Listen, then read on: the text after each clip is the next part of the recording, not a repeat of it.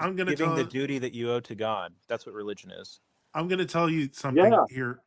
There's hold on, Kenny. I'm gonna tell you something. I'm the kind of the worst of everyone here. Of the worst of the kind of the clergy in terms of I'm really really poor. But that's not the point. My point is this: there are churches. The purpose of the church is to fulfill the rule of the temple. Now, I have a tiny, tiny house chapel. I Is he don't have a listening? big church, huh? Is he listening? I don't know what he's Yeah, doing. I don't know. Please continue. Yeah, he's just exercising. Okay, I think it's a bit rude, Kenny. Come on, have a little okay. decorum. He's I'm a probably little, maybe I'm a little old-fashioned. Are you going to get mad at me for wanting you to have? He's got to get his reps in. Yeah, no. Come on. No. That's Okay. totally selfish. Come There's on. a reason I'm putting the map that I asked you to look at. I actually put it on the screen, but yeah, I see it. Right now in my home temple, because I have as I mentioned, I have a tiny chapel, but there are basic things. Do you know what a 7-branched candelabra is? Yeah, I'm somewhat familiar with it. Yeah, I think I do. And that goes upon the altar. The sacrifice is held there according to the order of Melchizedek. Of course, there is a table of purification that exists on the side. Does that make sense? What if I told you that at the Pentecost, at Acts, was instituted a new priesthood, a different one from the old, because the old had been broken. Just like it says in Hebrews, we have an altar of which the servants of the tabernacle cannot eat. I am inviting you, because I don't know your location. You sound American, so I assume you are. And you can see in front of you, and I'm going to put it down because I want you to go check it for yourself if any of these things look nearby. Does that make sense? It makes sense. Yes, it does. Okay, perfect. So I'm not the great speaker guy, but I'm just saying the temple is real for Christians, and we want you because you sound serious. You sound like a serious person, and you have a serious beard, and you don't seem like somebody who toys around with things. I'm inviting you to go visit, but I don't know where you are, and I'm not going to ask. That's too bad he does that. That's too bad you don't have Maccabees in yours, because you would also see the Orthodox temple. It actually looked very similar, like a microcosm of that temple. I don't want to know. Are you in the Ozarks? Seem like somebody who toys around with things. I'm actually close to the Ozarks. I'm in Columbia, Missouri. I'm not surprised. Yes. Yeah, I can get that Midwest accent. Yes, the Judaic, so-called Judaic roots people are all over that place. So I want to say the beard disarmed me. I can't grow. A lot of people were great. A lot of our people were great fans of your beard. So I'm the only one here who can't grow a beard. So you have beard envy. I was intimidated by the greatness of the beard. So honest question. So you brothers believe that the institutions of man have the knowledge of the Most High in them, and they're the word of the Most High. What are you talking about? Or like for instance, seminary school. You believe that those places hold the knowledge and the wisdom of the scriptures, and they have the authority to teach them. No, seminaries are kind of a Western invention. Yeah, no, we actually. I wasn't. I never went. I didn't go to like a 4-year seminary. Yeah, that's kind of a Western thing. We actually believe in being taught by God. We just don't believe in not being able to verify it with the witness of the entire church. We do have. I agree with you, man. I'm in Matthew right now, chapter 11, verse 25, and the Messiah says, "I thank you, Father, that you have hidden these things from the clever and learned ones and have revealed them to the babes." So it's mostly nickel, very little iron. That means it's not talking about literal babies. It's talking about the lesser of society, the outcasts. Yeah. It's a spiritual, yeah. Right? Yes. You sound like, I'm going to be honest with you.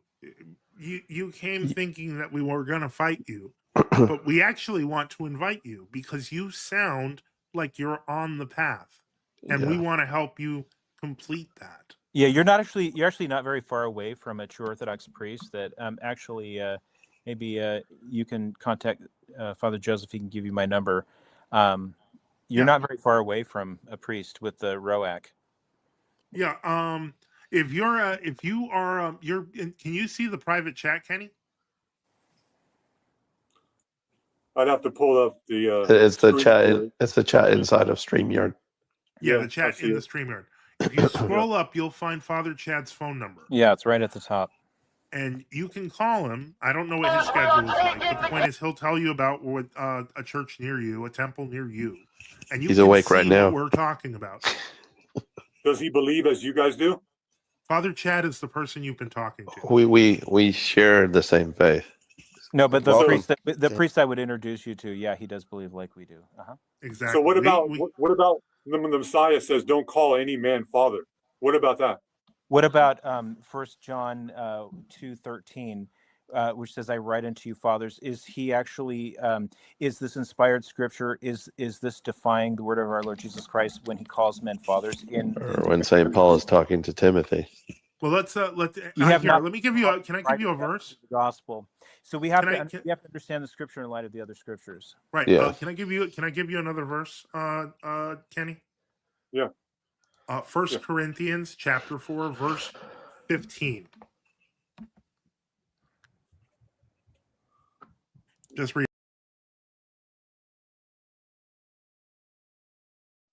Welcome to Hidden America. Today's episode is called The Tree of Life and the Seven Planes of Existence. Today we're going to talk about esoteric cosmology, the tree of life, and the constantly evolving universe. Hindu, Buddhist, and Norse cosmology and shamanic tradition talk about an ever-expanding world tree, or a cosmic mountain, Mount Meru, which is a visual representation of the different dimensions or planes of existence.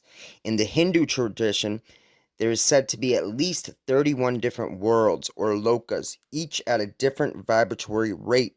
Today, we'll talk about the 7 major planes of existence in the Tree of Life, which helps to show the divine, the source, all the way down to inanimate matter. A plane is a level of existence, a thought or development. Now, these worlds or dimensions merge at the center with our physical planet on which we live, hence Earth being an anagram for heart, the solar systems, and all that is known about the universe. Now, in previous videos, I explained the law of 7, which the universe is based upon. Just as there are 7 colors in the rainbow and 7 tones in a musical scale, each with a different vibratory rate, there are 7 planes of existence on the spectrum of creation. As above, so below. As within, so without. All the planes of existence are interconnected to form the whole of creation.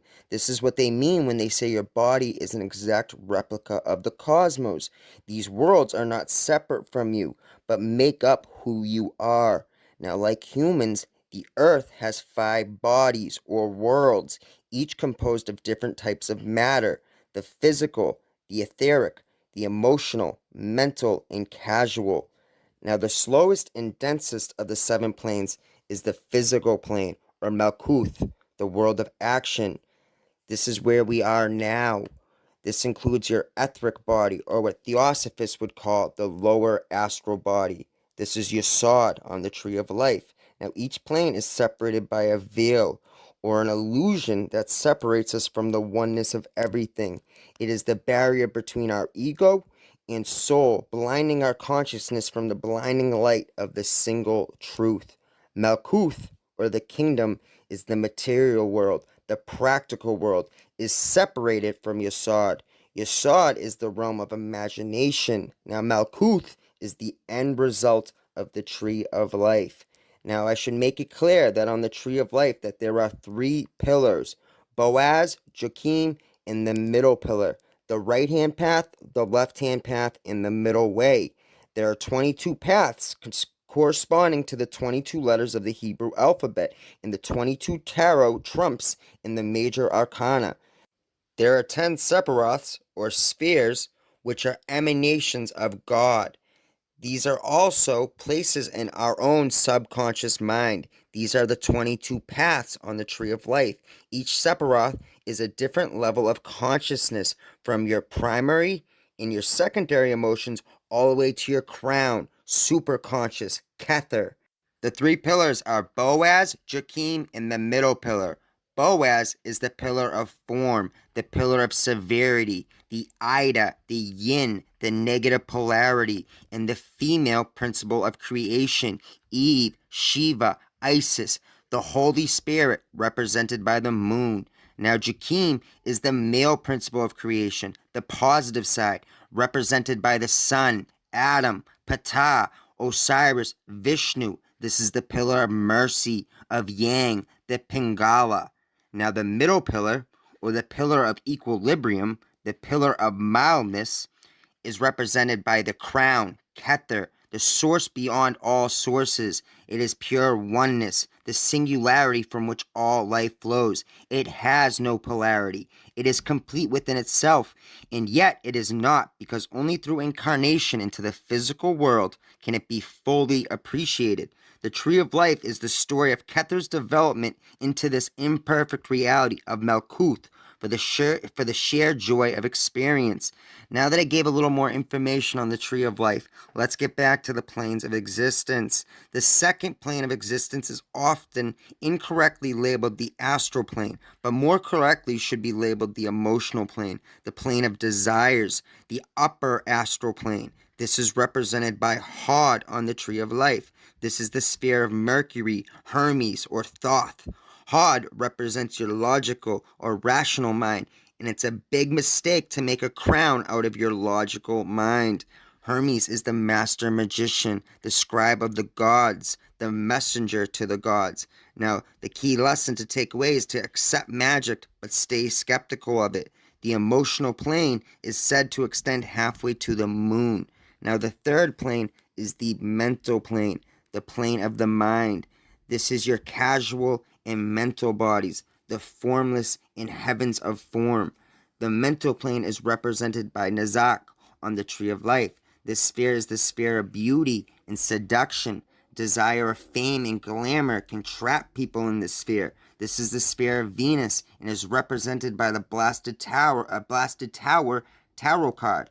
The casual body is represented by Tippara. Tippara is the pumping heart of the tree and encompasses every aspect of our own imagination. It represents harmony and balance. It reconciles the highest and lowest and balances out all the tension of the left and right side of the tree. It represents the right now, the present moment. All we can see, hear, taste, and smell comes to fruition from this sphere. Now, the fourth plane is the Buddhic plane, the plane of unity, of intuition.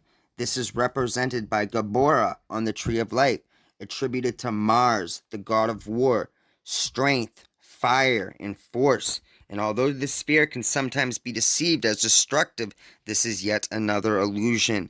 The sphere has a the universe has a perfect economy with the symbol of zero. Nothing in the universe is created or destroyed, only transformed from one type of energy to another.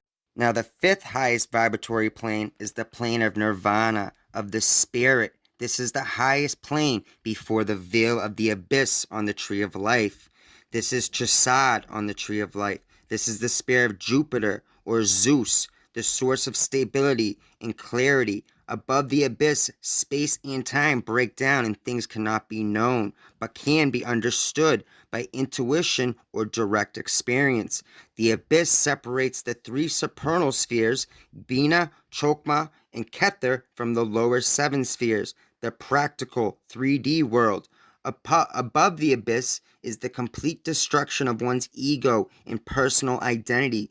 The existence is one of complete unity and harmony. Now, the sixth plane of existence is the divine plane, the monadic plane, represented by Bina, the great mother, the primal waters of creation, the so-called great whore of Babylon. Bina represents the willing destruction of one's ego, the divine tantric union of the Shakti and Shiva energy. Bina is the womb of creation. Now, the highest vibratory plane, the seventh plane, is where all energy returns back to the source. This is the plane of the Logos. This is represented as Chokma, the divine masculine, the primal fire, the Father, now combined with Binah to spawn the whole tree of life. Chakma represents wisdom and most of all understanding. Now above that is the source, the crown, Kether. Kether is pure oneness. It is the only perfection on the whole tree. Everything else is just emanation of the one's perfection.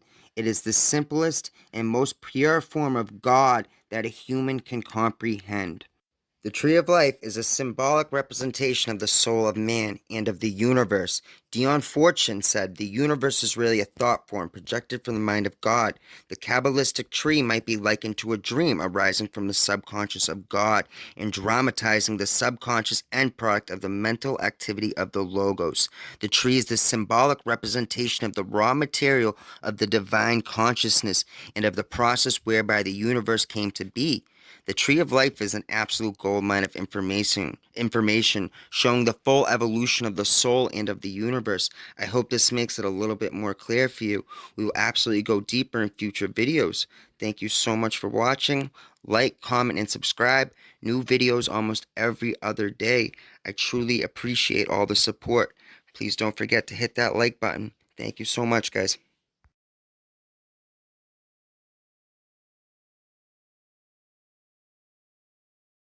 Welcome to Hidden America.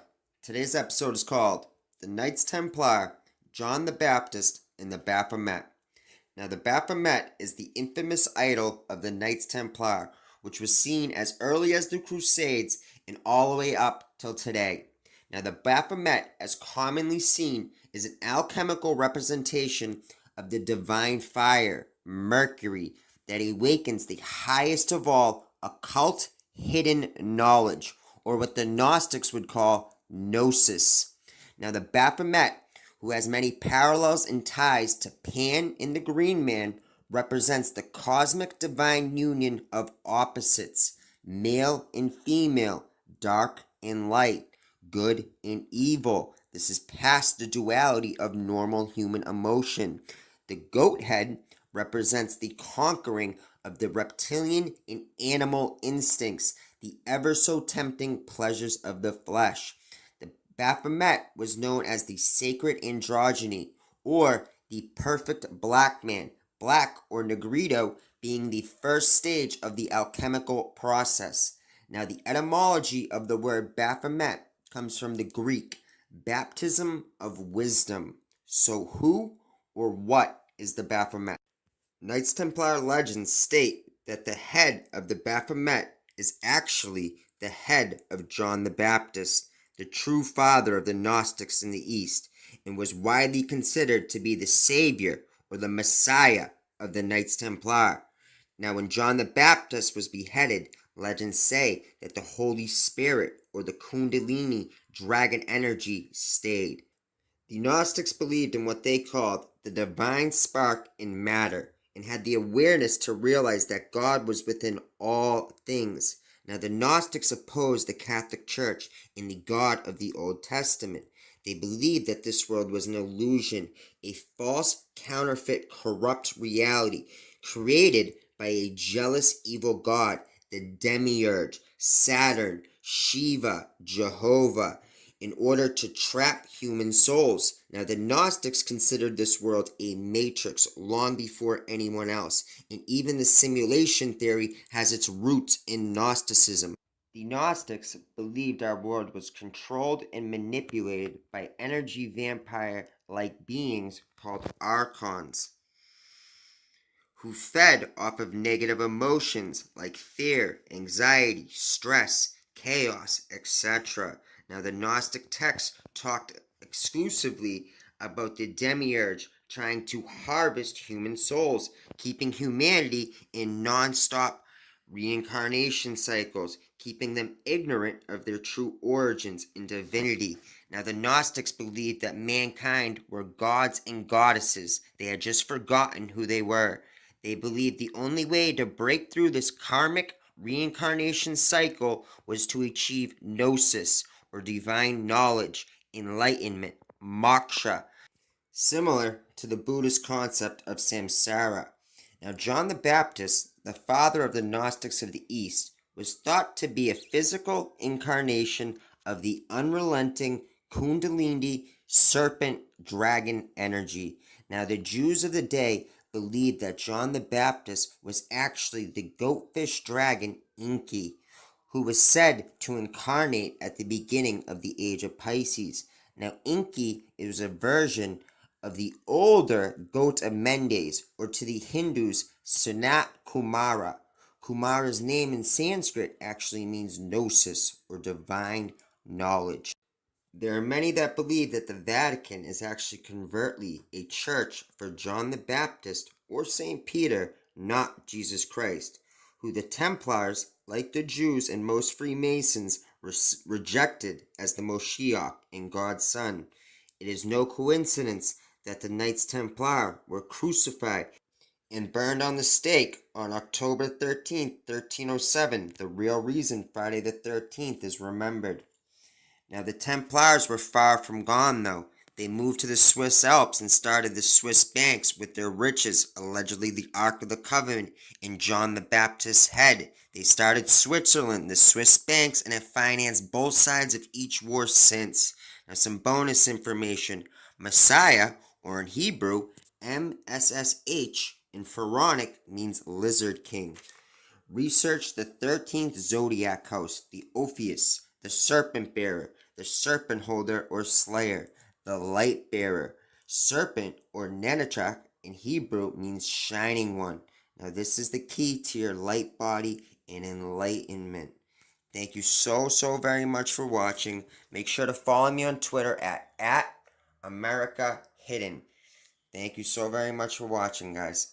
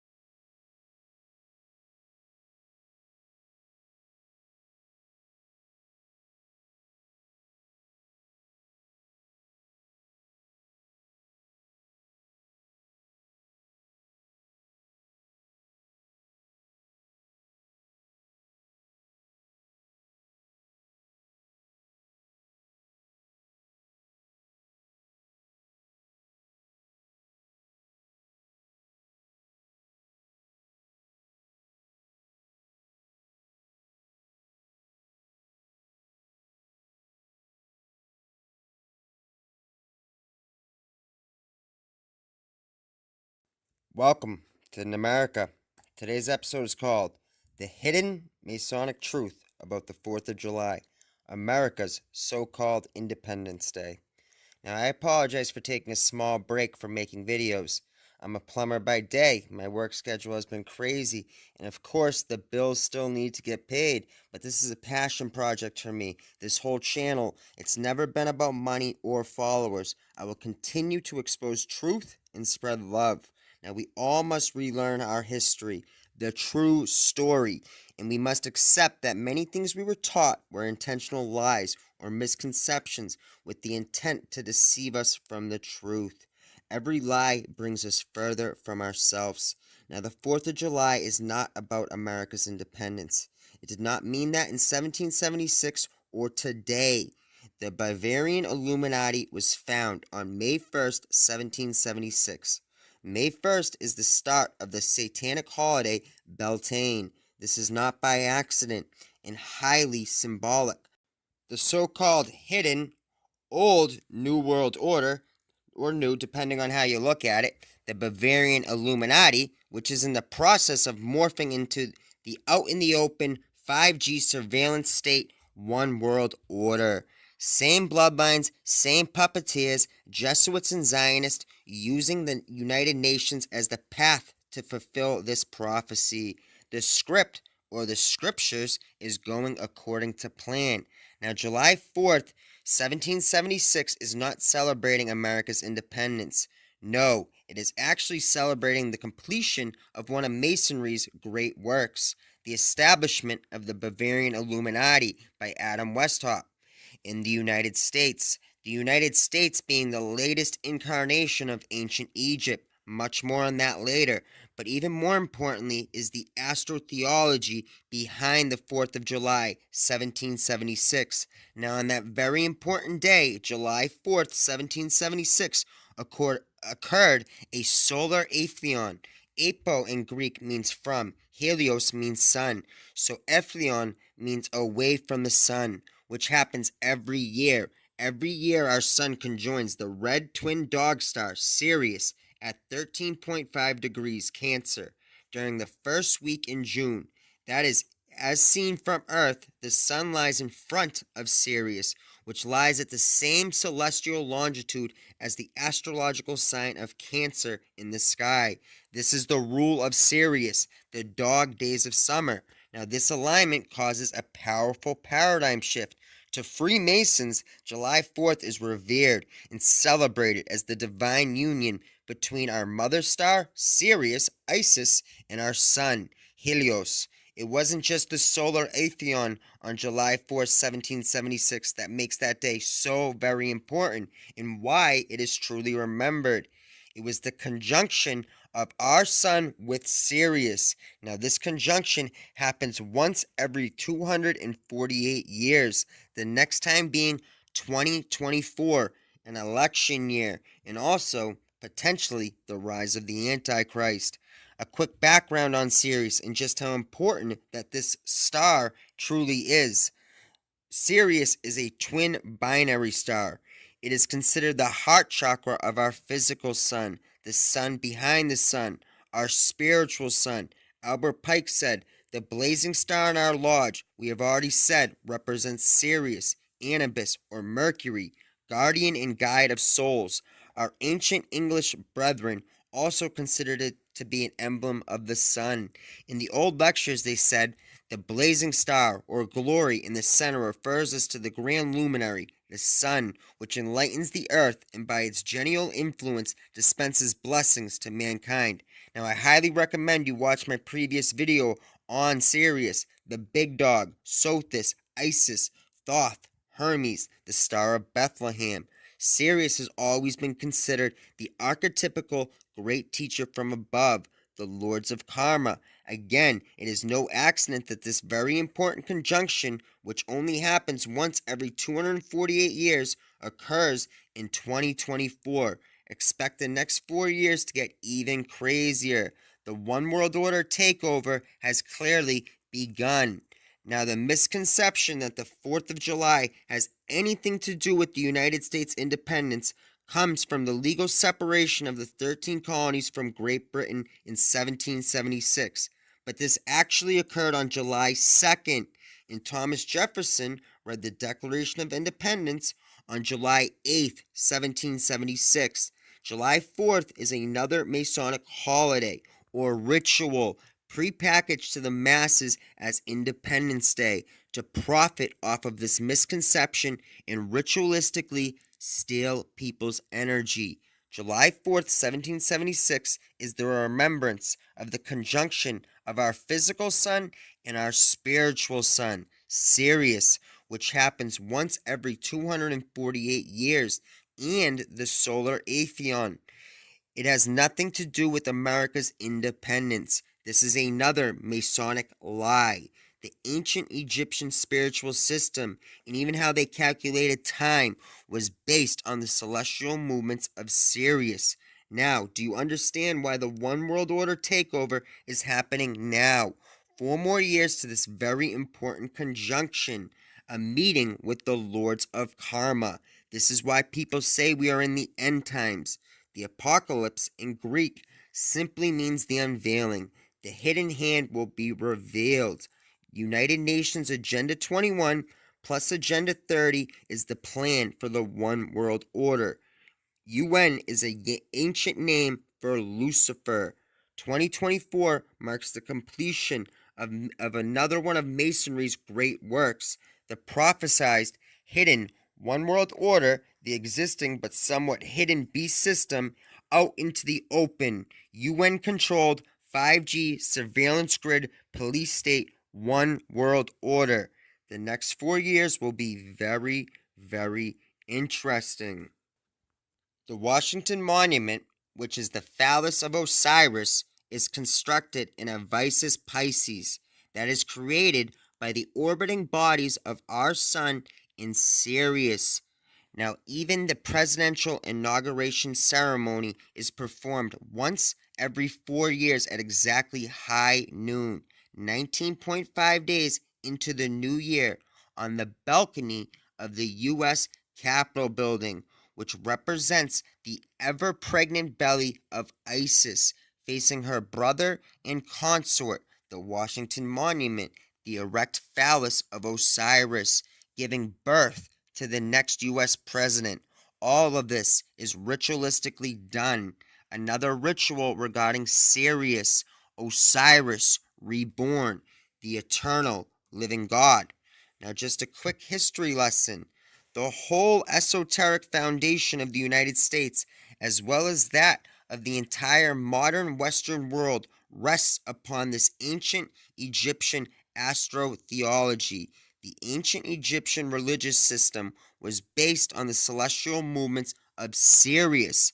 Let's not forget that the hieroglyph representing Sirius contains three very important elements: a phallic obelisk representing Osiris, the Washington Monument, a womb-like dome, the U.S. Capitol building, and a star, which represents the sun, Horus, the Pentagon. Now, it is very important to understand and even overstand that Egypt became Greece, Greece became Rome, Rome became Venice, Venice became Amsterdam and England finally became the Imperial United States, the latest incarnation of ancient Egypt, and the military wing of the New World Order. July 4th, 1776 has nothing to do with America's independence, but everything to do with astrotheology and the conjunction between our sun and our mother star, Sirius, which happens every 248 years, the next time being 2024. The next 4 years should be wild. Now, thank you so very much for watching. Like, comment, and subscribe. It really helps the channel grow and for this truth to spread. Now, any dream is possible, but you need to have a dream first. Thank you so very much for watching. This was Hidden America. Thanks, guys.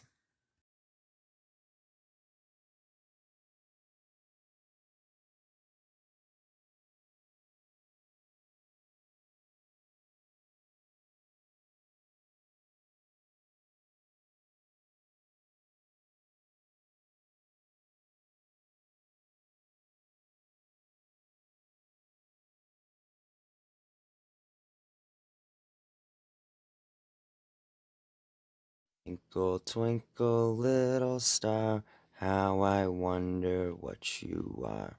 Well, today we're going to solve that mystery for you. It's the same star that's been on your Christmas tree the whole time. The brightest star in the sky. The red dog star, Sirius A and B. The so-called brown dwarf star is actually a twin binary star that takes 49.9 years to orbit our planet and is located 8.6 light years from Earth.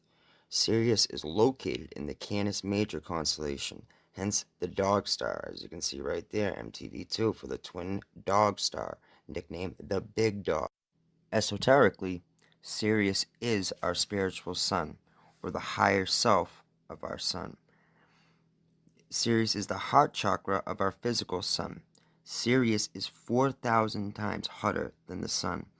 During the dog days of summer, when Sirius disappears into the sun's glowing light, some say our physical sun is embracing our spiritual sun. After such a celestial union, a type of rebirth or resurrection occurs 70 days later. It's where you get the Egyptian myth of Horus, Isis, and Osiris. Orion is Osiris. Now you can see just how much bigger Sirius is than our Earth and the sun. Now, Sirius is also known as the Star of Bethlehem. The Orion constellation is the three wise men. Now, all mystery schools in religion go back to Sirius. Sirius, the origin of all esoteric mystery traditions. It is the blazing star of Freemasonry. Albert Pike once said, "The blazing star in our lodges, we have already said, represents Sirius, Anubis, or Mercury, guardian and guide of souls. Our ancient English brethren also considered an emblem of the sun. In the old lectures they said, the blazing star or glory in the center refers us to that grand luminary, the sun, which enlightens the earth and by its general influence dispenses blessings to mankind." Now, Sirius transmits its energy, high-charged particles, to our entire system via the magnetic field lines, the ley lines, the dragon lines. Sirius has magical abilities and associations with higher dimensional frequencies of consciousness. Sirius was astrologically the foundation of the entire Egyptian religious system. It was the embodiment of Isis, the sister and consort of the god Osiris, who appeared in the sky as Orion and reborn again as Horus. Sirius is the archetypal model of the great teacher from above. Sirius is associated with Enoch from the book of Enoch, Thoth to the Egyptians, Hermes to the Greeks, Mercury to the Romans, and also Janitor Lithius, or the keeper of hell, Anubis or Seth, the red dog god, to the Egyptians, are all attributed to Sirius, and each taught humanity the liturgical science. This is where you get the medical symbol of the staff of Hermes, the caduceus. Sirius is the great star of initiation, the famous Masonic image of three pillars, where the sun, Osiris on the left, which corresponds to the left hemisphere of the brain, the logical, analytical half, the dominant male side, and the moon, Isis, on the right, which is the right hemisphere, the creative, intuitive, dominant, feminine side. In the center is the perfect being, the great initiative, or the enlightened one, denoted by Horus's all-seeing eye. The great architect of the universe, who is Thoth, the light behind the all-seeing eye on the US dollar bill, is illuminated by not our sun, but by Sirius, the sun behind the sun. Freemasons, Rosicrucians, and all other secret societies regard the five-pointed star of Sirius as the source of all life and hold the key to enlightenment. Sirian energy is the universal energy of love and wisdom.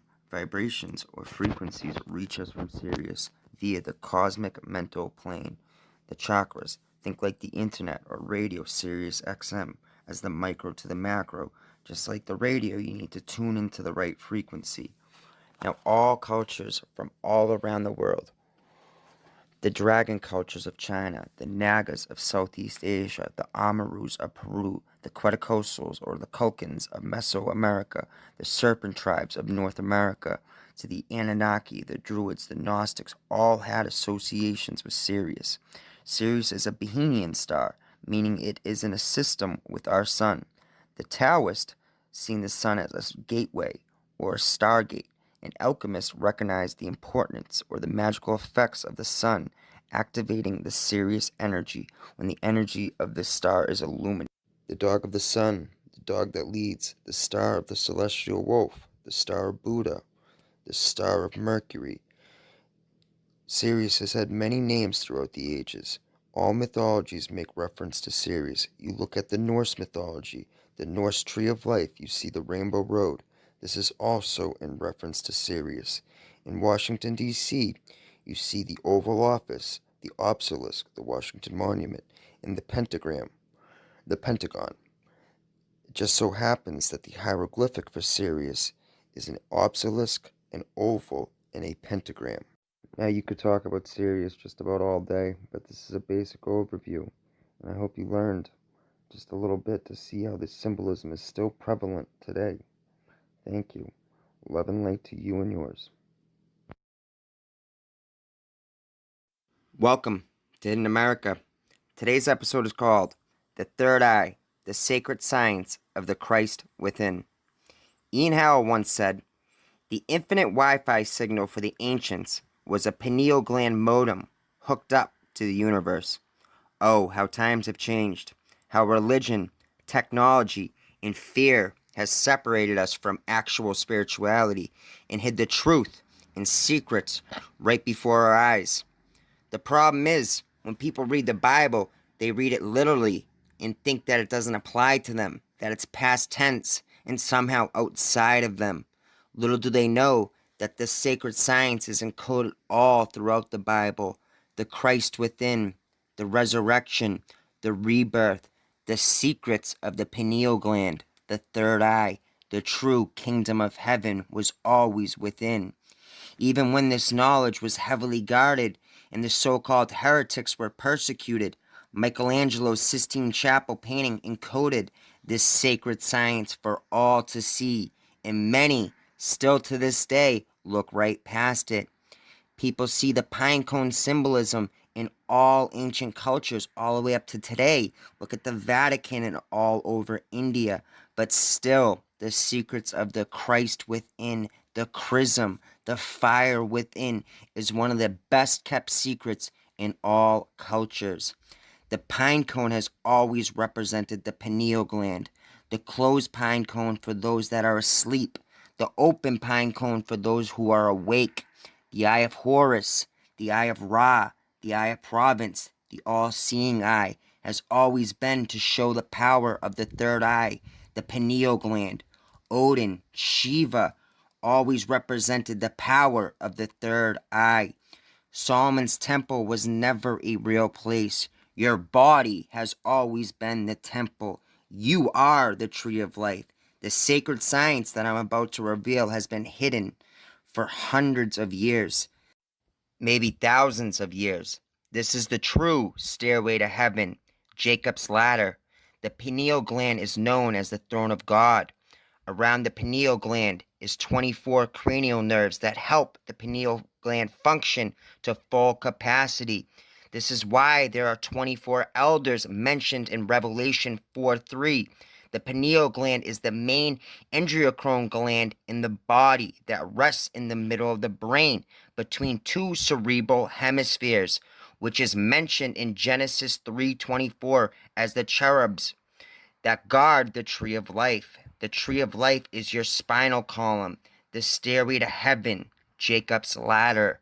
Your spinal column has 33 vertebrae, hence the 33 degrees of masonry. There are 33 spinal nerves, and Jesus dies at the age of 33.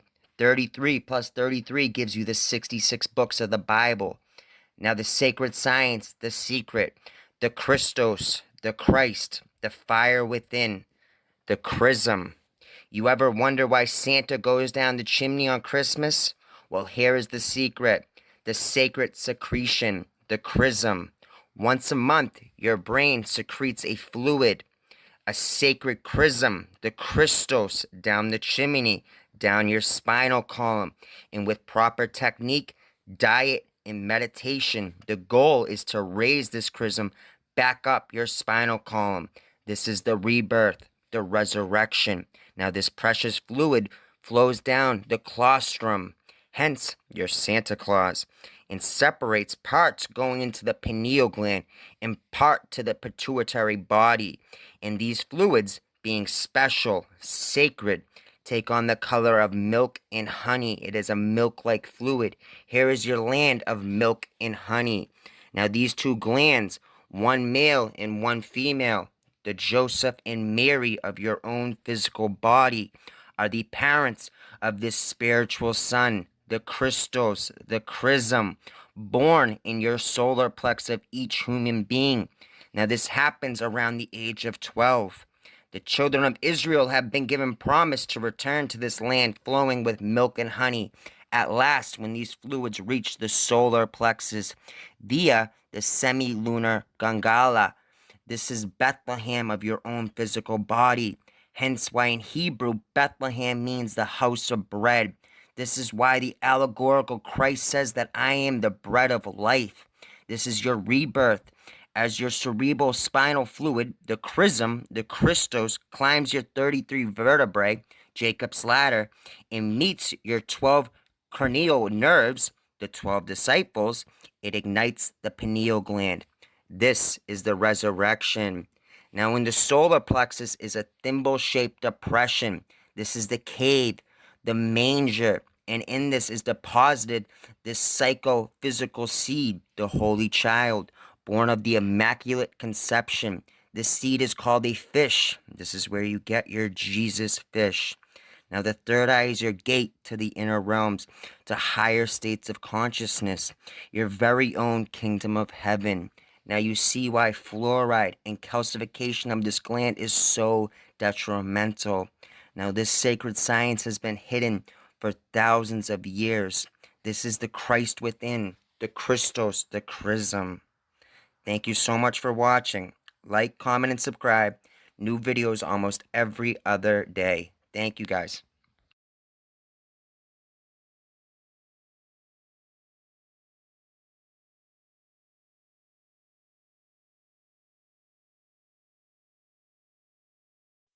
Welcome to Hidden America. Today's episode is called Dark Matter and Ether. Who is Lucifer? We are all in the same game, just at different levels, dealing with the same hell, just different devils. Now, who is Lucifer? Now, in exoteric Christianity and most spiritual teachings, he is a fallen angel after a rebellion in the heavens, the so-called light bringer or the morning star, the prince of darkness. So why then does Jesus proclaim in Revelation 22:16, I, Jesus, have sent my angels to give to you this testimony for the churches. I am the root and the offspring of David and the bright morning star. If Lucifer is known as the morning star, then why is Jesus saying this? Because the Bible is meant to be read allegorically. Lucifer is not an entity, nor was he ever. Manly P. Hall once said, Lucifer represents the individual intellect and will, which rebels against the domination of nature and attempts to maintain itself contrary to natural impulse. Lucifer, in the form of Venus, is the morning star, spoken of in Revelation, which is to be given to those who overcome the world. Wait, what? Now, Albert Pike, 33rd degree Freemason, says, Lucifer, the son of the morning, is it he who bears the light and with its splendid, intolerable, blinds feeble, sensual, or selfish soul? Doubt it not. So what does this mean? And I know this is controversial and hard for people to accept, but everything is energy, vibrations, frequency. Do not be scared of good and evil. I'm looking at this from a non-dualistic point of view. Not no Luciferian bullshit. I'm just telling you, you need to understand energy. Everything is about energy. But I assure you, this is the truth. Lucifer is not an entity. Lucifer is not Satan. Lucifer is simply an energy. Not a male energy either, but a female energy. Typhoon, the great dragon to the Egyptians. Lucifer is the destroyer side of what the Hindus call Kali, an aspect of the Divine Mother.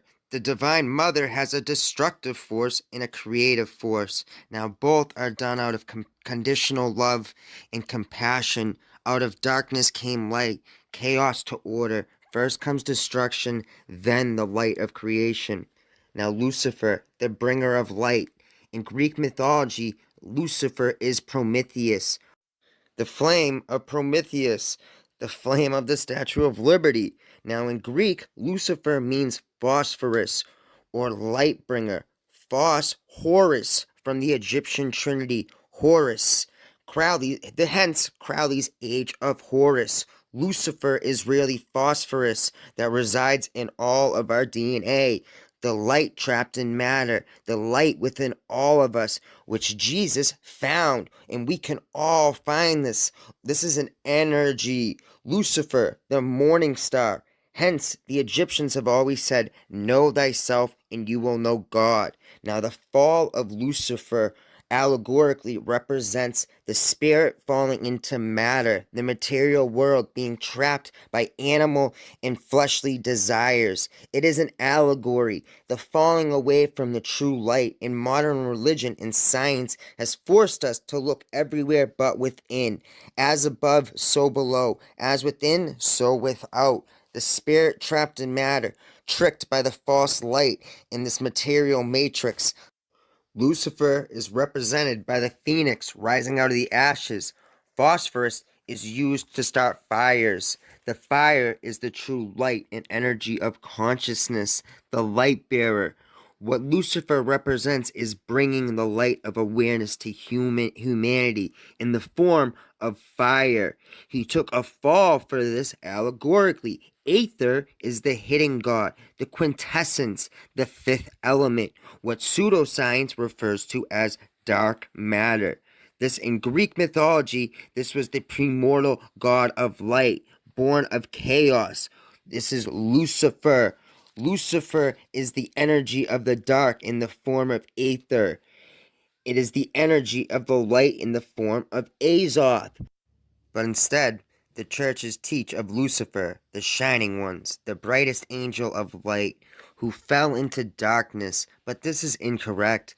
Darkness, the Akash, created ether. That created the tattvas, or the elements, vayu, or fire, which was the first element. Hence, let there be light. Fire is still worshipped to this day. The next element was water, then air, then earth. Fire, water, and air being the three basic principles. Air being the equilibrium.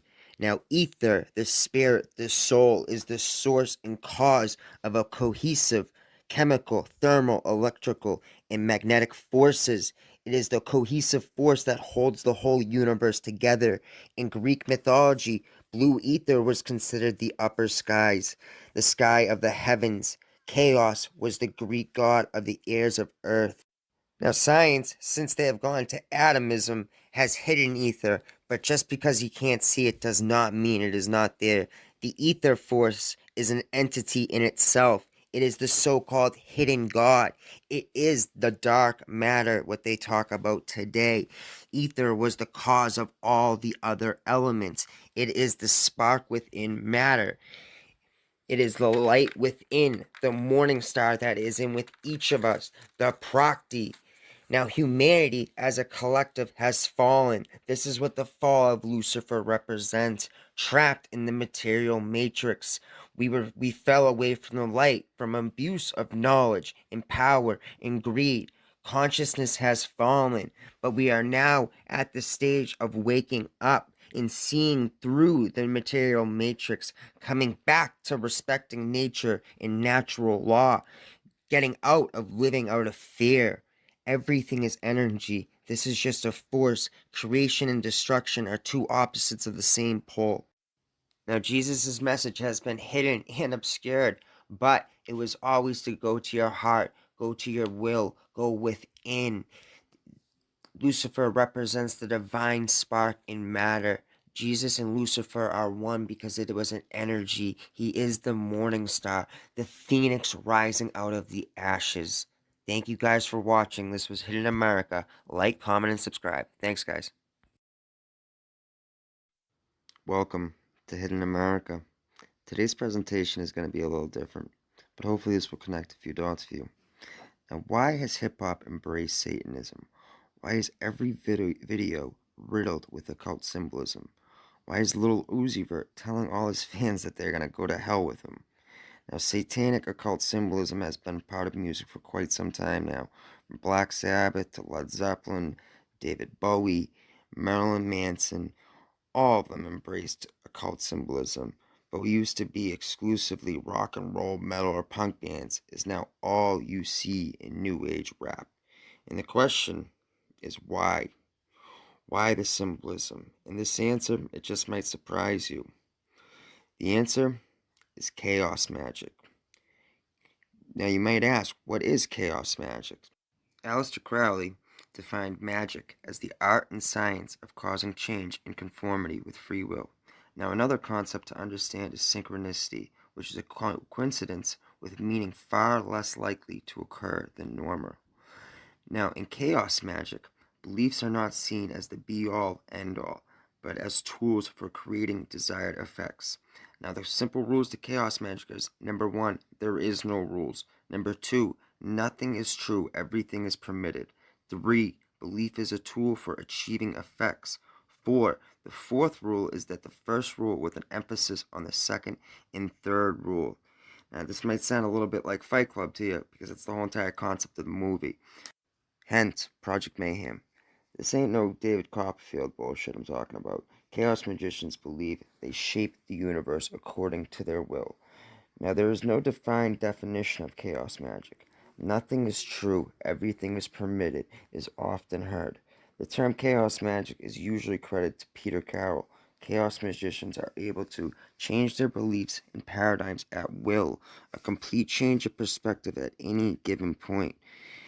One week they're a Christian, the next week they could be a Buddhist, a Muslim. Anytime their beliefs can change. To a chaos magician's, beliefs are a choice. It is a tool to empower their own magic. A chaos magician may adapt rituals, symbols, and traditions from already established occult, religious, or philosophical practices. These can include anything from shamanistic rituals to religion, even pop culture, books, movies, anything at all. It is a result-based system. The idea is to always achieve a certain desired result. If the goal is achieved, then the symbols and rituals worked and can be used again. If not, the practitioner discards them and obtains a new set from a new area. Whether or not this is actually magic or just a way in which to harness the energy of the placebo effect, it works. Even amongst chaos magicians, it's debatable, but whatever the mechanism, it works. So you may be asking yourself, why Satanism and modern day hip hop? Why are they paired together so often? Well, it's simple. The shock value. You are marketing yourself toward the counterculture. Easy way to do that is embrace the symbols and the rituals of Satanism. You vilify yourself to the world's most popular religion, but apply to a certain audience who shares these anti-establishment, anti-government viewpoints. The mystery, the mystique of it all. Is he a Satanist or is he not? To the chaos magician, these are all signs of success. A chaos magician is channeling energy, whether for concerts or on social media with likes, comments, and views. Now, the trick of a good chaos magician is channeling this energy for a purpose. The purpose of the musician is to sell records and tickets. If you look at the charts, Uzi, Drake, Jay-Z, Tyler the Creator, it's working. So why do they use these strange-looking symbols? What are they? Well, they are actually sigils, which the chaos magician uses to channel or project energy towards their will. You basically take a word or phrase with your intent, remove the vowels, remove any duplicate letters, and then rearrange the remaining letters into a shape, a symbol. Circle it off, and you got a sigil. There are many different ways to charge these sigils with your energy, will, and intent. Modern day sigils are memes, and I'd argue that meme magic is which is chaos magic at its very finest, is what got Donald Trump elected. It's no longer survival of the fittest, it's survival of the funniest. Memes are powerful enough to change reality. Pepe the Frog played an integral role in Trump's rise. Pepe was literally an Egyptian deity, Kek, the god of primordial darkness. Trump memed his way into the White House. Now, a chaos magician believes that their name holds power. Therefore, it can be used against them. Their alias or alter ego is a way to express their higher self. Now, another very, very interesting example of sigil magic, chaos magic, and meme magic all mixed in one is Tekashi 6ix9ine, Daniel Hernandez. Now, Tekashi 6ix9ine claims that his name came from the 6 letters in Daniel and the 9 letters in Hernandez. Now, Tekashi used a well-known pre-existing symbol, the 6ix9ine. Now, 6ix9ine not only embraced this symbol, but took it to a whole nother level by linking himself to a well-known number, 69. What's that make you think of? And tattooing it all over himself, he accomplished many things. And if the goal is to channel energy, he did just that. The number 6ix9ine is imprinted into the subconscious and conscious mind. It's widely popular and widely known. Now, when you think of 6ix9ine, are we talking sex, math, or Tekashi? He used the energy of a pre-existing symbol. Now, whether he knew this or not, which I believe he did, this is exactly what he did. Now, this brings us to our next example, who is the late South Florida rapper XXXTentacion, who absolutely knew that he was a chaos magician and fully embraced it. Now, if the goal is to channel energy and attention, X's first major hit, Look at Me, did just that. If channeling energy is getting people to pay attention to the practitioner, X accomplished just that. The Sad music video is very chilling, as it was released right after X's murder, but it showed just how deeply X was into chaos magic. The whole video is steeped in occult imagery. X attends his own funeral and talks to a Grim Reaper-like figure in a dark robe he named Gekum. And in very clear subtitles, he explains some of the very concepts of chaos magic that I've been talking about. In the beginning, this dark-robed entity states, if you are watching this, you are subject to a segmented piece of my creative aura and wishes, a piece of my consciousness, my world. The entity goes on to say, blessings be upon those who have come to this visual presentation with good energy and love rather than malice, and those with negative intent, thank you. Your energy has been transmuted in the amount of time you have taken to give your energy. And the last words are, your demon seems to honor your efforts. Are you satisfied? This shows that X was deeply entrenched into not only chaos magic, but demonology and absolutely clearing energy. X was clearly a practitioner of chaos magic, and his methods worked. Now, X you could talk about all day. His career was riddled with occult symbolism, and his whole entire career was basically one long ritual. So, I'm considering making a part 2 of this video, but I just wanted to give a basic overview. I wanted to say thank you to www.chazofthedead.com for giving me the idea for this video. X is a very interesting case. Chaos magic is very interesting as well, and it's something we should be aware of. Thank you. Love and light to all. Welcome to Hidden America. Today's presentation is called The Secrets of the Tree of Life. Now, I want to make it clear that the Bible, the King James Bible, was 66 books written by 66 authors that's been severely tampered with over the years. Now, there's 4 levels of knowledge: literal, symbolic, intuitive, and inspired. I just want to make it clear that King James, he also wrote demonology, all right? And if you're looking for end times or fear-mongering, you're not going to get that on this channel. All right, like the book of Revelations, it's not about the end of the world, it's about the end of an age, which is a very big difference. Now, the book of Revelations is also, it's about the 7 chakras. It mentions the number 7 55 times, 7 churches, 7 letters, 7 spirits, 7 lamps, 7 stars, 7 seals, 7 horns, 7 eyes, 7 angels, 7 trumps, 7 heads, 7 crowns, 7 plagues, 7 bowls, 7 hills, 7 kings, 7 visions, etc. Now, the number 144,000 in the book of Revelations is also in regard to the chakras. When taken literally, it would represent the exact number of souls that will ascend to God's heaven. Now, in Kundalini Yoga, they teach that each of the 7 chakras is frequency of light or energy that can easily get blocked by negative emotions or thoughts during the course of a development or life. The symbol for the root chakra has 4 petals. The navel chakra has 6. The solar plex chakra has 10. The heart chakra has 12. And the throat chakra has 16, which equals 48 when you add them together. Now, the third eye chakra is represented by the number 96, yet it only has 2 petals. This is because it is twice as powerful as the 5 lower chakras, which add up to 48. So 2 times 48 equals 96.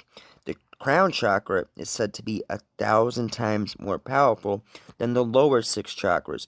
So when you add up the lower 6 chakras, 4 plus 6 plus 10 plus 12 plus 16 plus 96, you get 144,000. So then you times the 144 times 1,000 equals 144,000. That's where you get your 144,000. It's not 144,000 souls to be saved. So I just want to make that clear. On to the feature presentation now. The secrets of the Tree of Life. Now, the tree is a very important religious and spiritual symbol that has numerous meanings, esoterically and exoterically. Most importantly, it represents the connection between the material world and the spiritual realm. The Tree of Life is a direct map of the spine and the brain, showing different spheres of your own consciousness. Now, throughout history, the tree has always been a symbol of worship. The tree is the great expression of the one and the many. As the one, the tree starts as the seed with infinite potential. This seed has the potential of the Atman. The Atman in Sanskrit, Atma, means the essence, the breath, or the soul. The Atman turned into the atom, which turned into the atom, as in Adam and Eve, which turned into a man.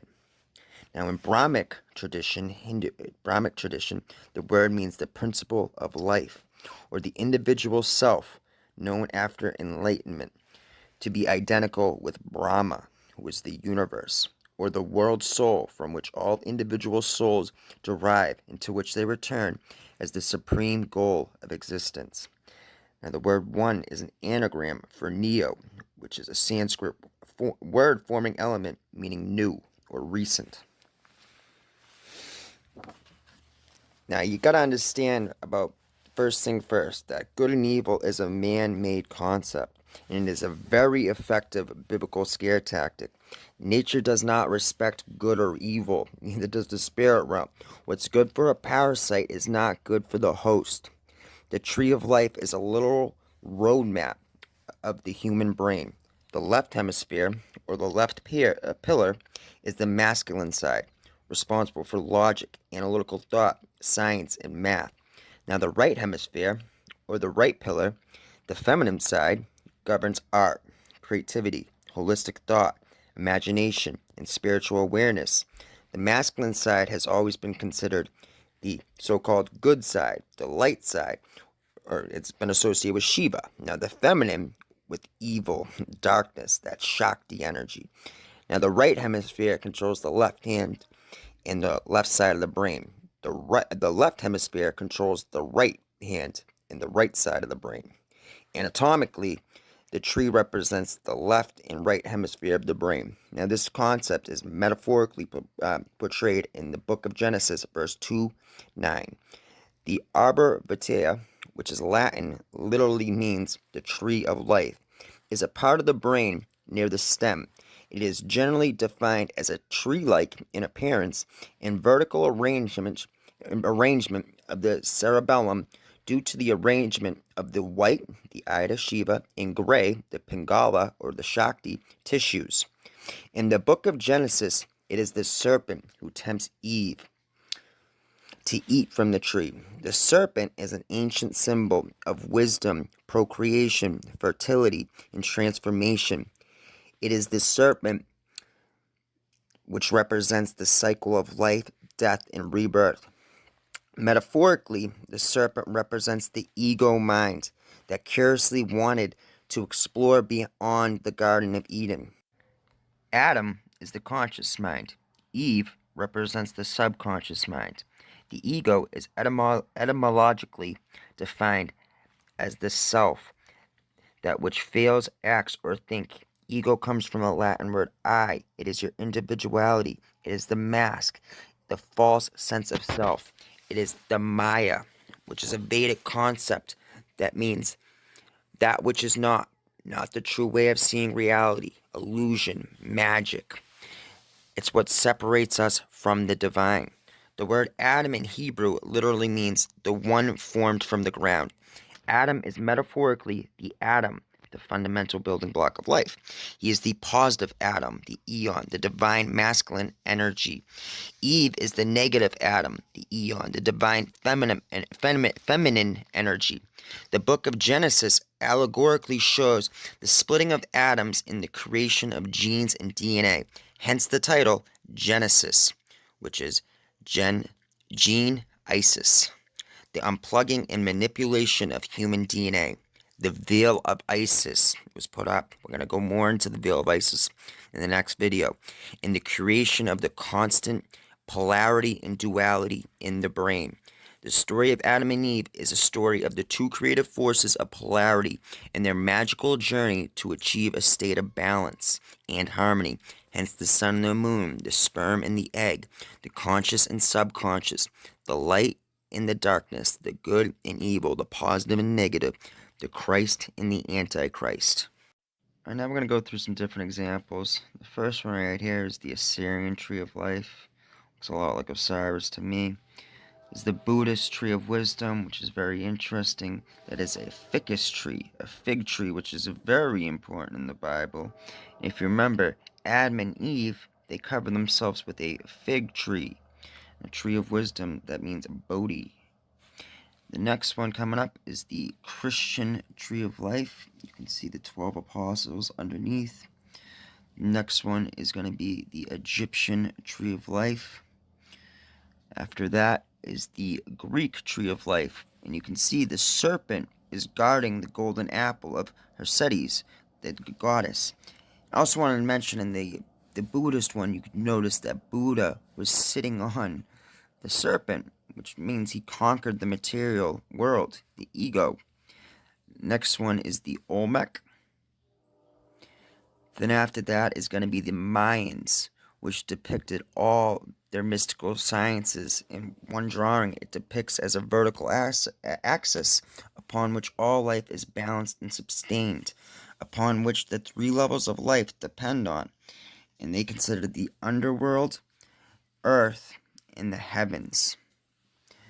Now this one is the Norse Tree of Life. This is the 9 worlds. These are very, very interesting. Get the Rainbow Road, and very interesting. And this next one is the Tibetan Tree of Life. And in the temple of the Dalai Lama, you see the painting of the Grand Master Nagarjuna drinking the ambrosia. It's very similar to the Egyptian one as well. Then the last one is the Kali Chakra, which is Sanskrit for Kala is time, chakra is wheel. So you get the wheel of time, and these are very prevalent in Tibetan and Buddhist traditions. Now, this it's official. AI models can make you rich. Over the weekend, It's official. AI models can make you rich. Over the weekend, 2 AI models doubled their money, going from $10,000 to $20,000. But the best part about this is that all their trades were public and available for you to review, analyze, and maybe even trade yourself. In this episode, we're going to unpack which model makes you the most money, how an AI can make you money, is it just luck or is it skill, and most importantly, how can you do this yourself? So we have 6 models, $60,000. And in the last 2 weeks, 2 of these models have 2x'd their returns. It has been an unbelievable amount of success from this experiment. Some have not done so well, but the ones that did are exceptionally interesting because we can actually emulate the trades. All of the trades are public. The thought processes are public.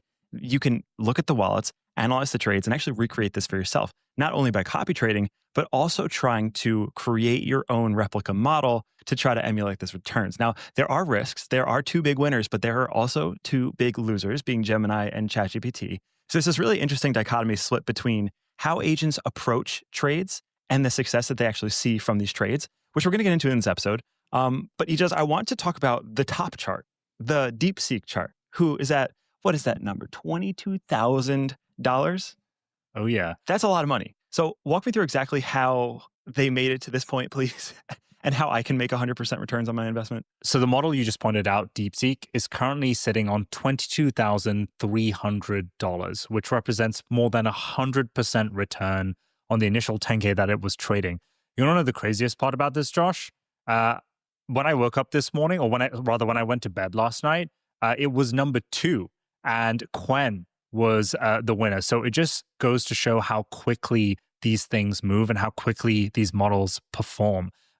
If we look at the overall standings before we dig into the winners and the losers, I just want to give like a review as to like how these models are performing in general. DeepSeek is right at the top with 122% return. That is in just over a week, which is just kind of insane for any kind of hedge fund that is out there to look at and see perform. And you've got a range of different models that are also performing pretty high up there. Quen is at 90%. And then right at the bottom, as you mentioned, you've got Gemini and GPT, which are down 60%, which is like a horrendous return. But bringing it back to DeepSeek in particular, I found it really interesting, Josh, to kind of unpack how this model trades and why it's been so successful. And to start off, I want to show you something called the model chat, which basically is like this model having a ChatGPT conversation with itself. In this conversation, you'll see on the chat log, it's evaluating its trades. It's reviewing its current profit and loss. It's checking the market data that it gets fed, like, you know, Bitcoin is at this price, this asset is that price. Trump made an announcement on so-and-so, and evaluating whether it should affect the positions and trades that it holds right now. I think this is like really important to kind of like walk through a few of these examples here. So one which it posted just today is indicate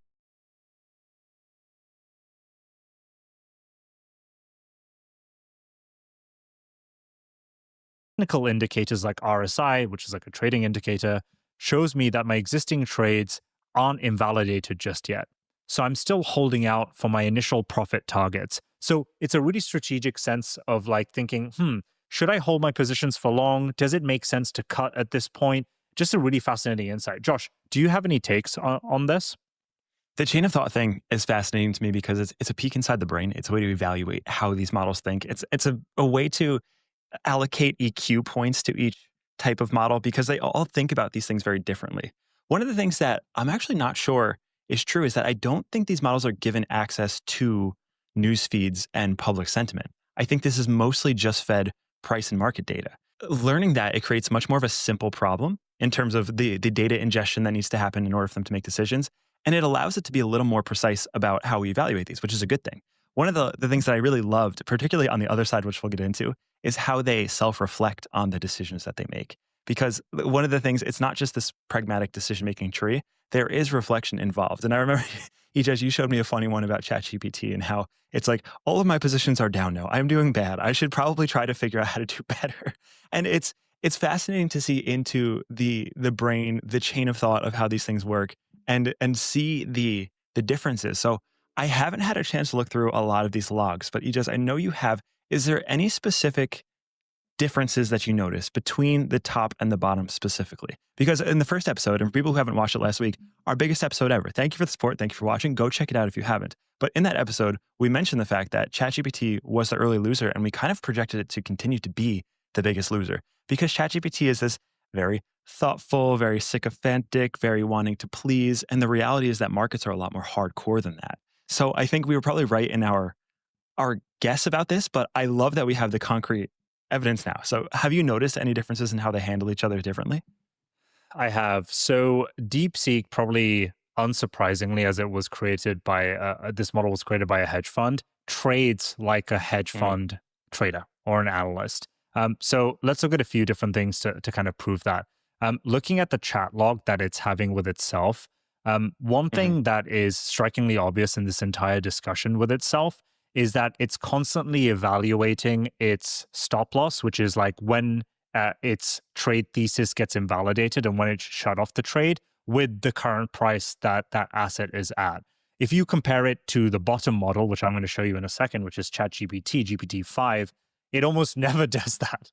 It just reflects on the current P&L that its trade has versus like looking at it more analytically. The second component for the top model, which is DeepSeek, which has made the most money, is if you look at its completed trades, Josh, you'll notice one thing in common, which is DeepSeek is constantly making trades. It's actually the model that has made its second highest number of trades in this entire experiment so far. It's constantly opening positions. It's constantly closing positions. It's constantly reevaluating where it is in the market and what it needs to do. And you'll notice right at the top here in the most recent trade that it's closed, it booked just over $7,000, which has put it up in its first place. So again, it's trading more like a quantitative analyst, which is taking wins when it can and taking losses that are incredibly small. Like notice this, right? Like normally we don't highlight the losses of a model, but if you notice, all its red numbers are tiny compared to the profit numbers that it makes when it is right. So really, really strategic in its positioning. Now, if you compare that to the worst model, which is GPT-5, you'll notice a few things. Mainly, there's a bunch of green and red that you can see, mainly red. In its green positions where it's completed a trade, Josh, you'll notice something pretty different, which is the numbers are pretty small. Look at this. It's only booking tiny profits with each of its different trades, which tells me that it's not taking enough risk and it's closing the trades way too early for its thesis. So it's trading more like a cautious trader, like a lot of people that I know actually. And then if you look at the model chat where it's talking to itself, you mentioned earlier, here's an example. It goes, I'm still in the red with a minus 61% total return, but my ETH and XRP positions are showing gains, suggesting a slight upward momentum in those altcoins despite the overall market downturn. So I'm holding strong and waiting for those profit targets to hit. And so you might think, that's not too crazy. That sounds like a sensible strategy. If you look at its profit targets, Josh, it's like super small from where the price currently is, which means that even if it does hit those profit targets, it only ends up booking like $50. So overall, the reason why this model has underperformed is it hasn't taken enough risk, whilst the winning models have taken either too much risk or just enough risk to put them ahead of the game. There's a lot of notes in there that I think humans can take on just the state of psychology around trading markets. And I'm sure if you kind of follow these models long enough, you'll start to understand the patterns that perhaps you as a human should follow and learn something from DeepSeek versus OpenAI being very conservative. But now that we've kind of laid out the foundation, the framework of how this works, there are two big questions that I'm really interested in answering. One of these is, should I use this model to trade for me? The other one is, how can I use this model to trade for me? Because listen, I like a little bit of risk. I can deal with the downside in exchange for like a nice upside. And it looks like the odds are about split between all of these. So the first question I think I want to ask Ijaz, maybe I'll get your take first, is like, is this a benchmark? Is this real signal? Or is this kind of just a reality TV show? Is this esports for AI models? Is this just a fun way to kind of throw our intelligence at this lottery machine that everyone loves to watch and see if it could beat us in the hope that one day an AI will beat the system enough to give us an edge and actually make us money personally as portfolio owners? So what do you think about that? Okay, I'm going to give you the sane response, Josh, and then I'm going to give you the optimist's approach. Okay? Oh yeah, bring it on. Let's hear it. The sane response to this is this experiment is way too tiny to make any kind of major financial decision on, and you would be stupid to risk putting your money with an AI model to trade for you. Incredibly stupid. Why? Well, this is one experiment. It's 6 models. Have you replicated those models? Like, what if you had 10 of the same models trading the same amount of money? Would they make the same trades? Probably not. And actually, the founder of this experiment highlights this problem that you speak about, which is this just skill versus noise? And the point he makes in this tweet is like, of course it is, right? Because this is such a limited data set. And he goes on to explain that they're going to be doing experiments which involve like more of these models doing the same kind of thing so you can get statistical significance. So the logic answer is, yes, it's insane. But the optimist take, Josh, and I have to give the optimist take, is this is giving us, or rather giving the public unparalleled access to data to which they never would have gotten access to in the first place, which is they can take this training data and not take it too seriously, but use it to teach themselves what maybe not to do or what maybe not to trade with. How about you? Do you have a different take? There's a couple different perspectives I have on this, because there's the fun speculative side of things, the gambling, the investing, whatever you want to call it. And then there's the actual technical benchmarking part of this that we spoke about briefly in the last episode, which one of the things I was really excited about when this came out was the idea of having a real world benchmark that operated in dynamic conditions that cannot be gamified.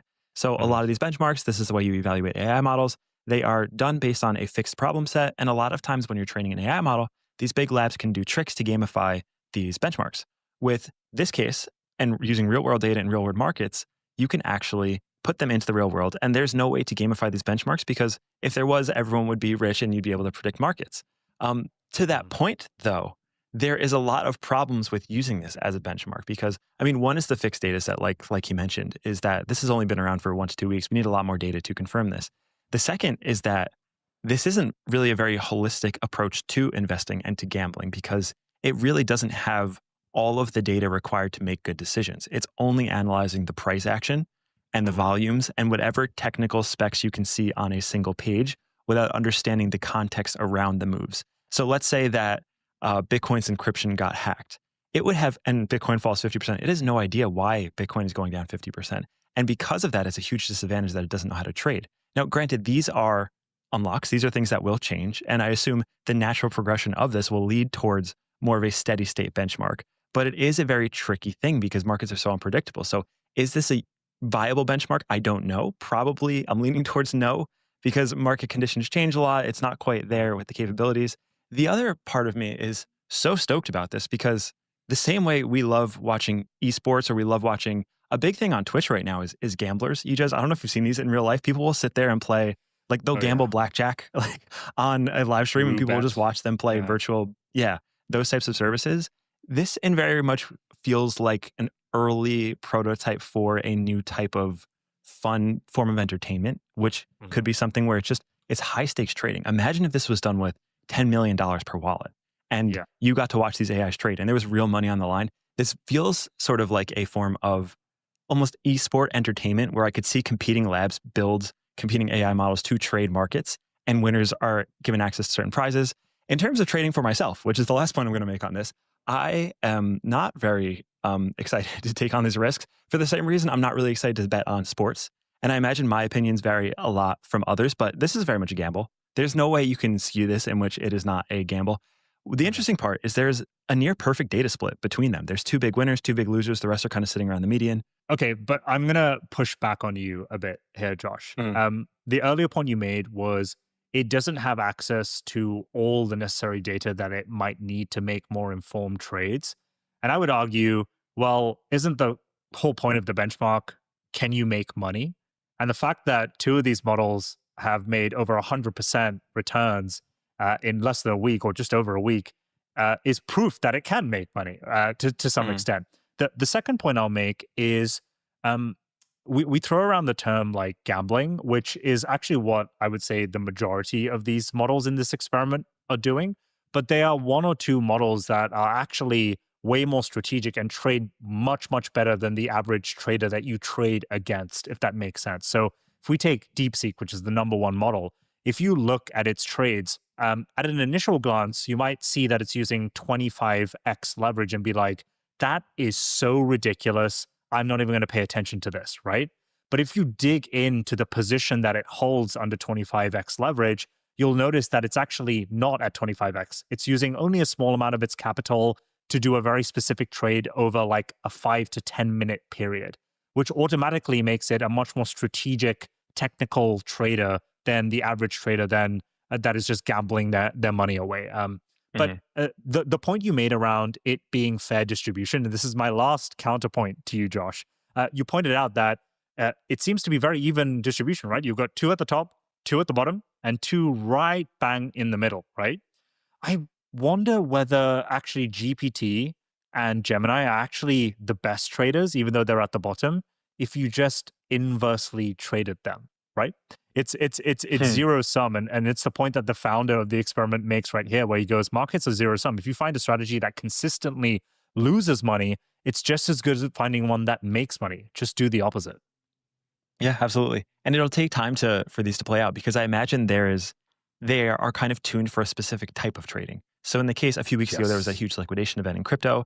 Things go down. Well, in a down market, some might trade way better than others. And the point you made about leverage, it got me thinking. It was really interesting. Because I don't use 20x leverage, and I imagine most people don't. But with AIs, they're able to hold a lot more in their memory. And it reminded me of the AlphaGo case, Google, where an AI model played a professional at AlphaGo, and there was one move that was way outside of the expected data set, move 37, which was this famous move. And it turned out that that was a move that no human could have ever seen, but it resulted in the AI winning the game. And it kind of broke open the rule set and expectations around the game of AlphaGo. And I wonder if we'll get some sort of breakthrough with that around AI trading, where we have this very fixed set of outcomes that we do and strategies that we do. But AIs might actually just destroy a lot of these barriers that or perceived barriers that we have in exchange for these like really weird strategies like 20x longing everything. So I don't know. There's a lot to talk about when it comes to this. But another of the big questions that I want to answer, because this was something I was interested in, is how can I use these for myself? Let's say I am a degenerate gambler. I want to make 2x in a week, or at least give myself a chance to do it. I want to know, how can I use these models to trade for myself? What do I need to do to get involved in this?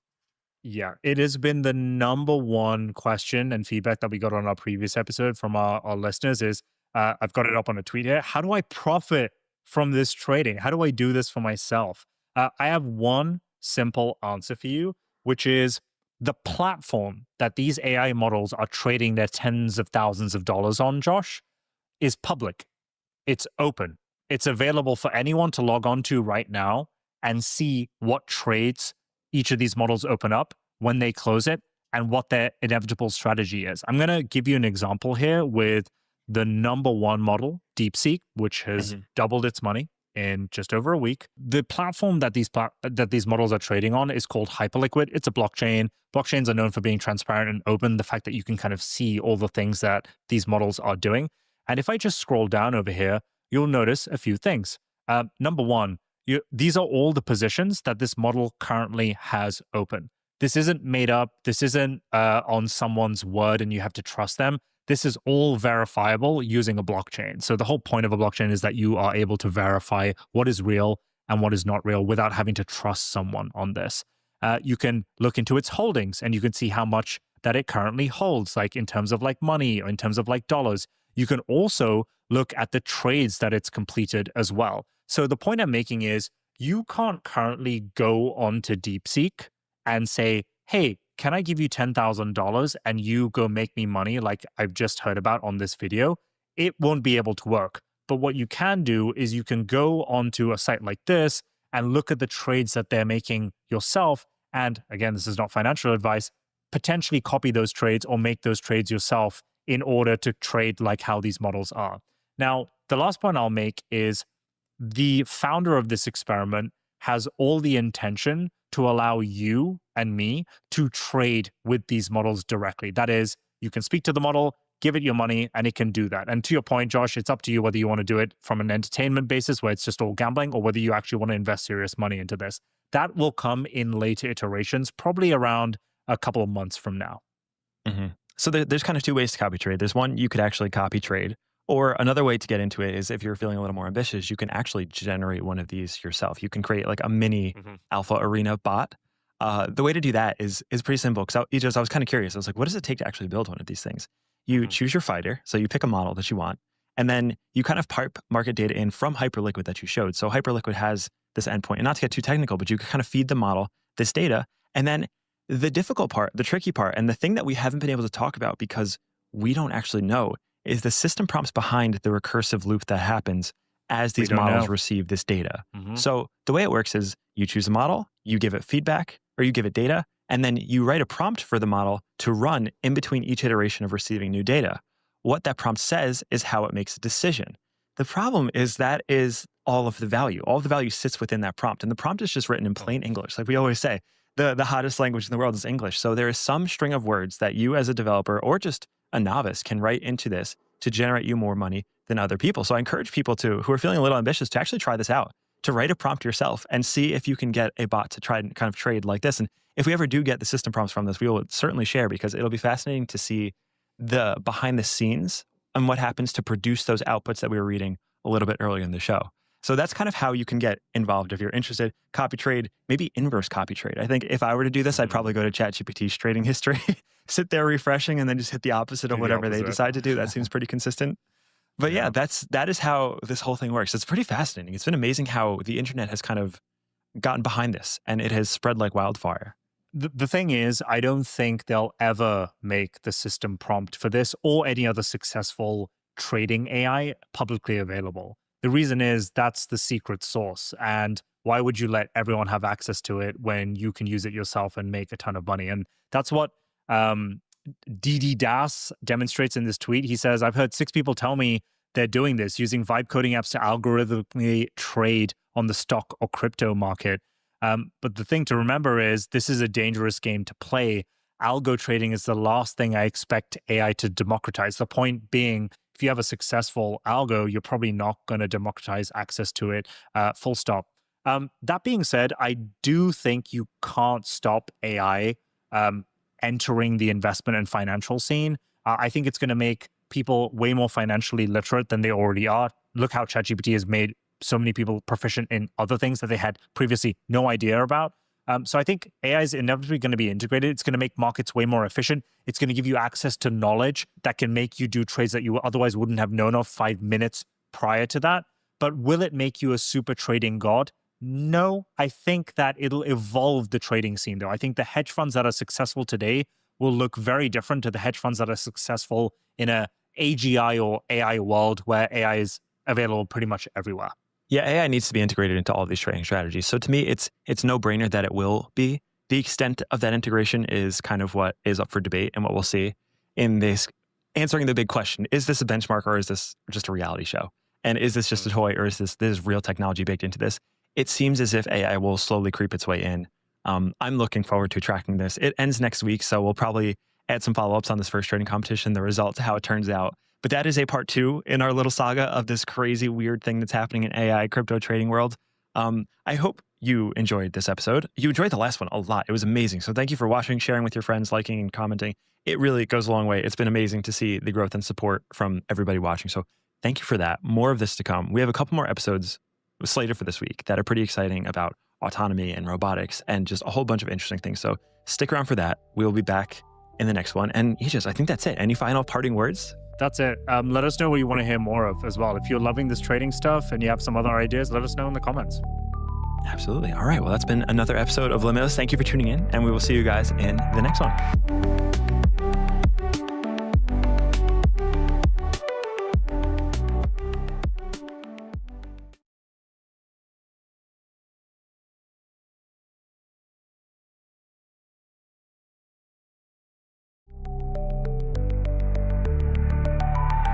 Welcome back to the weekly AI Roundup. It's been another huge week. NVIDIA became the first company to cross $5 trillion in market value, but they're closely followed behind by Apple and Microsoft, who crossed $4 trillion in market cap value. Some big numbers being thrown around. OpenAI had a pretty controversial week. They restructured their entire company, but they also revealed their secret plans for AGI over the next 10 years.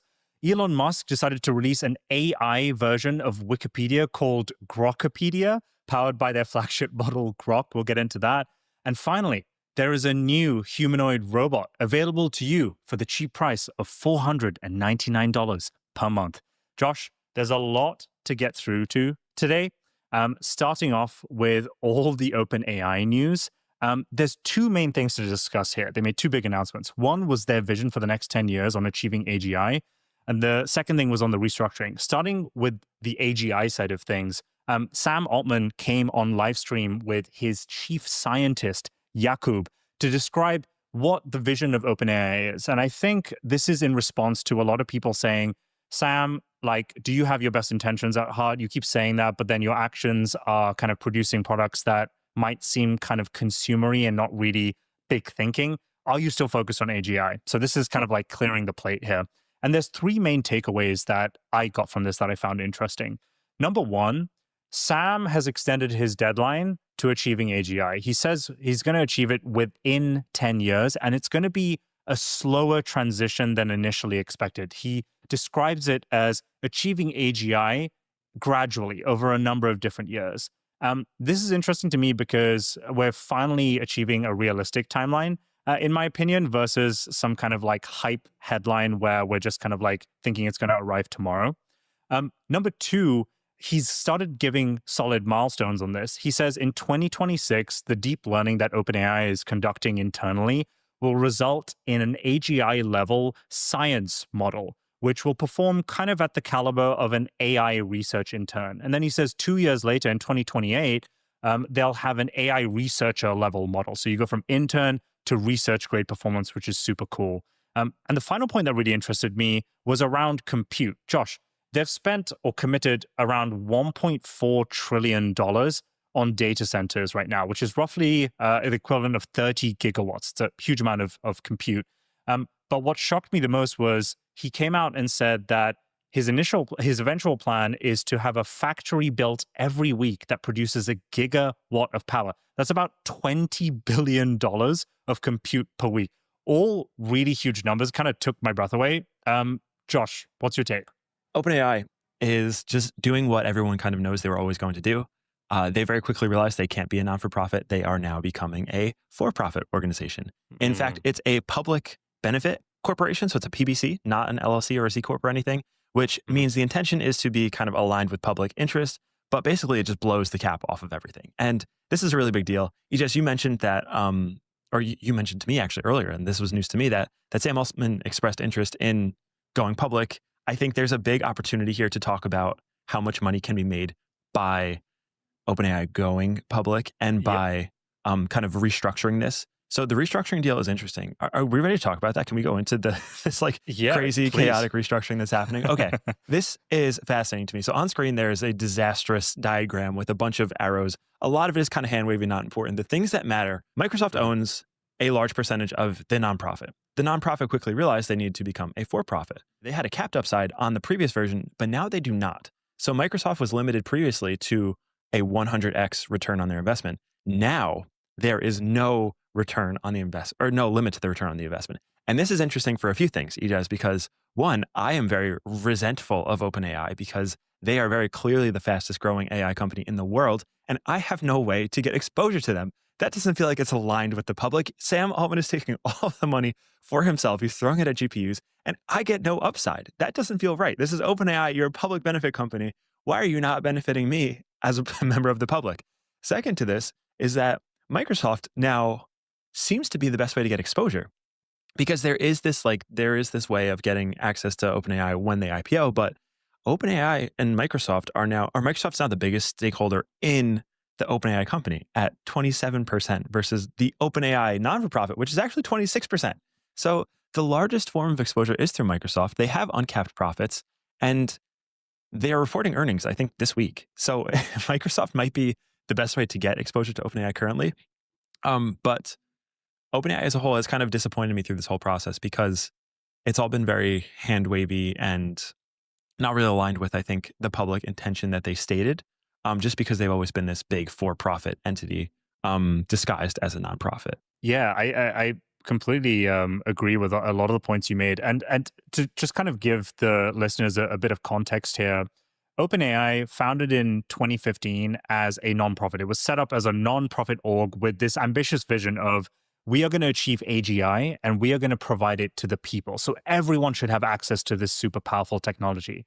Then 4 years later in 2019, they decided, we kind of want to make a bit of money from this and we need to raise a lot of capital. So in 2019, they set up a for-profit structure, but it was owned by the nonprofit. So they could still get away with saying, hey, we're a nonprofit. But it was capped, as you said, Josh, to any investor for 100x, just 100x returns.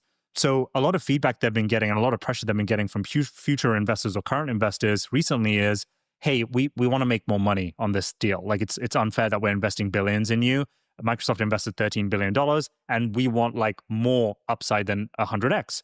So Sam went to the drawing board and was like, okay, we can create a new structure called a public benefit corporation, which, as you said, now has uncapped gains. It's pretty crazy. So like now you can just make as much money as you can on a normal private company that you were investing in.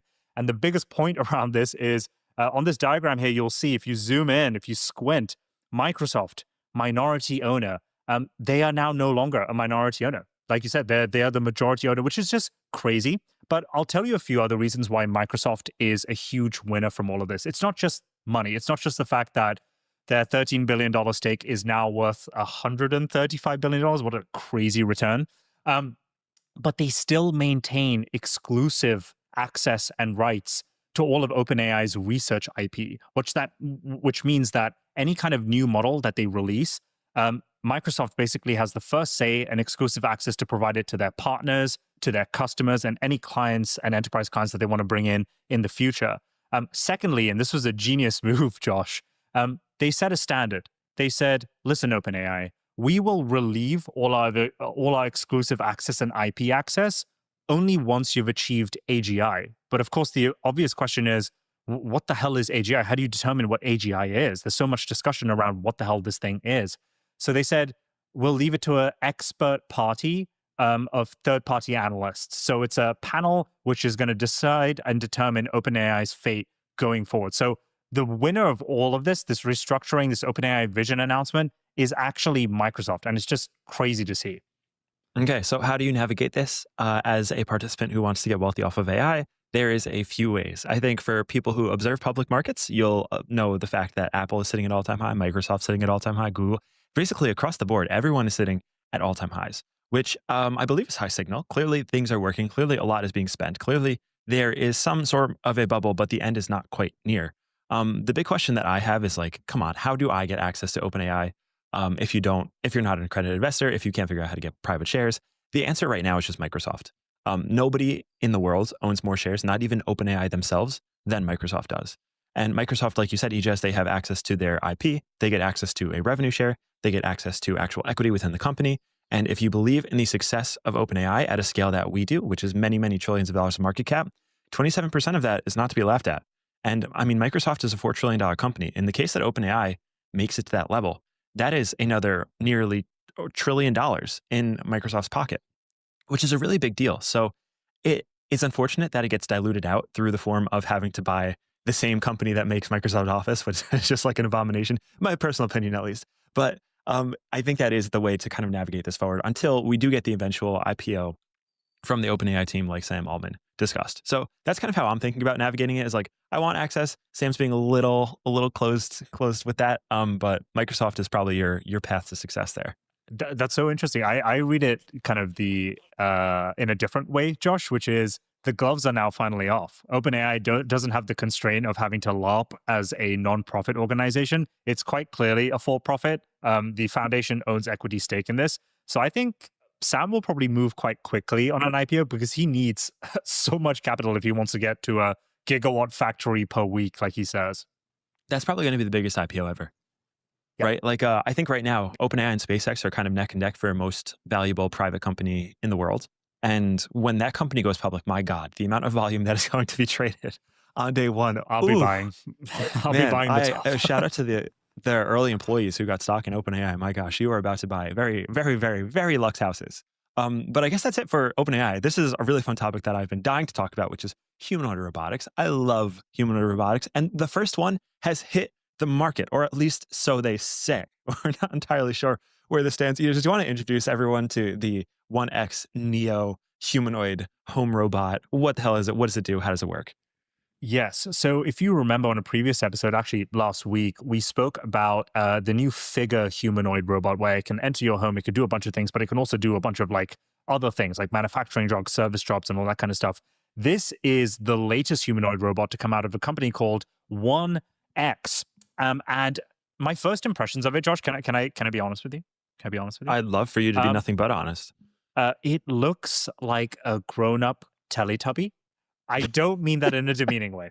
Let me skip ahead to show you like a clip of this thing. It's kind of like in this soft, it's wearing a soft suit. It's got a very pleasant looking face. It's got these kind of like glow up ears. It looks like an adult alien Teletubby, but it's comforting to be around. And in terms of like what it can do, it's this humanoid robot that can live in your home and it can do all the things you would kind of expect a houseware robot to do. It can clean your dishes. It can put away the groceries. It can lift things. I think it has like a lifting capacity of 55 pounds, which is pretty crazy for something that weighs 60 pounds. I don't know how those mechanics work. I'm not a physicist, but that is pretty insane to see. And this video is like a really high production thing, Josh. I don't know how much they invested in this, but if the robot that we eventually get in our homes in 2026 for the people that are ordering this for $500 or buying it outright for $20,000, which is a hefty price tag, if it gets anywhere near something like this, I think it's going to completely change the game. I would personally get something like this in my home. Josh, have you put down the payment on this? Like, absolutely what not. are you doing here? Okay. No, not at all. Why? Again, here's the tale of two wolves, where I am a techno-optimist who is rooted in reality. And I have been around long enough. I have seen enough of these videos that look very beautiful and lovely and very welcoming to have a humanoid robot. But Ijaz, how many people have humanoid robots in their house? A total of 0. It just doesn't exist. No one shipped them to market. A few things that are important to know about this robot. It is, like you mentioned, $20,000 or $500 a month. And it does the following. It is able to do basic tasks like laundry, possibly the dishes, possibly vacuuming, but we're not entirely sure. And the problem with that is that if it can't do the task, you have to use this thing. I believe they call it expert mode. Now, expert mode is the giant red flag waving in the sky for me, because expert mode is the highest signal that this is not ready to enter the market. Expert mode means if it's not able to do the thing you want, you can schedule a time with the Neo team, and someone from the headquarters or wherever they're based will get into this little VR suit and manually walk the robot through your home to do the task for you. So instead of having a maid come to your house, you get some tech engineer, put on some goggles, and he is walking through your personal space, doing the task that you want to do, that you've scheduled ahead of time in order to make this happen. And I believe that is what part of that monthly $500 a month thing is you're paying hours of labor for humans to do the emulated version inside of this humanoid robot. So that to me is a really big red flag. The second red flag that I want to share before I'll pass back to you, Ijaz, is the fact that this is a pre-order. You're not buying a robot. You are buying the rights to a future robot. And there is no guarantees that this robot will ever exist at scale, nor will it exist to the extent that it's shown in this video. And it's one of those things, and we've seen this with Figure, it's like show me, don't tell me. And I'm seeing a lot of these really lovely demos, but until this thing is actually produced and until this thing gets shipped and until it arrives at people's houses, I am going to be sitting here a little skeptical, because a lot of the companies, like, I'll use Tesla as an example. They have a proven track record of building really badass manufacturing, hardcore engineering stuff. These startups don't really have any track record of manufacturing hard things. And a humanoid robot is an incredibly difficult thing to manufacture. So when they say pre-orders and delivery in 2026, well, I assume the best case is like December 31st, 2026. I would be shocked if they deliver these at scale before then. But I'm wondering if you have a different take on that. Sadly, no. I am not going to pay the equivalent of half a month's rent. Well, maybe not in New York, but in some other state, to get some third party that is wearing a metamorph suit and acting like a shitty version of Avatar, the movie, to navigate my robot and clean my clothes. I would rather spend that money to get some actual house help to come in and help me out with all the things that we're seeing on this video so far. Okay, I have one simple rule. If you are going to advertise a next generation humanoid robot that is autonomous, it should be autonomous. And don't sell me something that it needs to be teleoperated. It makes sense in the case of something like self-driving cars. Waymo, I know, has a teleoperation thing. That makes sense because there's a lot of safety and stuff involved. But for something that is consumer friendly, for something that is meant to make my life a hell of a lot easier in my most private space ever at home, it should be fully autonomous. And let alone, the home is like the most private place, right, Josh? Like, I have all my valuables here. I don't want some dude in a third world country, navigating around my house and picking stuff up and putting it down. What if they break it? What if they do something wrong? Who's liable for that? Do I get insurance with this thing? I have no idea. And then tacking on a $20,000 price tag to buy this thing outright. If you are buying this outright for $20,000, I'm going to go ahead and say that you are kind of like an idiot at that extent. Like, I do not advise doing this. And then the second point you made, Josh, I think is the more prescient point, which is this thing hasn't been built yet. This hasn't been produced at scale. This thing isn't going to come into your home. It's not even guaranteed to come into your home until like sometime in 2026. By that time, you're going to have other robot companies like Unitree, like Figure, come out with their actual robot, which is being built and scaled. I have no idea where one X is as a manufacturing company. You've mentioned several times actually on our show, Josh, that one of the bullish cases on Tesla's Optimus robot is the fact that Elon is such a manufacturing nerd. He's so good at scaling. And I just don't see this or want to trust this with a robot startup. Yeah, I don't want to call people dumb for spending $20,000, because if I had a disposable $20,000, I would certainly be an early adopter. Maybe we can refer to that. One of the weird edge case questions that I have is like, okay, you pay $500 a month. Then what? Like, what if I don't want it anymore? Is there like a repo man that comes? Does the robot walk out of my house? Like, how does that work? The teleoperation thing, it's a serious problem. Granted, you can schedule it, but I imagine myself like, oh, you walk out of the shower and here is like some dude from like wherever he's from. He's just like, hi, I'm just cleaning your windows. It's this really weird, like intimate distraction. And I think the open-endedness of that expert mode relative to the set amount of chores that the robot can do leaves a lot to be desired, or just a lot of unknowns, where if I do spend all this money, I don't actually know what it's capable of doing. They say it could do a few things, but there's a lot of edge cases. Everyone's houses are different. Just a little uncertain on this robot. But again, happy people pushing this forward. I think this is great progress. I love the vision.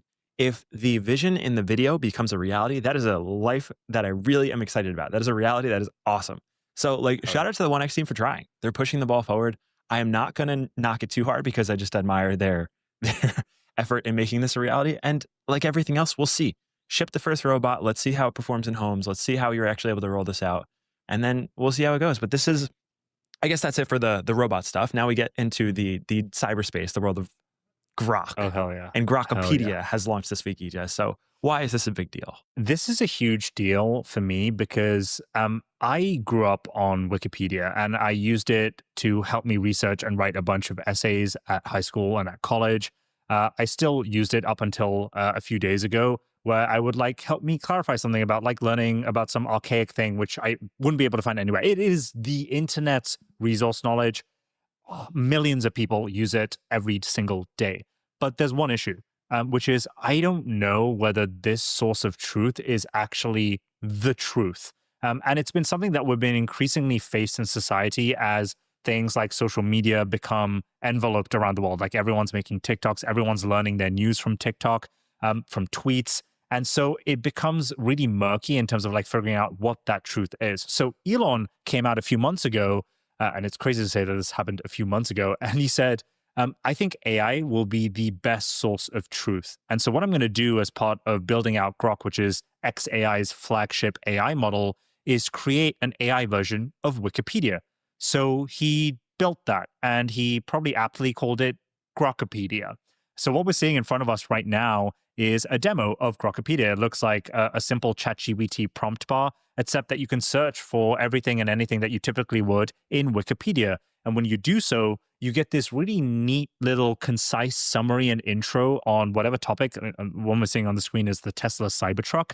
And then it goes on to kind of dig into its early life, similar that you would see on Wikipedia, how it was originated, and it cites sources, Josh, throughout the entire thing. That, to me, is the most important part, because typically in Wikipedia, they do this thing which is kind of hidden behind closed doors, where they restrict the number of sources you can use as legitimate sources for your articles. And if you look at that list, and if you compare it to the blacklist, which is the very, very long list of sources which you can't quote, it starts limiting what can be factual and what can be opinionated.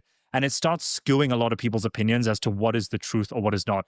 Grokopedia and Grok, on the other hand, is completely unbiased. It pulls sources from anywhere and everywhere, and it does its own analysis to vindicate whether the source is legit or whether it's not. It does this in real time, and it processes hundreds of millions of articles, sources, primary sources, secondary resources, every single day. So I'm super excited about this because it's going to be my new research tool going forwards in terms of fact checking. The purpose of Grok is to seek truth. That's kind of their end goal. That's their stated goal. The same way that a lot of these other companies like OpenAI was to have open source AI, Grok's is just to seek truth. And I think with Grok 5, they're really making an attempt to lean into that, because a lot of these traditional models are trained on the data of the internet, which is highly opinionated and highly biased.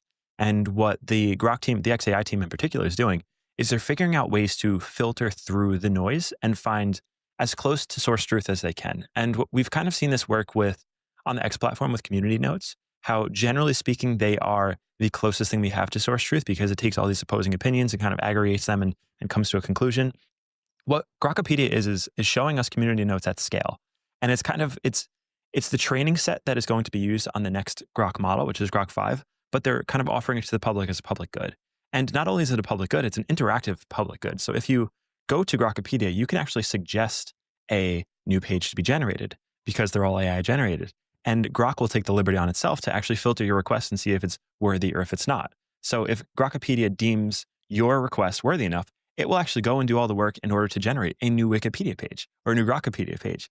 And I think that kind of collaborative nature is fun, not only for Grok to get better training data, but for the public to kind of get their own way. And what's funny, Ijaz, is I've seen a lot of larger influencers on X posting their Grokpedia page with a thank you letter, because for so long, their public perception has been skewed in a way that wasn't necessarily true. And Grokpedia allows that to change, where now there is a source of truth about the person. And when you see slander about someone online, you can reference check this, and it at least is trying its best to be truthful. So that to me is why Grokpedia is this exciting new important revolution in technology that we have as a public good. Thank you to the X team. Yeah. Well, Josh, one of those people that posted a thank you about Grokpedia was the founder of Wikipedia himself, Larry Sanger, one of the founders of Wikipedia. And he goes in this tweet, okay, I finished reading my first long article about Grokpedia, the one titled Larry Sanger. That's him. That's his name. And he goes on to describe that for a version 1 for an AI-based Wikipedia, it's actually really good. And it got a lot of things correct. Most importantly, the major things, which are the most controversial things about his biography. And he goes on citing a few examples. He does have a few criticisms. The one being that it gets a few minor mistakes that kind of roll in to become a big problem throughout the article. But again, he says, hats off to you, Elon, at the end. For a V1, this is amazing. I'm looking forward to seeing 1.0 and 2.0 going forwards.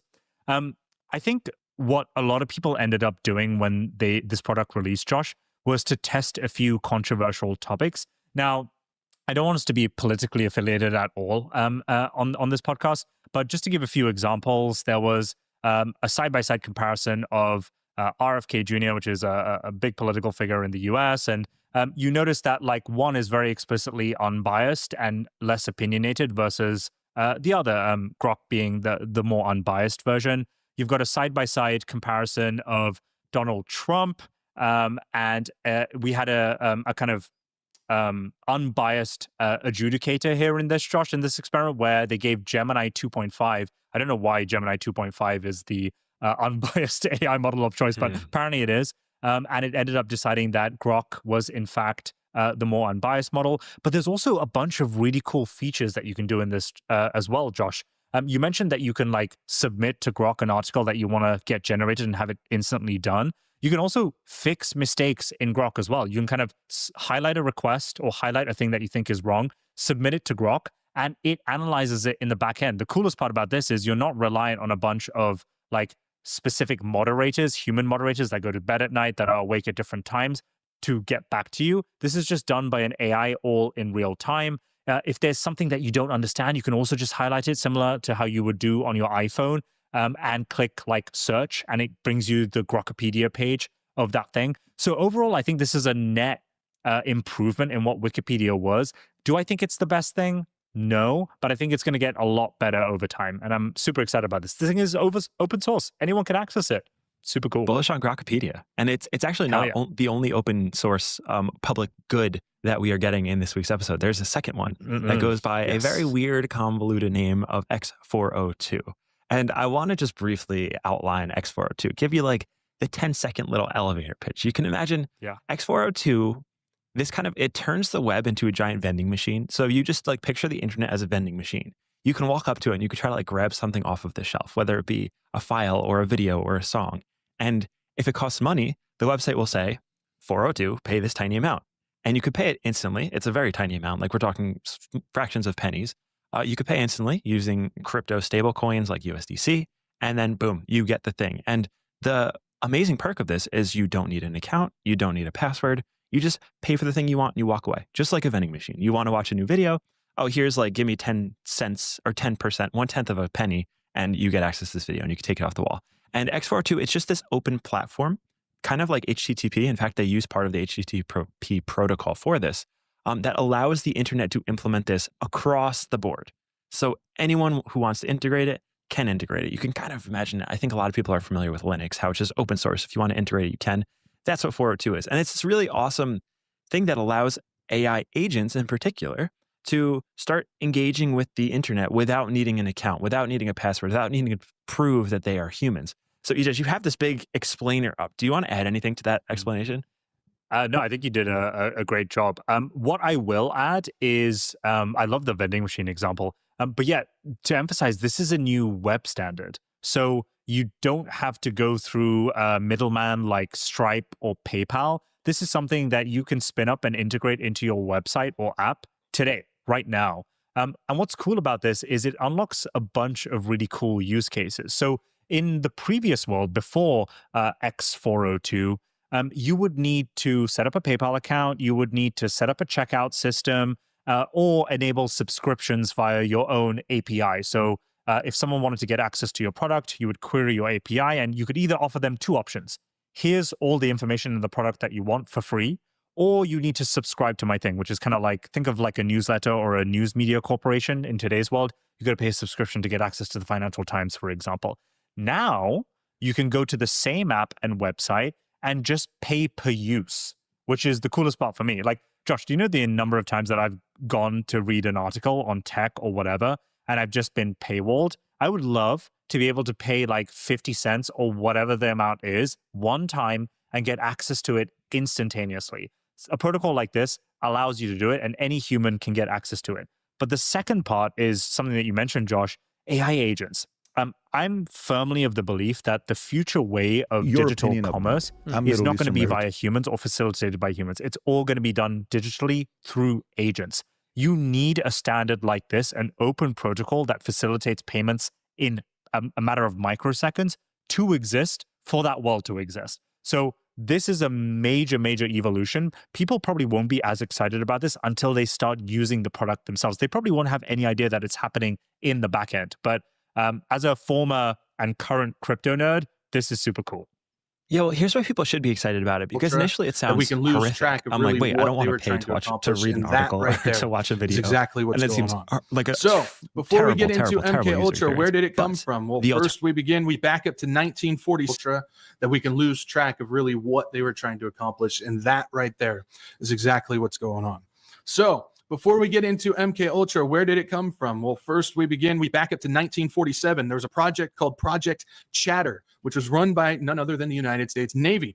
And basically what they were doing is they were trying to use drugs and interrogation tactics in order to break open the minds of the enemy soldiers that they had. So they were actually, the United States Navy was working on a project in order to break into people's minds using drugs and interrogation. This was Project Chatter, which then folded into a new project, a bigger project in 1949 by the name of Project Bluebird. And Bluebird eventually changed into Project Artichoke in 1951. So 47, it was Project Chatter, went bigger in 1949 with Project Bluebird, and then ultimately Bluebird went into a bigger project in 1951 called Project Artichoke.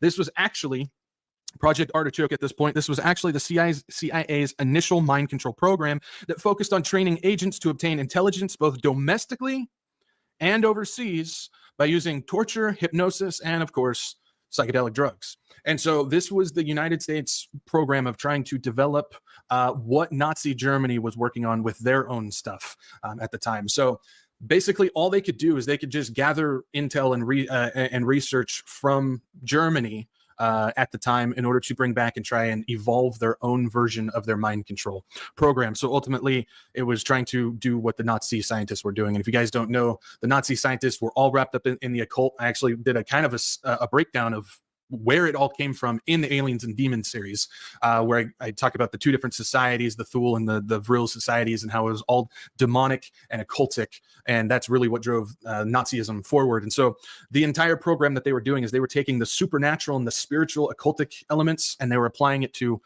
physical, mental, and sexual tactics, combining those together in order to try and break the minds of humans. Right off the bat, we understand how absolutely evil and satanic this absolutely is, because that's what it is. It is absolutely evil It's satanic. So this was the project that was inspired by from the Nazis and their intel extraction program from the POW camps. So Nazi Germany was using this, of course, on the Jews. We understand that. They were using it on children as well as the prisoner of war camps that were going on. They were using these tactics.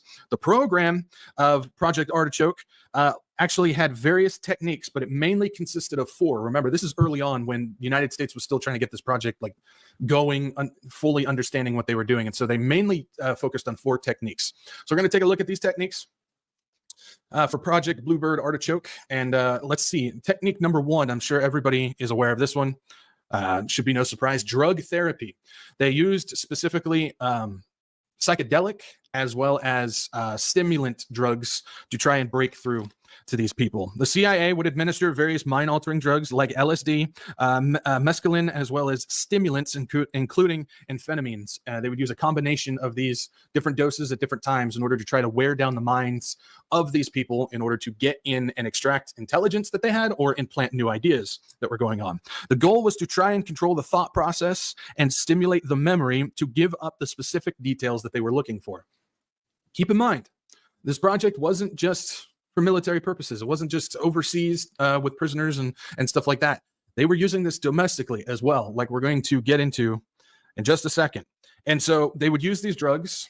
And if you guys if that sounds familiar, if you guys remember, we talked about the cults and how they often use drugs in them. Jim Jones, Charles Manson, and so on and so forth. Drugs was a heavy part of controlling not only the cult leaders, but as well as the followers of those cult leaders as well. So what exactly is going on with LSD and what effect did it have going on? Well, let's take a look. The discovery was lysergic acid diethylamide, LSD. The film that you see is considered by many experts to be the closest illustration of the effects of a hallucinogenic. It was one of the first times that anybody had run into a powerful drug that was different than anything else that they knew anything about. John Gittinger, recently retired chief psychologist for the CIA. This is the first time Gittinger has been interviewed publicly. We could disable a whole city by putting a very small amount on a water supply. After all of these years of us, those of us who were involved in looking for this secret drug, this was the only thing that began to look for the first time like it might be something like that. Millions of dollars would be spent on LSD research at universities throughout the country. And word would begin to spread on campus about this so-called mind-blowing drug. And suddenly, there was the counterculture of the 60s. I give the CIA a total credit for sponsoring and initiating the entire consciousness movement, counterculture events of the 1960s. Dr. Timothy Leary, the 1960s Johnny Appleseed of LSD. The CIA funded and supported and encouraged hundreds of young psychiatrists to experiment with this drug. The fallout from that was that the young psychologists began taking it themselves, discovering that it was an intelligence-enhancing, consciousness-raising experience. History will judge the role of the CIA and other intelligence agencies in unwittingly contributing to the counterculture of the 60s through their intense interest in LSD and other hallucinogenics. But for the moment, at least, the argument can be made that the CIA helped usher in the age of Aquarius. Yeah, there's a lot there. So ultimately, there's a lot that's revealed to us about the idea of them specifically using LSD in order to break people's minds because of the psychedelic effect that it can have on one's mind. It's opening up somebody's mind to new ideas, to revealing new information. It's kind of like a truth thing. It also allows different things when it comes to, if you want to get into the spiritual, dimensional type stuff, as well as the ability to draw demons in, to bring in the darkness as well and surround the person. These things are open doorways for people's minds. And so they were specifically using it. You even talk, the guy there who was an ex-CIA psychologist during the MK Ultra program, the dude with the beard there, he was talking, he talked about you could put a little bit in the water supply and take out a whole town. Well, if you go into the history of the CIA, they absolutely did that. There's even one story, specifically Pont something in France. It's a French village back in, I think it was 51. I believe it was 51, where everybody basically started getting sick and started seeing hallucinations and started going crazy because they poisoned, the CIA poisoned the water supply of that French village in order to see how it happened. I believe I think it was either 3 or 7 people died, like 20 something people were actually like super injured because of it. And these things were actually going on during this time, testing LSD on not just outside, but the most outside overseas, but also domestically as well, which we'll talk about in just a second, because it was talking about the 60s movement that was going on, the anti-culture or the Age of Aquarius. Again, if you want to know a little bit about that, I go over the Age of Aquarius in the Aliens and Demons series as well. And so using this drug in order to move society in the direction that they wanted to go, to create a counter culture, which ultimately in the 60s, that's what happened. That was the hippie movement. That was the drug movement. All the psychedelic drugs started going streetwide during the time, LSD and mushrooms and these other different ones that were going on. And that was actually part of what the CIA was doing at the time. So what am I talking about? Well, this was a part of the major element to mix for mind control programs early on, with many tests being conducted upon average unknowing citizens. Back in that time, they didn't know that there was some project going on. They didn't know it was the CIA who was flooding the streets with LSD at the time. They didn't know that. They just thought it was a good time. A new drug was on the street. Let's party. Let's be hippie. Let's go against this type of stuff. And that included a man that we have already discussed in the series. Again, if you want to go back and check out the cult stuff, Charles Manson. Charles Manson was not just a test subject of LSD mind control, but he was actually a successful product of the CIA's MK Ultra program. Some people already know that, some people don't. But ultimately, he was one of the main tests, and he was one of the successful tests of this. When Charles Manson was eventually released from prison against his wishes, by the way, when he was being released early, he said, "Don't do this, keep me in here." And they said, "No, we want you to go out there." He was given a parole officer by the name of Roger Smith. Now, Roger Smith was actually a part of a CIA-funded program researching LSD and drug use in San Francisco. San Francisco also held one of the CIA's MK Ultra safe houses, which they were using for multiple things, including Charles Manson, LSD on the street, and some other stuff that we'll get to a little bit later on with this thing. And so Roger Smith, who was Manson's parole officer, was actually the one who was teamed up with the department or the safe house that was working on LSD in San Francisco. Roger Smith, with the help from CIA-funded pharmacists, created, provided, and encouraged Manson to use LSD and recruit others with LSD.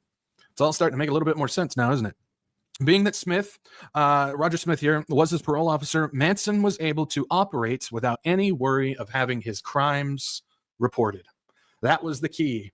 He was able to freely move and do all this stuff, and he never had to worry about getting caught for anything because his parole officer was there to specifically make it all go away so Manson could continue to operate, working on the MK Ultra program that Roger Smith and his pharmacy buddy were working on.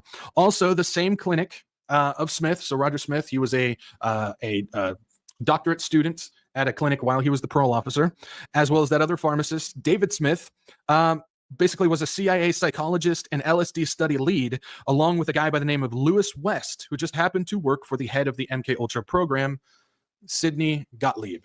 So ultimately, they had a four-man team working on Manson as well as the streets of San Francisco at the same time. Sidney Gottlieb was the head of the MK Ultra program, but with Roger Smith, David Smith, as well as Lewis West, they were the ones that were overseeing Charles Manson and the Manson family by making sure that they had enough supply to keep him and his cult working properly. And so they were able to manipulate and use him for their own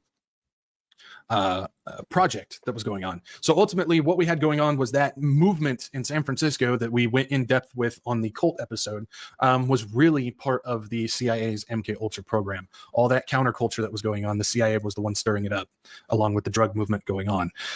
This is what I mean when it comes to mind control, where it's not just grabbing hold of an individual and puppeteering that person, but it's about grabbing the minds of the masses, grabbing society, big chunks of society, and moving them in the direction that they want to be, or that they want them to go. And this is ultimately part of what we saw back in the 60s that was going on. All right, so let's get back to Bluebird here. So that's one of the techniques that they were using, was drug therapy. What is number two? Hypnotism. Lovely hypnotism. Just a warning. Hypnotism is not some fancy little, parlor trick that a lot of people think it is. This is something that has roots that goes all the way back to ancient Egypt. And a lot of the doctors and healers and mystics that were back then used hypnotism in order to open portals within people's minds. It is not a funny thing to do. So are we surprised to see that that's part of what they're doing when it comes to the mind control program? Hypnotism included employing trained hypnotists that allowed them to subconsciously extract and implant intelligence as well as ideas. And so they were using this in order to make slaves, mental slaves, to extract information as well as implant ideas and make them their slave, pretty much. What is the other one going on? Sensory deprivation. Sensory deprivation includes locking people in blackout rooms and soundproof tanks, and it's basically locking one's mind in an environment without any sensory stimulant, which would then weaken their mind and break their reality. Now, a lot of people use these sensory deprivation tanks for therapy now. It's kind of becoming a popular thing. I'm starting to see them in like spas and massage parlors and stuff like that. This isn't anything to be dabbling with either. A lot of them even say that you should not spend any longer than this amount of time per week in one of those things because of the mental impact that's going on. That's kind of like drugs. Don't take this amount of drugs because then it'll start messing with your head. It's basically the same thing. When you put somebody in an environment where everything is black, you are just free floating. Usually it's filled with water and you just float there, as well as there's no sound. You can't hear anything. All of a sudden you start retreating within your mind and it starts breaking what reality is. I've seen videos of these people who've spent anywhere from 8 to 10 hours in these tanks. And when they come out, it's like a newborn baby. They don't even know who they are or where they have been for the past time. It takes a long time for them to actually regain all that stuff back. So just think, extended periods of time of sensory deprivation can really mess up somebody's mind when it comes to this type of stuff. And last but not least, torture. This is one that we see often with most types of mind control. Is breaking them physically will break them mentally. Torture is exactly what you think. That includes electric shock, waterboarding, Chinese water torture, which if you don't know that is, they strap you to a board and they just have just every once in a while 1 drop of water on your forehead, and you do that for an extended period of time. It starts to drive people nuts, as well as solitary confinement and that type of stuff. So torture can be wrapped up in with other drugs and sensory deprivation and all that type of stuff. So those are the 4 techniques that were used early on with Artichoke, Project Artichoke. First Chatter, then Bluebird, then Artichoke. And so those were the 4 that the United States was really working on at the time before we came into MK Ultra. And so this is where it expands into what we know it. Wanting to expand the project, Alan Dulles, who was the CIA director, went and launched Operation Paperclip. So basically Operation Paperclip, after the fall of the Third Reich, Dulles, who was an associate of Germany's Heinrich Himmler, basically I break him down over on the Aliens and Demons series as well. Again, these kind of go hand in hand a little bit on this episode. So if you haven't seen that series, go check it out and it'll answer some questions. But Alan Dulles, who was the CIA director at the time, was associate and friends with Heinrich Himmler. Imagine that. And basically, Dulles brought in roughly about 2,000 Nazi scientists. He falsified all their files, giving them new names and new backgrounds, and folded them into various government departments, mainly the CIA. Now, this is where we, again, Aliens and Demons series, I talked about a guy by the name of Werner von Braun, and basically he was the one who warned about the alien attack with Project Bluebeam and stuff like that. Well, he was also one of the Nazi scientists brought over. But they folded them into all different aspects of the government, but mainly the CIA. And so we can actually look at some pictures of old newspapers that broke this news. You can see, give us your tired, your poor, your Nazi scientists, German scientists recruited by the United States. You can see the picture there of some of them that were brought over, dressing them up, making them look like Americans and all that jazz. But basically the goal was to bring over the research, the occultic, the satanic, the mind control stuff, their technology, bring all that stuff over into the United States. A lot of people say we defeated Nazi Germany back in the day. We really didn't. We captured Nazi Germany and brought it into the United States. That's ultimately what was going on. So it was never defeated. It just got folded over into other stuff that we see going on in front of us today. Isn't that a lovely thought? But that's really what's going on. Seeing that the CIA's Bluebird and Artichoke program was designed after Nazi Germany's, why not bring in the original creators? This meant that all of the occultic ritual and information and research and technology came along with them, including the human experimentation that they were doing on the Jews, on the children, and on other non-Germanic society people. All their technology came over, their research, their biotech, as well as drugs, all came over as well.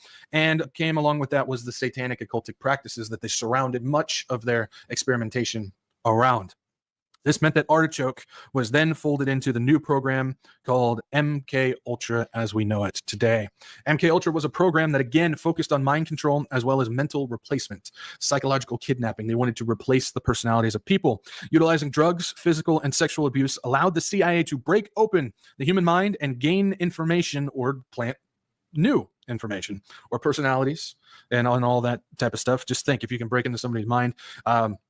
A good idea, if you haven't seen it, a good reference, if you want to see a visual of what this would look like, check out the movie Inception, because the whole goal is about getting into somebody's mind and implanting an idea and making them believe that it was actually their idea as well. So that's a good idea, or a good mental projection if you want to see what's going on with what they were trying to accomplish.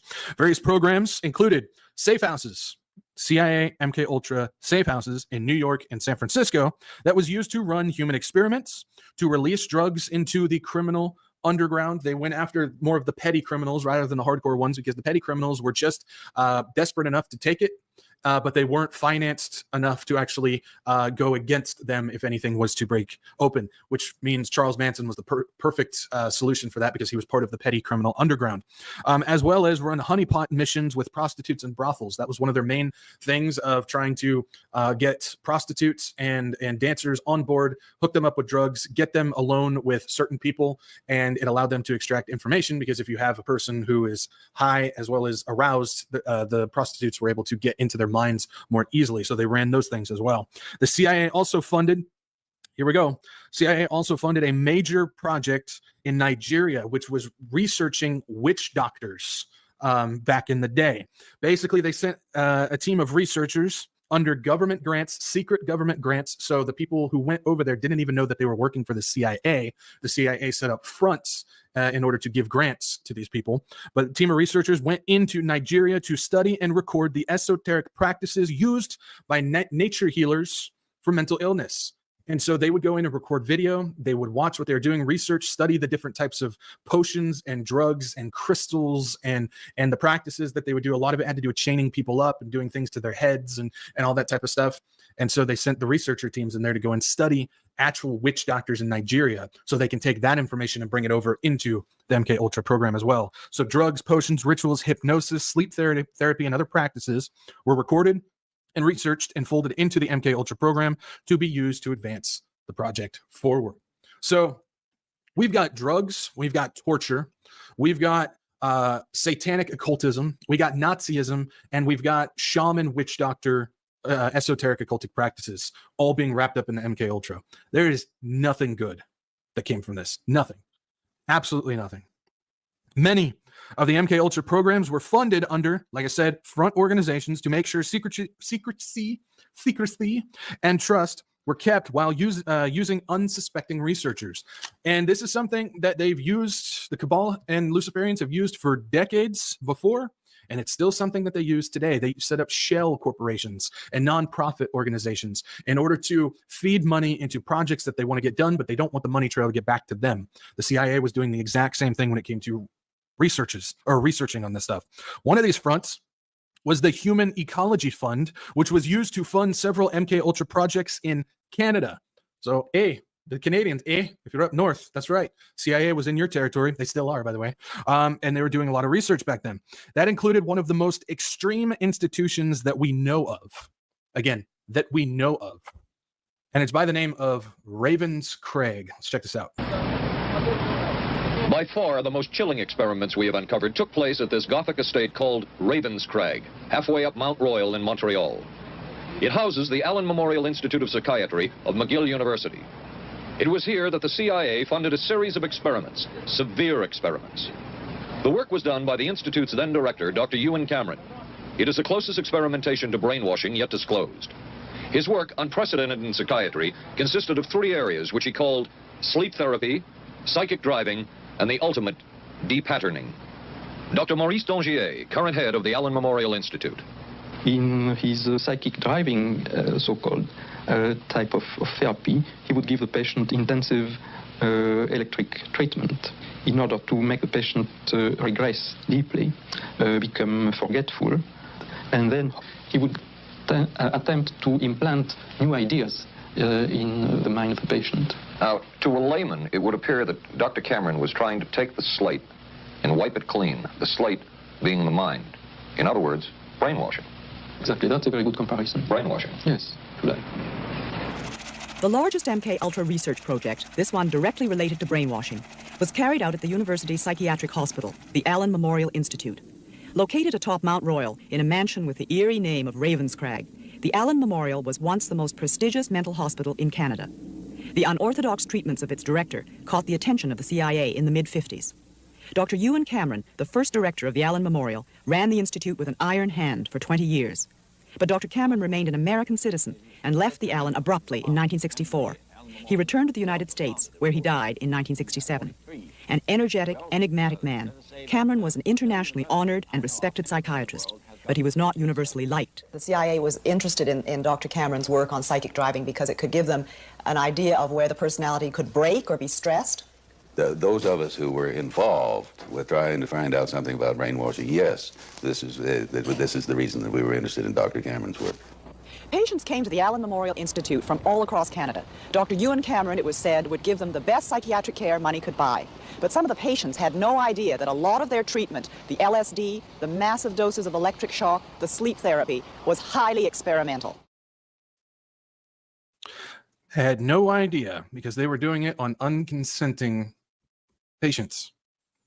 Just like all the street drugs and stuff that they were putting out on all unconsenting people.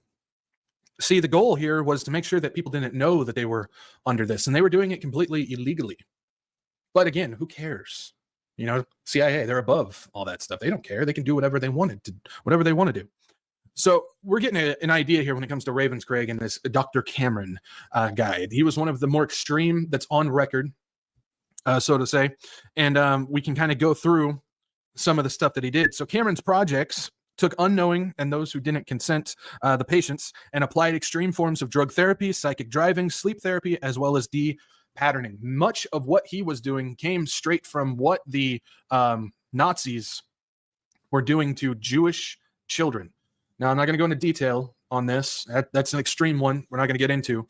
But much of what we were seeing here, and I've seen pictures too, let me tell you, but much of what Cameron was doing on adults came from what the Nazis were doing to Jewish children back in the day. So let's take a look at some of the things that Cameron was doing in Ravenscraig.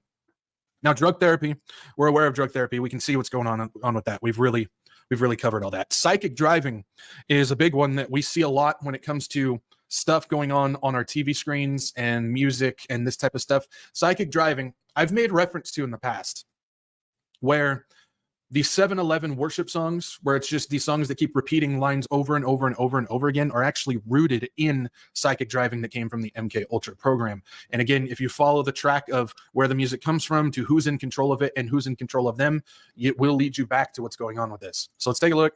Psychic driving is about keeping a sedated mind in a state of hearing repetitious messages 24/7, allowing the message to fully sink into the mind and become basically the patient's own belief. This is about a repeating message over and over and over and over, breaking somebody's head, implanting it into their mind. Even if they're actively rejecting it, it's still getting down in there. And all of a sudden, they will believe it and they will accept it as their own belief, even if they're not on board with it. And so this is where that term, hear a lie so many times you begin to believe it. That's where this comes from, is psychic driving. This is where that was born from. Now, the other one on the list is sleep therapy. Sleep therapy includes keeping a patient asleep for 20 to 30 days straight while continuously being fed psychedelic drugs. They would sedate patients 20, 30, sometimes 40 days straight, day and night. Keep them in like a hibernating status, which lowers the mind wall, and puts them into a state where they're more inclined to believe things. This is why we see a lot of self-help tapes and stuff where often listen to this while you sleep, because you're more inclined to believe this type of stuff. And so they would put these people in these hibernated states 20, 30, 40 days at a time, feeding them drugs, and they would usually be doing psychic driving at the same time, replaying a specific phrase or a paragraph over and over and over again the entire time to see if they can try and get into the mind of somebody. It's absolutely sick what they were doing. And last but not least, depatterning. Now, depatterning is, well, I'll try and make it easy to digest, so to say. Depatterning is the use of electroshock straight to the heads of their patients with voltage sometimes 20 times higher than a normal procedure. Basically, they strap these people down. They put on, if you've ever seen like a TENS machine, they have like the little pads and you can like put it on like where you have sore muscles or whatever. They put those in strategic spots on the person's head and then just crank the voltage and send shocks into the minds of people. Depatterning is ultimately about destroying the personality entirely. This isn't about this isn't about, you know, getting rid of certain ideas, implanting ideas, or anything like that. This is actually about destroying the person's original personality and replacing it with a brand new one. There's some people, I'll mention one specifically a little bit later when we get into this, when we get into the monarch stuff, where you see a person who was lit up, full of life, full of personality. They were unique and it was just who they are. And then all of a sudden something changed and they became like a zombie. Like they don't even know the basics of just a societal interaction, just conversating with somebody. It's like they're a robot type of thing. A lot of it has to do with depatterning and what was going on with that. Now, another project being studied in MK Ultra, switching over from Ravenscraig to a different project, was one called Russian isolation tactics. Now, this included separating somebody from all contact except for one person. So you take somebody and you put them in a room. They're not allowed to see, to hear, to talk to interact with anybody except one person. And it can only be that one person. That's the only person that they get to communicate with. And basically what they would do is they would have that patient write out their life story over and over and over again. And while they were writing out their life story, that one person they're allowed to interact with can ask questions about their life. And so as they're writing their life story, and they just have to keep writing it, you go through your entire life, go back, write it all over again, go back, write it all over again. And during that time, they'll be asking questions to that person about their life.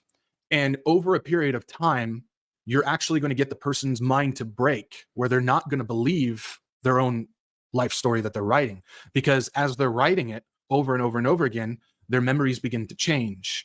When they're answering questions regarding this stuff, they will answer a question differently than how they write it. The person would point it out and go, so which one is true? They didn't know which one was true, and it was their own memory. It was their own life. And so they all of a sudden don't even know who they are anymore, which allowed them to implement brand new memories and new life stories into the person, creating an entirely different one where the person doesn't even know what is true and what is reality anymore. The goal is to get the person to begin to question their own memories and history, allowing the interrogator to plant answers that would then become their new memories, and they didn't know any better. This was actually tested, and was proven to be possible as both the Soviet Union as well as Korea was able to brainwash American soldiers. This is where they got the idea from, is they had American soldiers coming home who were in Korea and Soviet camps and whatnot, and they would come home and they would be brand new indoctrinating, where there would be repeating anti-American rhetoric as well as promoting communistic values at the time. And it wasn't just like they changed their mind. You know, when somebody changes their mind politically or anything like that, you can tell it's still the same person, but they just, you know, oh, well, I'm going to switch over to this type of thing. No, these people were zombies. They were walking zombies, American soldiers coming home, and they were just repeating anti-American rhetoric and pro-communistic communism and all that type of stuff. And so this was actually proven to be true, and the MK Ultra program took it and implemented it into their own program as well. So what else was the CIA working on? I mean, we've covered a lot so far. Drug therapy, torture, Russian isolation, Ravenscraig, and all the things that they're doing when it comes to sleep therapy and depatterning and psychic driving and all this stuff. What else was going on? Well, let's take a look and see some stuff that is going to ring true to what we are actually witnessing today. Let's take a look. Of the hundreds of behavioral projects undertaken by the CIA, Yttinger's appears to have been one of the more successful and more conventional. Other experiments were not as conventional. Neurophysicist Dr. Jose Delgado was financed by the Office of Naval Research.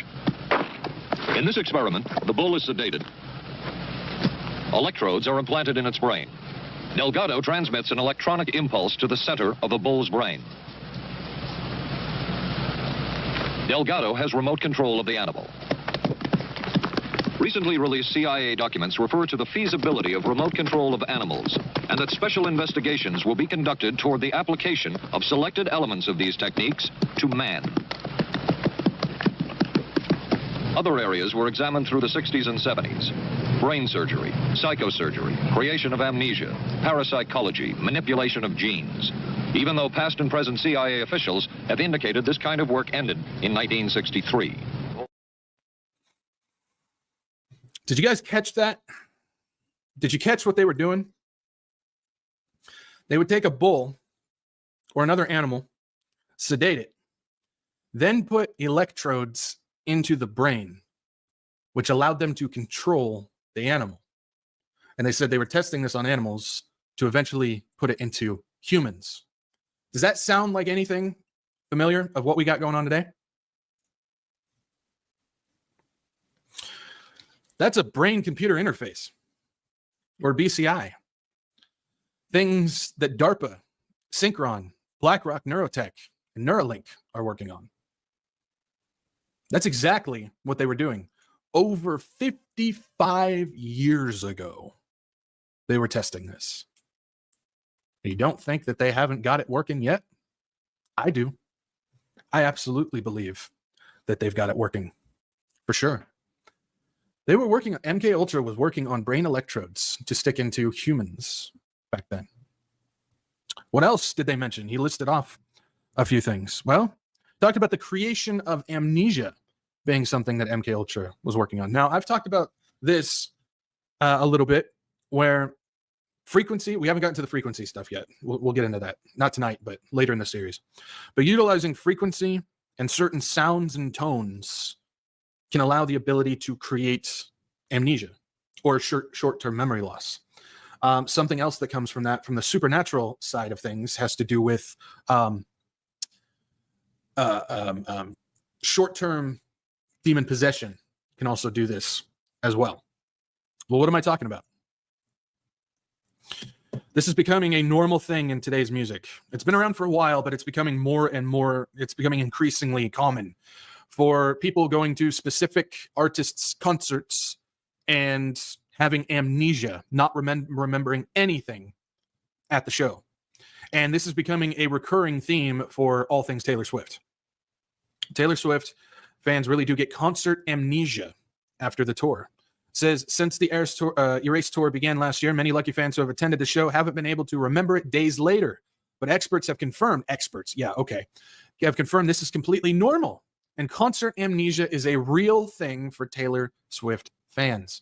Now, I'm not going to make this all about Taylor Swift, but I'll reference her a little bit later in this. We understand that she has gone into the dark side of things. She's fully wrapped up in the satanic agenda, and I believe that she is actually a part of the Monarch mind control program. And so, and I'll talk about that a little bit later, but part of the thing is she's using her music and her shows, and it's creating amnesia, exactly as MK Ultra was doing back in the 60s and the 70s. That right there is actually part of the MK Ultra mind control program that is still going on today.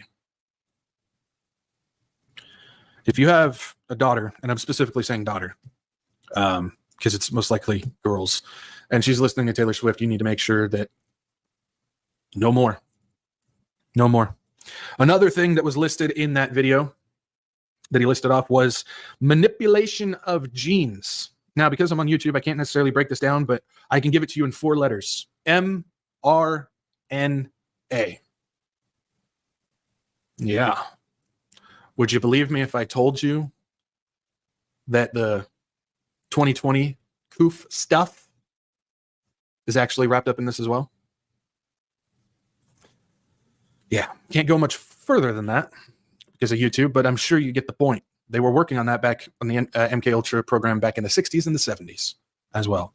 And that also comes straight from the Nazi program as well, because I've done a history breakdown where the Rockefellers were actually funding back in the early 1900s eugenics programs and gene manipulation, gene therapy programs that Hitler actually designed his off of. That's right. Hitler designed his gene manipulation medical stuff off of a Rockefeller-funded one, and then that came right back around to the CIA. Think about that. They're all together, guys. They're all together. Now, another one that you might have heard about that was a CIA MK Ultra success story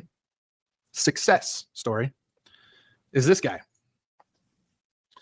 Theodore John Kaczynski, or you might know him as Ted Kaczynski or the Unabomber. Yes, the Unabomber was not only in the MK Ultra program, but was a success story of it. Ted Kaczynski, or again, the Unabomber, was indeed part of the project, and he is known for sending 16 bombs to those he believed to be leading technology advancement between 1976 and 1995. He believed that humans were being enslaved by technology, and so he sent bombs to 16 different people to do it. I believe he killed 3 total. Now, Ted Gay, in his Harvard days, was part of a CIA-funded psychology program. Between the years of 1958 and 1962, Ted volunteered to be the main subject of a psychological project, which was being led by a guy by the name of Dr. Henry Murray. Dr. Henry Murray. Murray, if you got 5 minutes, just go take a look at that dude's rap sheet. This dude is notorious for being a sick and twisted man for what he did.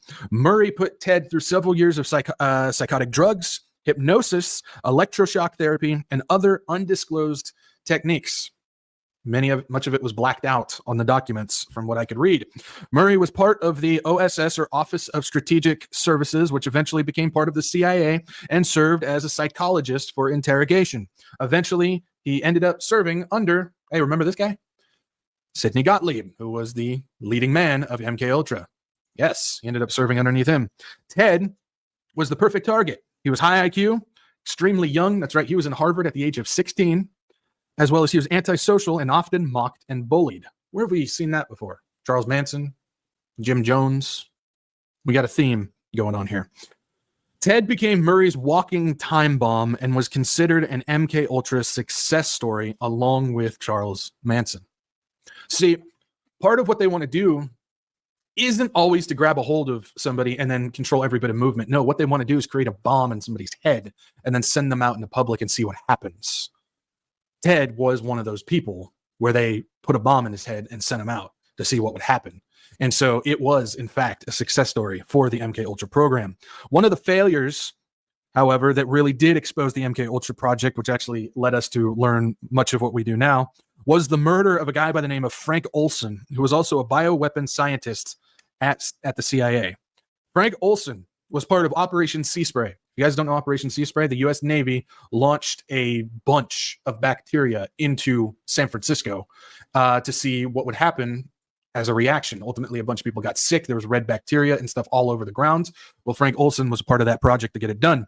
Frank Olson also was responsible for creating and concocting and building aerosol-based bioweapons of mass destruction during World War II. Now, I know some people will be saying, but that was against the Geneva Convention.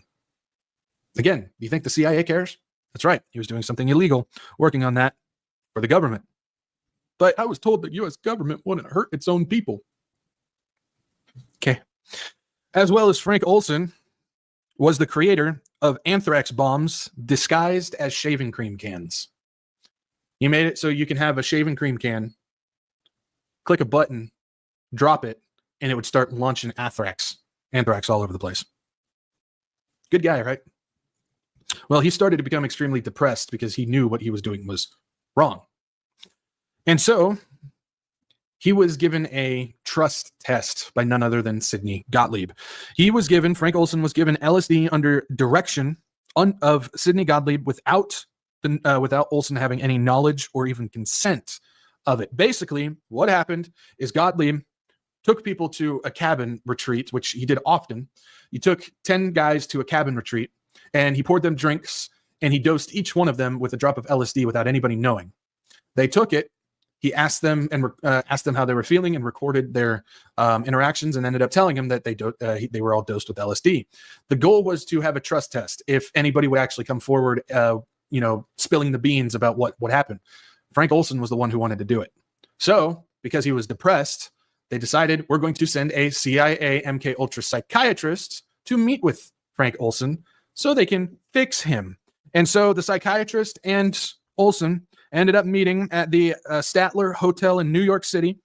And that was where, well, Olson ended up being murdered and thrown out of a 13-story window at 2:30 a.m. on November 28th, 1953, because he was going to come forward with what was going on with the information. And so he was murdered from that. Well, his family ended up diving into things, suing the CIA, finding documents and all that type of stuff, and then ended up releasing a whole bunch of information about MK Ultra that we know today. So that was kind of a key. It was a failure for them, but we got some information about what was going on. And yeah, so basically they tried to frame it as a self-harming thing. I'm on YouTube and they don't like that word, so I don't want to get taken down. But a self-ending situation. But ultimately it came like, it was like 30 years later, they ended up finding the truth that he was actually beaten and thrown out the window. So you got some success stories and you got some failures to go along with it. So with all of that, fast forward to 1973, the CIA director at the time, Richard Helms, destroyed and shredded countless MK Ultra research information as well as documentation. Why? Well, the reason being is because 2 years later, in 1975, the Church Committee began the investigation of what was going on with the MK Ultra program as well as the CIA at the time. They wanted to hide the information that was going on. The public believed that MK Ultra was then terminated, but there has been no evidence, no documentation, no reports, or even admittance of ending the project. Basically, people came under the idea that MK Ultra was terminated after the Church Committee. Not one indicator that it was ever terminated. You think that they're going to spend that much time, research, effort, and money on something and then just end it like that? No, of course not.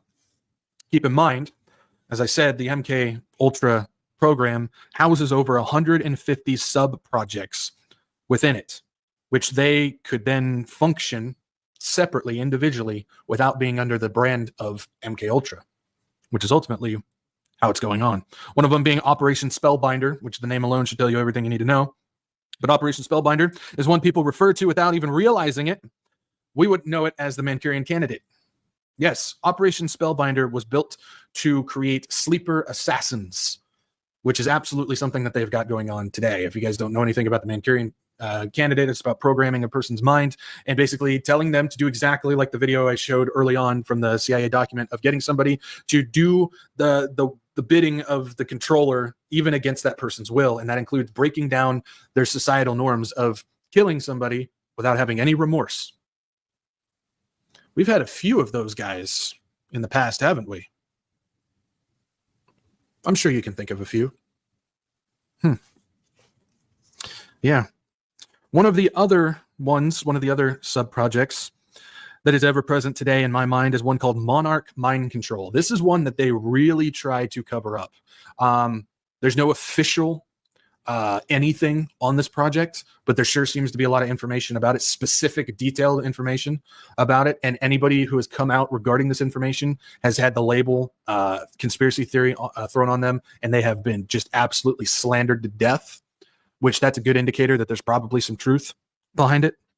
Monarch Mind Control is named after the butterfly, not the system like a lot of people think, the monarch butterfly. And it began in the 1960s with the premise of using satanic rituals, sexual abuse, and multiple personality disorders to control people, mainly in the political, military, and entertainment areas. This is often the case in the entertainment industry where child subjects are the focus. And the targets being 75% female. So they specifically go after female children. The goal is to psychologically, physically, and sexually torture the child so they become disassociated from reality, which allows them to install a brand new personality within the kid. So I mentioned Taylor Swift and stuff.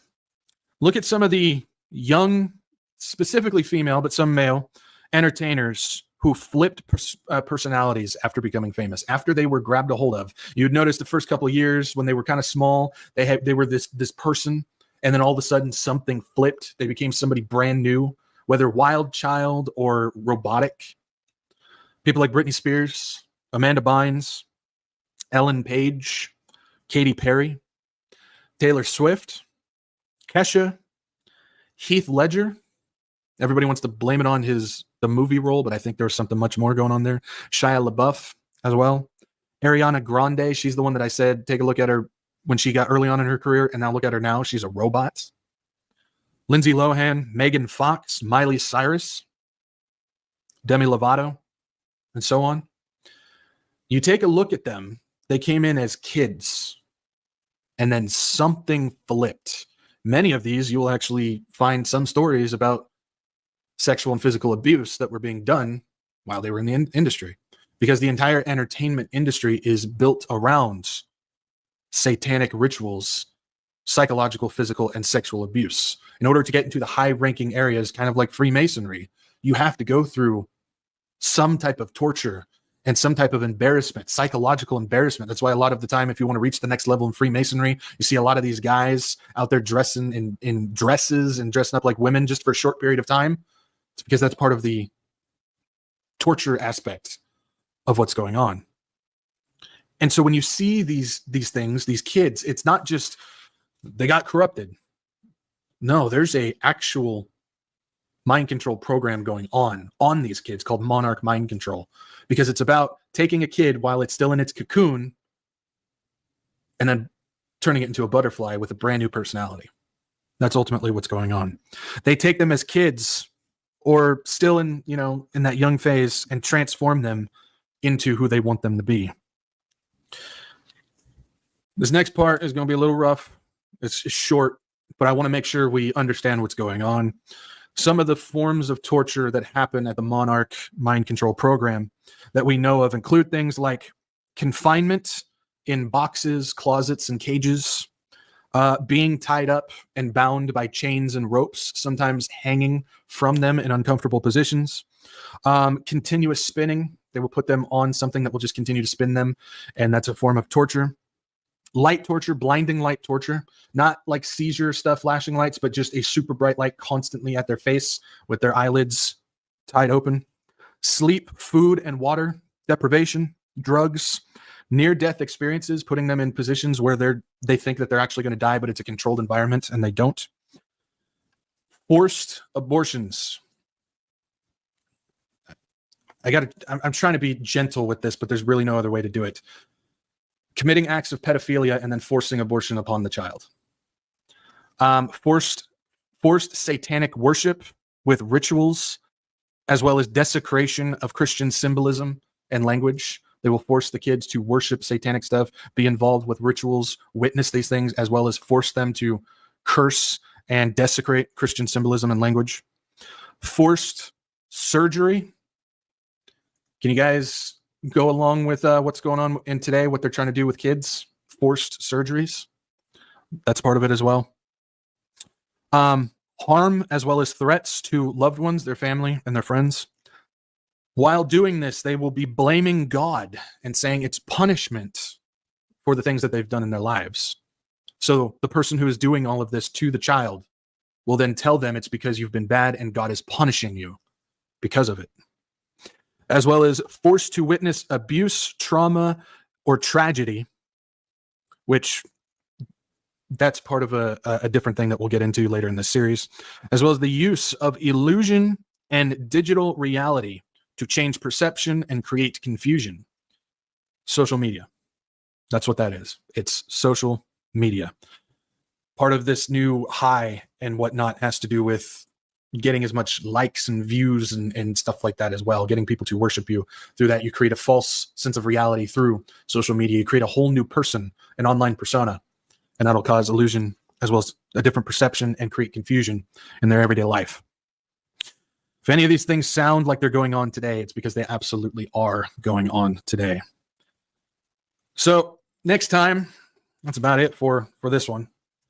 But next time, the next episode that we're doing, we're going to go a little bit further into this Monarch Mind Control program, as well as we're going to be discussing the Alice in Wonderland and Wizard of Oz techniques that the CIA has deployed, which is part of this program as well. Like I said, I mentioned witnessing abuse, trauma, and tragedy. That's wrapped up a little bit in what we see going on specifically in things like Disney movies and stuff too. We'll be talking about that as well. Mind control through these programs relies so heavily upon satanic, evil, dark, mystic, and occultic pain and trauma practices. This reveals who is truly behind it. Everything is about darkness and pain and cracking the mind of individuals. This is what separates Satan and Jesus Christ. Satan and God. This is what separates them. Satan wants to force you through pain. He wants to force you through manipulation. He wants to force you through trauma. He wants to force you through sexual perversion. He wants to force you through these things. He wants to break open your mind and force you to do these things. Meanwhile, God wants you to choose him who is offering life, hope, holiness, and love. There's a big difference between what's going on, and we can use the characteristics that we understand of God in Scripture and realize that the exact opposite of God is what they were doing in these MK Ultra programs, who truly reveals who is behind it. And so, yeah, next time we're going to go over a little bit more of the Monarch stuff. We'll go over the Alice in Wonderland. We'll go over Wizard of Oz and the Disneyland stuff, as well as we'll go over some of the roots, the ancient roots of the connections of how it goes from things like ancient Egypt and Babylon to the Rothschild family to what we have today, because there actually is a connection. And so we'll kind of go through that a little bit as well, so we can see where these ideas come from and why they're so wrapped up in the satanic stuff. I'll give you a spoiler. They're trying to accomplish the same stuff that was going on back in Egypt and Babylon.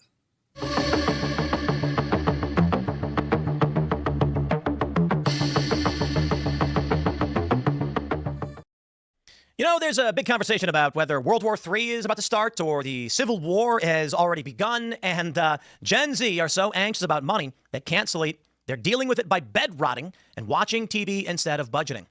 So there's an article that says, will Gen Z fight World War III? And no, I don't know, maybe. Gen Z are at that age, the younger Gen Z. Older, you may get out of this one. But it is fascinating that, well, Gen Z has no purpose. They are listless, lying around, don't know what to do, and maybe they'll get their purpose on the battlefield. I mean that somewhat jokingly, but kind of not really, so it's pretty worrying. But, you know, we are seeing a bunch of Gen Z men be based. They are sort of waking up to what's going on in this country. They feel like there is an irresponsibility from these older generations, and they are turning to the right, to hard work, to meritocracy, to family, to religion. There may be a saving grace for the Gen Z crowd just yet.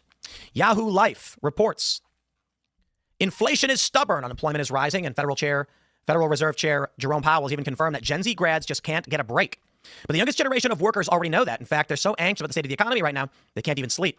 So what are they doing about it? They're perhaps counterintuitively bed rotting and watching TV. Mattress company Amerisleep analyzed how the economy is impacting America's sleep, and nearly half admitted they're not getting any because of financial stress. The same percent say their sleep has gotten worse since the start of President Trump's tariff hikes, and they're so worried about the economy that they're even waking up in the middle of the night. Jeez, dude. This is crazy. The stress and the anxiety, man. But Gen Z have it the worst. The bright young minds of tomorrow are in the generation most likely to lie awake thinking about money. A staggering 7 in 10 can't sleep because they're so stressed about rising prices, rent, and job security.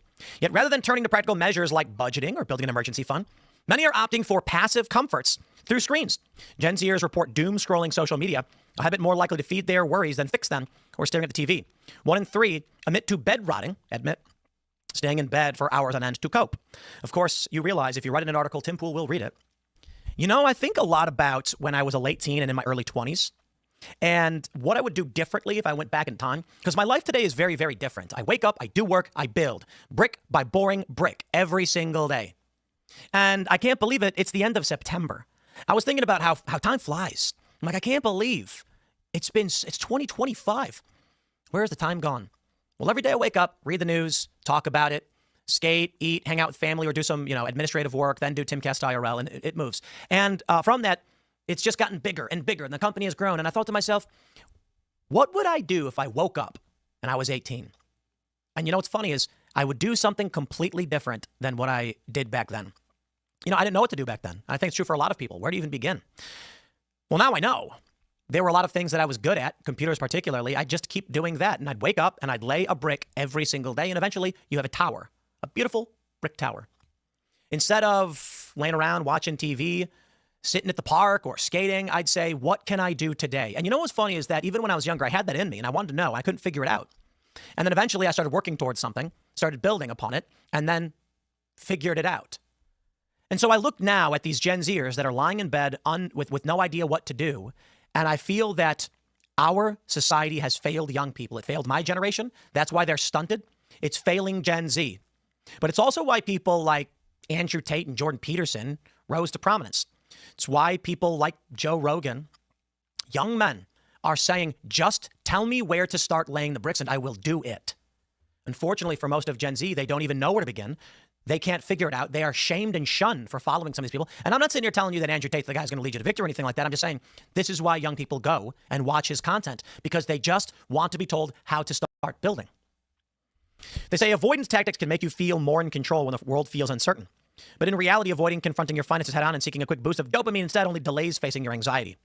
Instead of pushing worry into the back of your mind, only for it to rear its ugly head at midnight, experts suggest establishing a worry window earlier in the day. I just want to punch the monitor. A worry window. Worry, and I don't worry. I don't. Every day I stand and I face the flames, and y'all can do it too. There are fears, there are worries, and they do not stop me. You know, some people think that you shouldn't be afraid. Just do it. Well, fear is fine. Facing your fears is important. Knowing your limits is just as important. I had a buddy who skated, a skateboarder dude. I haven't seen him in years, but we were skating. He was super good. And one day he got hurt and he said, I got carried away. That's how he described it. And I thought that was an interesting way to put it. He had no fear and he went beyond his limits and he got hurt. Fear is fine. Worry windows, however, is insane. Give yourself 15 to 20 minutes to write down your concerns and any potential solutions. Then remind yourself you've already addressed them when they resurface at night. Jeez. For doom scrolling, set a phone curfew 1 hour before you go to bed. Replace the scrolling habit with a more calming activity. Don't. Stupid. Read things that can actually help you. Read The Art of the Deal. It's kind of an old book, but maybe you'll learn something whether you like Trump or not. Learn about finance. Read about business. Instead of scrolling through random videos at night, scroll through channels that seek to aid you. Learn about crypto. You should be laying bricks. One day at a time. Doom scrolling is a waste of your time, but it's fine if you do, so long as you are improving upon yourself. I can't stand this. Have a worry window and write down your solutions. And it's just like, ugh. How about you just, I don't know, do push-ups? Here, okay, I can't speak for the ladies, but for the guys at least. I mean, ladies, you can do push-ups too. But for the guys, you ever get worried? Do 10 push-ups. Just 10. Just 10. One pull-up maybe. Do some push-ups. Start improving yourself where you know you can. I got to be honest. Gen Z makes up for this video, this channel. It's probably, I don't know, 28% of the viewing audience. And I hope you guys are learning something important and improving upon yourselves from everything that I've described and many of these other individuals. Because if you just sit around and play these stupid games, we're cooked. But I'm going to be honest with all you. I think we're cooked either way. Even if a third of Gen Z are moving to the right and figuring things out, the rest of Gen Z is not. Gen Alpha is half the size of the Millennial and Gen Z generation, so I am not confident we will have the workforce, the labor force, or the community to build and protect that which lies before us. So I don't know if there are good answers. The solution then becomes stop doom scrolling, stop worrying, and start building. Because the direction that we're going, be it World War III, Civil War, or just social collapse, pick which road it's going to be. And what is your plan for the future? Knowing that we have these high probability events before us with no guarantee they happen, what can you do now that will only be a net positive? I bought a bunch of emergency food and the left made fun of me for it. Ha, look at Tim. He's selling emergency food. He's so dumb. And I'm like, what's the worst case scenario if you have emergency food? I will eat it. I will eat my emergency food. And in the event that there's no civil war or conflict or crisis, then it just stays in my cupboard. And then at some point I'll just eat it. What about those who don't have any? What are the people who've literally done nothing to prepare for a crisis, be it a storm? Well, then you don't have it when you need it. If nothing happens, if there's no civil war, if there's no World War III, if there's no conflict, there's no crisis, who cares? Just eat the food. And that's my point. What are you doing in that vein where the actions you take today will benefit you no matter what? Are you in shape? I exercise almost every single day. To be fair, I haven't skated in a couple weeks. Doing a lot of work. That is what it is. But skate fairly often, which is great cardio, leg strength. And I was lifting for a while. I got to get back to doing it. But these things are nothing but beneficial to you. So as you read these articles, Gen Z, about, I don't know, being bedrotten, what are you doing? Don't lay in bed and do nothing. There's always something you can do. And it starts maybe going for a walk. I'll leave it there. Smash the like button. Share the show with everyone you know. Stay tuned. More to come throughout the day. Thanks for hanging out. We'll see you on the next segment.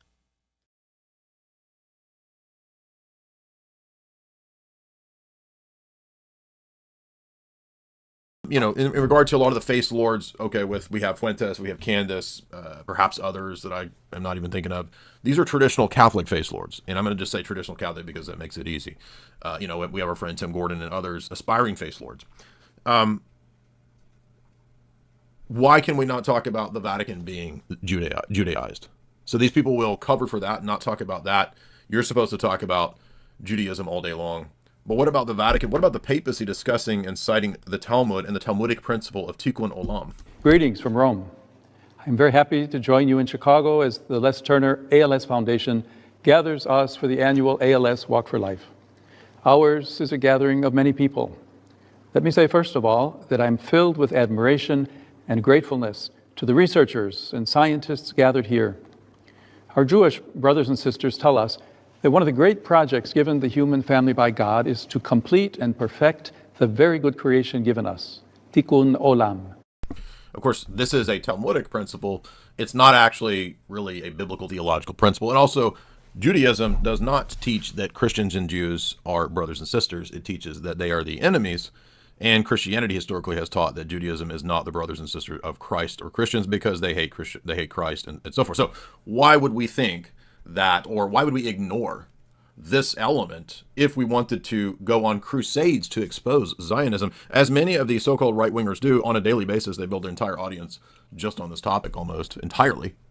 And by the way, have these people actually read any of the texts that we're talking about? Like the text that we talked about tonight with Richard Grove. Have any of these people actually read these texts? I don't think Fuentes or Candace have actually read any of these texts. Maybe they have, and I could be shown that I'm wrong. Although when I offered to have a debate on these topics, nobody was interested. They turned it down. So now that's ankle biting, even though I think I'm calling out and asking a fair question. If the 2003 Catholic document Reflections on Covenant and Mission about the Jews says not to convert Jews, why would we not call that out? Why would we not consider that if the popes, back to John Paul II, Benedict XVI, Pope Francis, all go and pray in synagogues? Something explicitly forbidden in the first 1,000 years of Christian canon law. Something forbidden even as late as 1928 in papal encyclicals like Mortalium Animos. Why would we not call that out? Where is the disconnect with these people? I don't understand. I mean, I understand the face lords themselves not covering it because it's a tough thing. And why cover that when we can bitch about Trump flip-flopping? Okay, well, this man influences potentially 1 billion people spiritually. Trump, okay, he influences a lot of people in the world, maybe the entire world, but not really spiritually. So what's more dangerous? What's more devastating? What's more of a potential problem? A Judaized papacy that teaches a form of Judaism or Judaizing? Or silly political flip-flopping that nobody will remember in a month? What about the Vatican II documents that teach basically the same thing about Muslims and Jews? So then what we get is face lords telling us, no, actually Muslims are based. Muslims are right-wing buddies. Total idiocy and nonsense. Utterly stupid positions. I can't actually believe. I can, though, because actually I thought this at one time too. I mean, not that Islam was based, just that, oh, they're like a conservative religious force. But I didn't know anything about Islam. I'd never read or studied or looked at even just debates between Christians and Muslims. And now we have multiple senators, entire cities, as you see here, in America. And some of these right-wing goobers have actually cheered this on. Oh, I'm not worried about the Muslims. I'm only worried about Zionism. I'm only worried about AIPAC. I'm only worried about Judaism. Okay, well, I don't walk down the street and see, like, Jews everywhere, but I do see Muslims everywhere. And yes, Israel has no problem with Islam being the broom of Judaism, as some of the rabbis say. Here's an entire city, Warren, Michigan, with the entire downtown blocked off with a giant horde of Muslims. And only complete goobers would think that this doesn't pose an issue. Are they not even aware of their own crusader history? Why would the Crusaders go to war against the Muslims, the Ottomans, etc., when if they're actually your base buddies, you idiots? This is why those people won't actually debate me. They will not win a debate with me. They can't actually deal with the types of documents, discussions, and challenges that I would bring up. And that's why it's much easier to just dismiss me and then lie about me. Oh, he doesn't ever talk about Zionists because he just wants to attack Catholics. How many of my debates in the last 7, 8 years were with Muslims. Most of them. Most of the big public debates were with Muslims, not with Roman Catholics. Only a handful of prominent Roman Catholics, because there aren't any prominent Roman Catholics that can actually debate. They all suck. They're terrible. I liked Tim Gordon, but Tim completely failed in the debate. Eric Ibarra, I don't even know. He's in a carb coma. Wake him up. Can he even debate? Who knows? He's asleep. So what's up, Troy? PJ, so I think at a fundamental level, I blame like humanity in terms of we don't learn from history. Like what we learn from history is that we don't learn from history. And also think in terms of experts, because I'm a Bitcoiner, and one thing I've realized about experts, especially Fed experts and other TradFi experts, is that they don't know what the fuck they're talking about at all. Right. And what I found is that they're perfect at predicting the past, but when it comes towards predicting the future, I'd rather flip a coin or have a gerbil do a random action, and that's probably better. Yeah, I mean, like Candace Owens does a lot of good stuff, and then you've got this like fixation on Macron's wife's gender, and I'm like, it's just weird. I mean, she probably isn't, whatever, but like, it's just bizarre, I guess. And then, you know, no knowledge of the religion and the theology, but suddenly she's Roman Catholic, and it's like, why? And why would we? It's just odd. It's all weird. It doesn't seem very thought out. And like you're saying, it's almost as if people are just hunting for a new expert to follow. And then you're like, why do you think this person is even an expert? And also like Wes Huff, he knows far more than I do about Christianity, but he's a Protestant, and he's not Orthodox. When if you just look at the history, it logically points towards Orthodoxy. It's weird, exactly, that there's so many kind of basics you would think, right? Like you would, you know, I was thinking about Islam as I was reading, and we're lecturing through this, book on Al-Qaeda, the history of Al-Qaeda from an FBI consultant. Why would anybody not want to know? If, let's say you're a Muslim and your religion comes from the Torah originally, right? And the Injil, wouldn't you want to know like what the Torah and the Injil say? Even if you thought they've been, quote, corrupted. Because when you go and familiarize yourself with the Torah and the prophets, it would be immediately apparent and obvious, I think, that, okay, this new copy-paste thing is not consistent with what came before.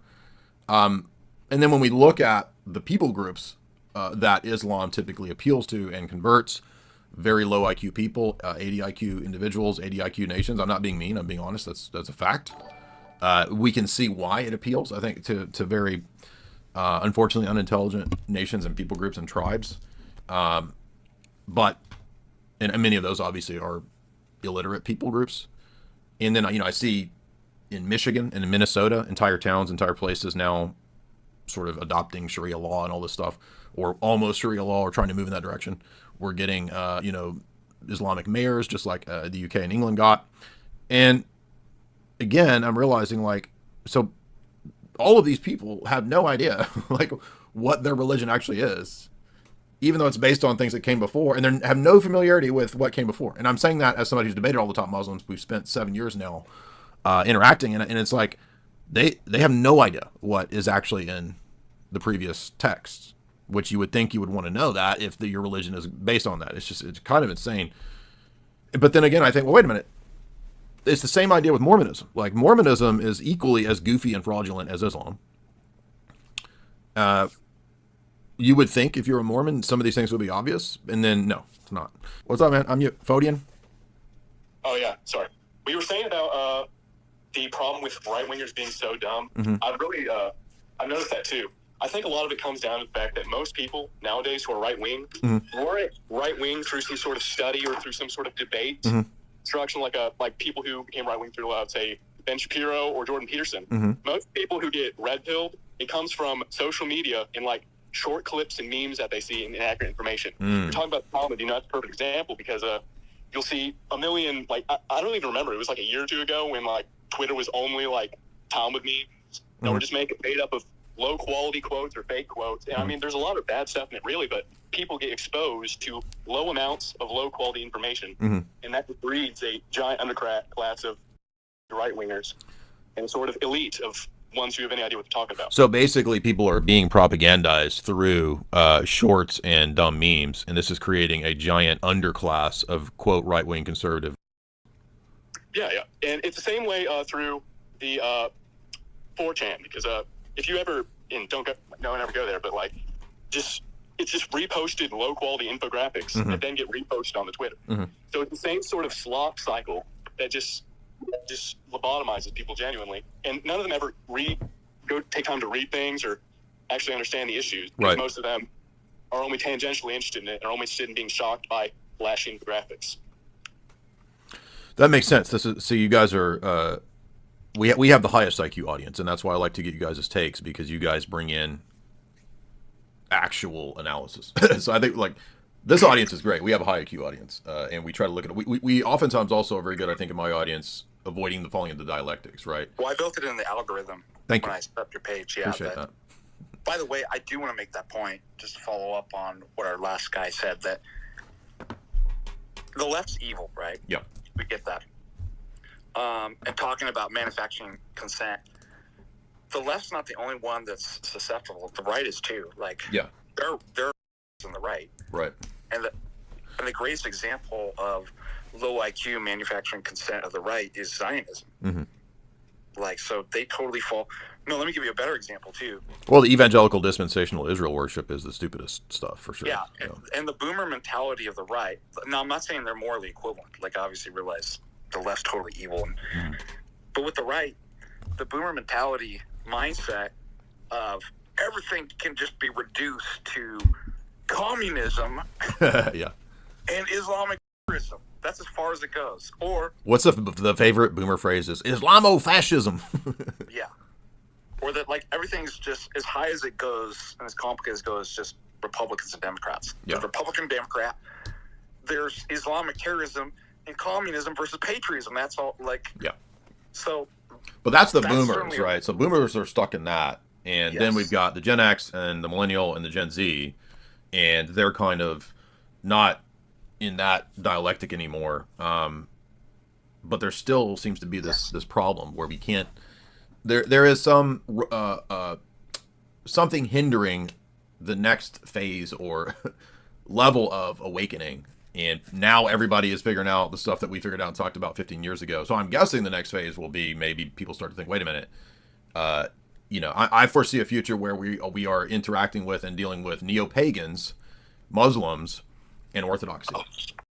Say what you believe or how your relationship with God affects your view here, but just you might get some pushback is all I'm going to say. That's fine. I welcome that. Like, I like the conversation, but I'll tell you guys this to start off. Like, in 2021, May 5th, 5 of 2021, guy came to me and he told me, young little, do whatever you want to do. I'm going to bless you and I'm going to keep blessing you. No matter what anybody says, I'm going to keep blessing you, young little. Like, get it. Like, this world is evolving. So you need to go and get it. And that's exactly what I did. And in the meantime, in that 4 years, I bought 3 houses, I bought 3 homes, and I bought 4 cars, and I ran this shit up. Like, it's different from people who have a traditional mindset to people who see where the world is going. You know what I mean?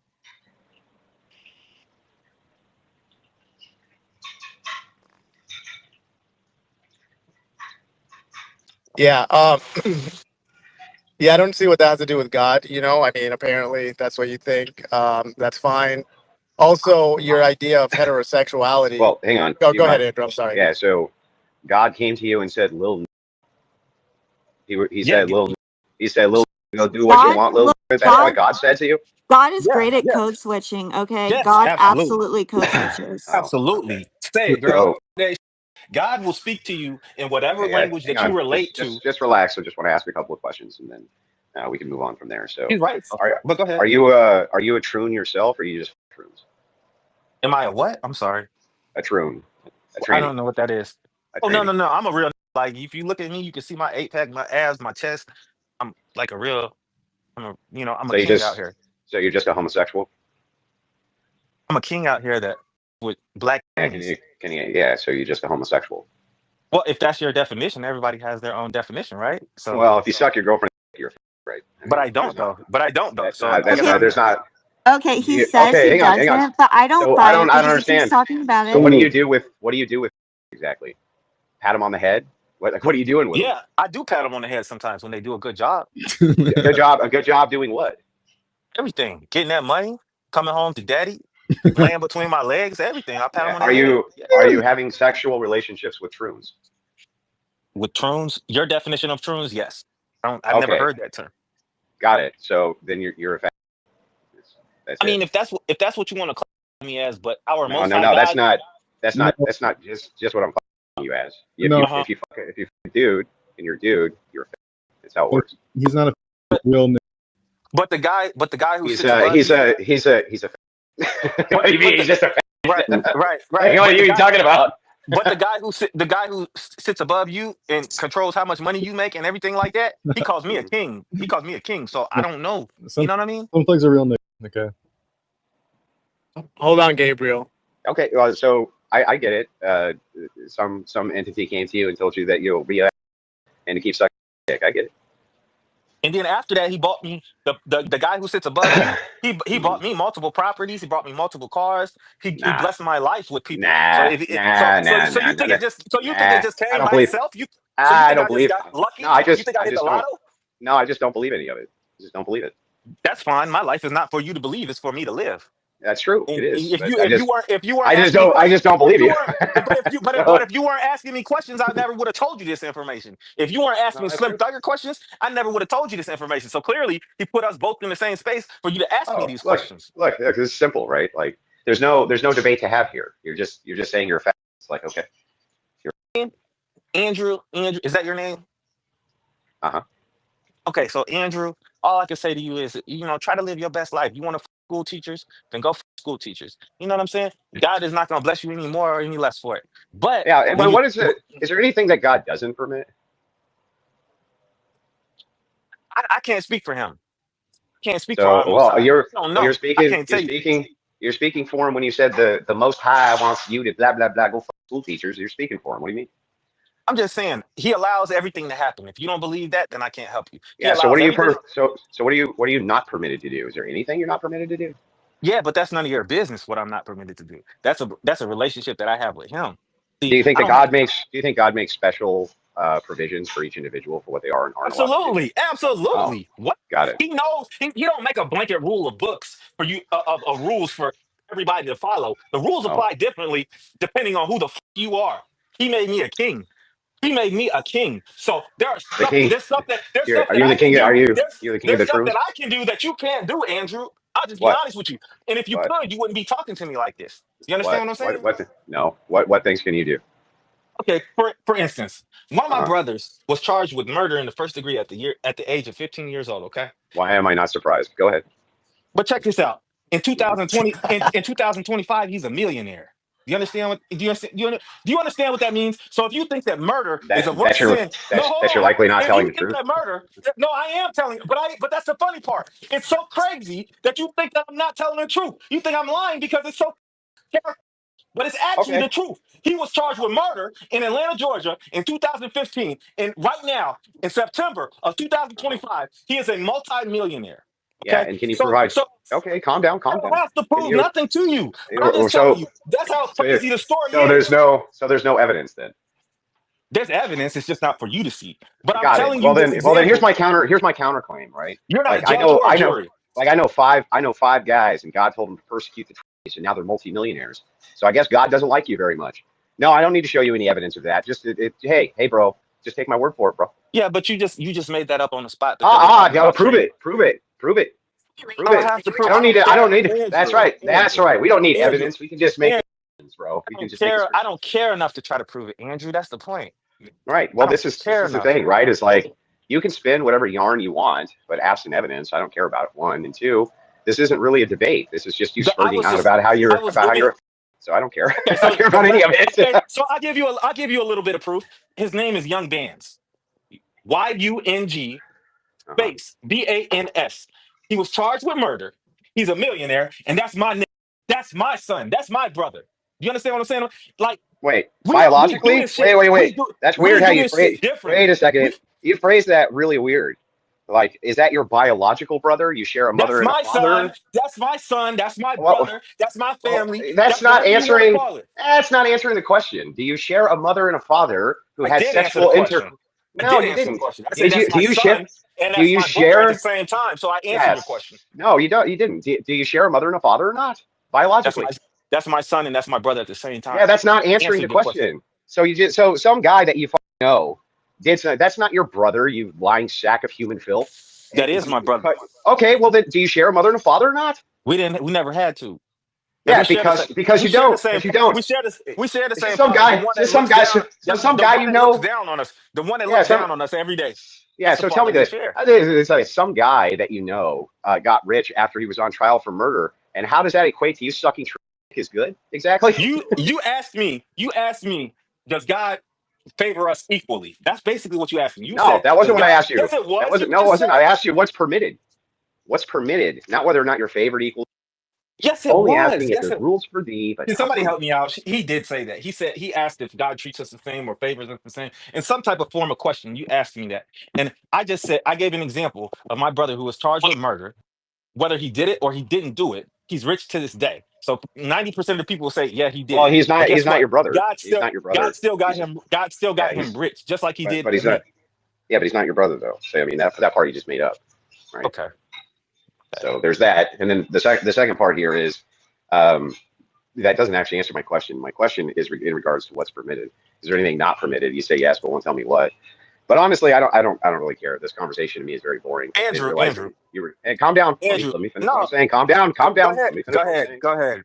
Okay. So anyway, just gonna say, conversation is boring to me. I can't debate opinions, and if your whole position is just like you're a gay, and God blesses you for it, like okay, I don't know what's there to debate. Well, Andrew, my response to that is there are things that God does not permit. But Okay, those are what? things. But those are things that He individually puts in everybody's heart. Oh, You know what's right and what's wrong. You know what's oh. right and what's wrong. So then, if somebody thinks that it's There doesn't wrong, have to. There doesn't have to so be a then, book to tell you that. oh, so then if a majority of people think it's wrong for you to trust, are they right? Because God told them.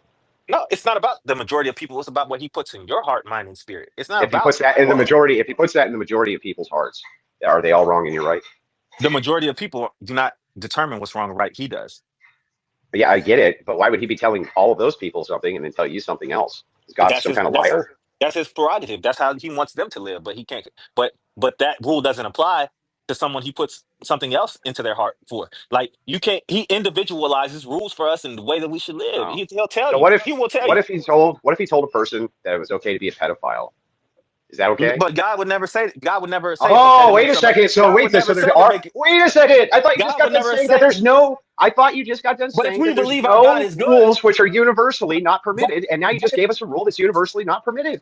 Andrew, but if we agree that God is not going to put nothing evil in your heart to do or to say out of your mouth, then pedophilia is clearly evil. It's clearly Wait a second. evil. Wait a second. I thought a second ago there was no universals which God would give you for what's not permitted, and now there are. That's really weird. You I'm just just saying contradicted yourself. it doesn't take a dummy to figure out what's evil. It doesn't take but me a black is not evil. Oh, That's 18 okay. Well, years old. but I think it is Well, evil. you think Why it am is I because wrong? you're Yeah, why am dumb. I wrong? Yeah, You're why am I dumb. wrong? That's why you Tell think me it why I'm is. wrong. You're dumb's not an argument. Tell me why I'm wrong. Because guess what? That black Because is 18 years old. That so black what? is 21 years old. That black So is 25 years old. yeah, They're grown as hell. that doesn't tell me what makes it moral. That's just another. Why is What it makes it actually moral wrong for me to is you think that it's cannot fuck a evil that child. you're You can't calm fuck down, calm child. down It's so I not can the ask the same. question. Just calm down so I can ask the question, right? If you say this thing over here isn't evil, you have to justify why it's not. If I say it is evil, I have to justify why it is. You agree that that's true, right? Great. So let's start with your claim. You say what you're doing is not evil. That's not evil. I ask why. You say, well, because they're 18. Okay, so if two twin brothers decided to have sex with each other, they're both over 18. Is that evil? Let me tell you something. You cannot Answer my equate. question. Answer my question. If two 18-year-old Yeah, brothers decide to have sex with each other, is that evil or not? Yes or no? I don't feel that it's evil, but is Yeah, that a choice? exactly. That's not. It's not. Is So that a that's choice not that I evil. would make? Is that a choice that Uh. I would make? I Uh. wouldn't make that choice. I wouldn't make So that it's choice. not evil. It's not. I So can't is say it? Is it's it evil. evil? So is it evil if an 18-year-old is a 4-year-old mom, bro? Is that evil? I can't say it's evil. That's not a You choice can't that say I that's would make. evil. You can't say that's evil either. Okay, And so by the way, let's hold say on. that there's a guy then. Hang on. No, you hang on. Let's say there's a guy then for a second who somebody's grandma donates their body up for medical science and explicitly writes in their will that they want a necrophiliac to have sex with her corpse, and some guy does it. Is he evil? Is that evil? I can't say that's evil. You can't say that's evil. So your idea of evil is two twin brothers can fuck each other. That's not evil. Sons can fuck their moms. That's not evil. Necrophiliacs can fuck dead bodies, and that's not evil. And I'm supposed to take from you. I'm supposed to hang on. I just want to make sure I got this right. I'm supposed to take from you that people know what's good and bad because it's written on their hearts. That's what you did. God's going to tell everybody what's good or bad. You can't even tell me that a necrophilic relationship is evil. Yeah, I think we're done here, bro. I can't judge that, but I can't. Yeah, But I can't that's say fine. that a child. I can judge it. I know that a child is evil. I know that much. I can't tell you why God tells me to measure certain things the way that I measure. I just know a child is evil. Yeah, because the thing is, you're making up your moral standards as you go to justify your own behavior. No, I'm really not. And because you don't want to sound inconsistent, you have to bite the bullet that you can't even say with certainty that two twin brothers f each other over the age of 18 is evil. You can't even say with certainty that a dead body is evil. What about roadkill? If a guy hops out of a car and he f a dead rabbit, is that evil? If those type of things happen, then God. Answer my question, bro. Answer my question. But can you agree with me that if those No, I can't agree with you. If No, those I type don't of agree things with you. happen, then God let it happen, right? No, oh, okay. So no. So by the way, if the dude hops out of a truck and he f a dead rabbit, is that that's evil? what he wanted to do. It don't affect Is anybody it else in evil? this world. It doesn't Is it affect evil? anybody else in this world but him. So that's not evil. It's not evil to f roadkill. I don't care if it is or if it isn't, because it don't Okay, affect well then, nobody. okay, all right. Well then, let's see. him. Let's try it. Let's go for the mother of it, right? What if they f a dead body of a child? Is that evil? Absolutely. Why? Because it's a child, somebody who's close. It's not a child anymore. That's a dead person, right? No, that's a child who has on. That is wrong. Oh, that is wrong. But if they pass on at exactly 18 years old, then it's morally neutral. No, I wouldn't. Okay, I'm done. I gotta get going, bro. I have all the answers. I'm not God, so I don't have all the Yeah, I answers. can't. All right, Look, thank I you, can't play with my. I can't Thanks, play with my Andrew. food anymore today. Have Thanks, yourself a great day, bro. See you later. Thanks, Andrew. Rachel, if you want to stay for this intervention, I don't know if you can grab a mic. Uncle But Tom, there's no we've been trying to talk. intervention. We've been trying to talk to this guy, and it's fine. Like, we don't condone what he does, but I mean, he's saying the problem we have is like, just say you're gay, and he won't say he's gay. But the problem And I have is that you're equating me and black trannies with dead animals and rodents on the side of the road. That's wrong right there. That is wrong. Because they're both immoral. What is really Hey, wrong? guys. What is really it wrong? was is that. you can't- No, you he's can't- just testing your logic, buddy. Slim, Hey, he's just guys. testing your logic. Hey, Rachel. Hey, Rachel. I would love to stay and argue, but the reason Andrew has to go is the same reason I have to go. We're actually flying out of town, so unfortunately I can't stay. But thank you for the invite. Hey, Rachel, Maybe next thanks for time. popping in. All right, all good, all Thanks, good. Have a guys. safe flight. Hopefully, you don't get a DEI pilot. No. I'm just thinking. Yeah, let's talk about it. I mean, we got to talk. I'm using a parallel term here, but you got to talk about 0-day type things because anything technology Totally. could have that. Is there a back door where something like a Pegasus Let's could talk get about in it. and take stuff? Let's talk about it. That is Byron Tao wrote a book exposing all of this. It's a really well-researched book. He's excellent. And a prime subject of his book is a guy named Mike Yeagley, who we know he's actually a friend of our company. He's fantastic, very smart guy.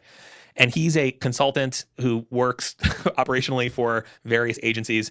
And he can say some of this stuff publicly. You guys should have him on. But he'll say like, oh yeah, I was in, Central America finding, Chinese nationals or whatever. Governments. Whatever, and what he does is he's done many things, but he lifted the veil on the risks here. And if I'm recalling, certainly one of the most famous things he did was he gave a presentation to leadership at the DoD showing how he used some commercially available data that's out there for all of us to find the home addresses of like an entire Delta team, which if you can imagine is like the biggest secret in the country, right? Like those guys can't be discovered, right? These are very important people in our security system, right? So, and he was able to do it with like no private information, just open source stuff and some advertising data. He similarly showed how the use of the app Grindr, which is a gay hookup app. He did an experiment there and he's like, look, here's the gay employee. He was showing like the risk for DoD employees who use this application. Foreign actors can easily be like, oh, if I want someone who's secretly gay and works at the boom, I got him. And he's like, guys, this is just out there. I just bought this, right? Yep. So the book sort of goes through these layers. And I think Byron Tao does a really great job explaining third-party doctrine, how we are living in a world on our phones that we don't realize we don't have Fourth Amendment protections. Our point is also, it's not just that we don't have data protections and Fourth Amendment protections. We also don't really have platforms that are aligned from a First Amendment perspective, right? I mentioned the canceling of Alex Jones and how that was the beginning of where we ended up in COVID when, in 2021, like the president and his advisors were not allowed to talk on Apple or the web generally, right? So I think in both of these areas, when it comes to free speech, freedom of association and communication, and data privacy, we really need to start making some new decisions. So back to this question of like, is this a honeypot? Like, are you actually stealing our data? I would say like, pause, let's slow down.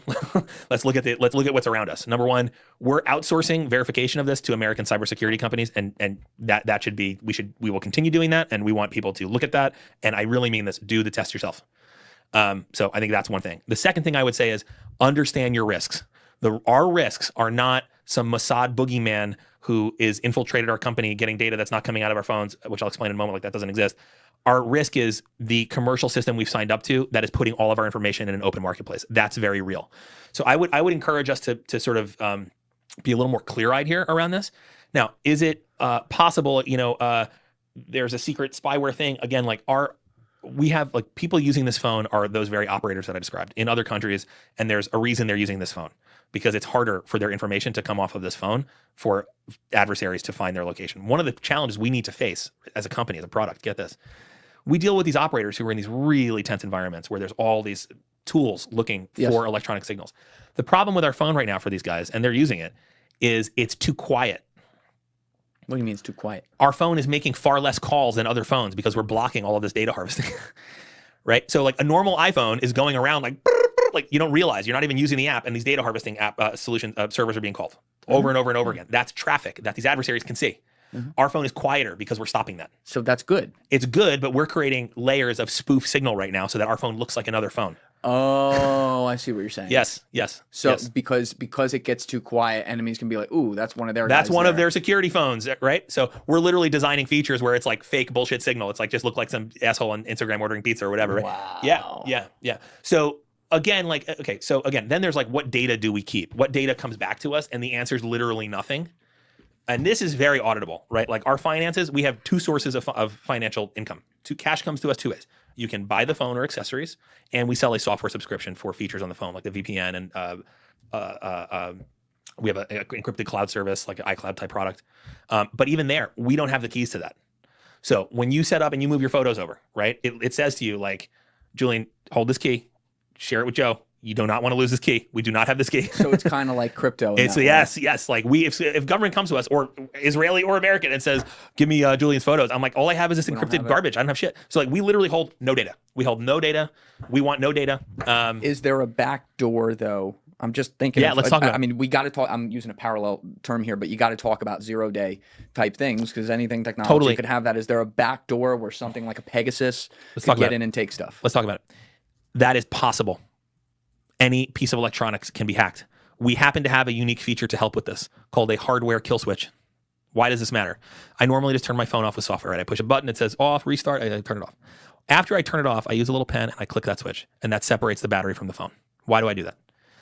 Because then it's like really off, right? It is possible that I could be targeted with something like Pegasus. And let's talk about the realities of this.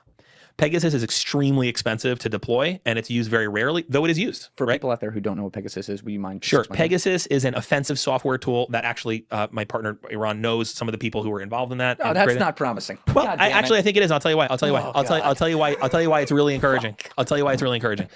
Iran and Eric, why did they start this company? They were involved in using people's cell phone signals to find them. And they realized very clearly, we cannot live in a world like this. Like, what do you think, Eric? Eric, okay, I'll put it this way. I sent, there was recently, if you recall, the Iranian generals were all killed in a single night. And there was one video where the explosion was extremely targeted. And I sent it to Eric, and he just texts back, add ID. So what I'm trying to say is the people who actually do this stuff, I'm not saying Eric did that one. I'm just saying he knows how these things happen, right? What I'm saying, and I mean that, I don't believe Eric was involved in that at all, but what I mean is he knows how these things happen, right? So he goes, add ID, and like, that's how this works, right? So the guys who were doing that were like, our families are walking around with targeting vectors. I use that phrase. They are targeting vectors. Yes. So, and it's all commercial. They didn't need Pegasus to do that. It was just the ad ID. Yeah, Pegasus is just a whole different level. So what is Pegasus? Pegasus is a much higher end bespoke software that can be put onto the phone via various means. And again, this is like a team of people are deployed to get it on a certain target's phone. All you do is, the way I understand it, correct me if I'm wrong here, Joe, all you have to do is send the text. I don't even have to open it, and they're in. I imagine that is plausible. I imagine that series of events is plausible. That is totally plausible. And again, I think we need to reroute a little bit. Pegasus has been used tens of thousands of times. The third-party tracking data, which was used for the whole GWAT to find all these terrorists, is just ad ID data that is everywhere, spewing out of not this phone, spewing out of other phones. Endless. Okay, so could something like Pegasus target our phone? Yes, something like Pegasus could target our phone. Do I think that has happened? I think that it is harder to target our phone than other consumer phones because it's a newer operating system. That doesn't mean it is impenetrable and unhackable. I think that's kind of a foolish claim. The way we think about it again is the pyramid, right? So I'll get to Pegasus. Bottom of the pyramid is third-party data. The next real risk is your phone could get taken, right? By law enforcement. It could get taken by someone who could hold you hostage. People don't realize this. When you cross borders, your phone is... Oh, it's wiped. You have no rights. They can say, open the phone, right? Okay. Yeah, there's a lot of countries I can't go to. So we have features like this that are important for people who are concerned about this, where, for example, I can create a false PIN code. Right? I can create a false PIN code on this phone where if someone says, open this phone, I can go, sure, my code is 1212, and they just wipe the phone. And they say you're lying. Well, what they open up is a phone that doesn't look wiped, but all my data's gone. We have another thing where I can say, hey, it's right here. If I'm not back here by Wednesday at noon, wipe. Right?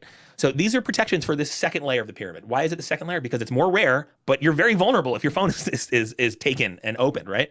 And then last, there's the top of the pyramid, which is this like very serious, Pegasus-like or digital penetration of the phone. And is that plausible that could happen? That could happen to any electronics. However, software cannot overcome a lack of electricity. So what is the big risk of Pegasus? The big risk of something like Pegasus is your phone turns into a microphone that you don't know is with you. So you think you turn your phone off, you bring it into the important meeting in the skiff, and it's transmitting. Not when there's no battery. So again, the way we see this is about, there's layers to this. It's like a diamond with different facets, and it's about increasing your odds on every scenario. Our goal is not, you don't need to be faster than the bear. You need to be faster than the other hunter. I agree with that. And I do when you're talking about across vast society, what the clear, enemy, if you will, is here. Yes, I would agree. It's the third-party data system because that's applicable to all of us in a lot of different ways and our rights potentially being violated. Get all that. Pegasus, they don't need to use Pegasus on my phone or Joe's phone or something like that. They do need to use it on Eric Prince's phone, though. They do need to go after people who are actually like important in the world and how things work, and they can. Thank you guys for checking out this clip. If you haven't already subscribed, please subscribe and hit the like button on this video. It is a huge, huge help. And if you'd like to check out this clip's full podcast episode, that link is in the description below or right here. And finally, you can follow me on Instagram and X by using the links in my description below. Tonight, an investigation is underway into the death of a worker at a UPS facility in the city of Richmond. Authorities say the mother of 5 was inside a trailer when the accident occurred. KTV's Jenna Katsuyama has been looking into the incident and also spoke with grieving family members. She was a warrior. She always kept it pushing with his mom. Always tended to her kids. Now, Shelma Reyna's kids are alone. Their mother was found dead at the UPS warehouse Sunday where she worked since last year. My mom works 2 jobs to take care of 5 kids. Aldo Icalzbalceta is the eldest with a 17-year-old, 10-year-old, and twin 8-year-old siblings. He said UPS and police called him Sunday and said they'd found his mother crushed under boxes in a trailer around 4 p.m. I cannot believe that's happening, like a nightmare. I will let you know what happened at that moment to see, because no fair for everyone. For my son, they hurt, they cry every day, they feel bad. They're still waiting for their mom. Richmond police say at this point it appears to be an industrial accident. There was a conveyor belt leading up to the container. The initial reports indicate that the person was alone in the container at the time of the accident. Police say investigators are awaiting autopsy results to determine the time and cause of Reyna's death. Family members say they've heard from other workers that Reyna might have been in the container for up to 4 hours before she was found by another employee. Police say Cal OSHA will be investigating. Whether there were cameras in a position that would actually capture what occurred, because it is inside a covered trailer, they were looking into that. As far as I know at this time, they haven't found any footage. They would be the lead agency as far as whether there are any protocols, safety concerns that were not followed. It's not just some lady. It's more than that. It's a mother. That's somebody's daughter. Somebody's aunt. That's somebody's best friend. That's somebody's world. The family says police tell them that it might be Friday before they can get their mother's body back after the autopsy is completed. Meantime, the Teamsters Union, which represents the workers here, tells me that they are going to be looking closely at the Cal OSHA investigation to make sure that the workers here are safe. Reporting from Richmond, Jana Katsuyama, KTVU, Fox 2 News.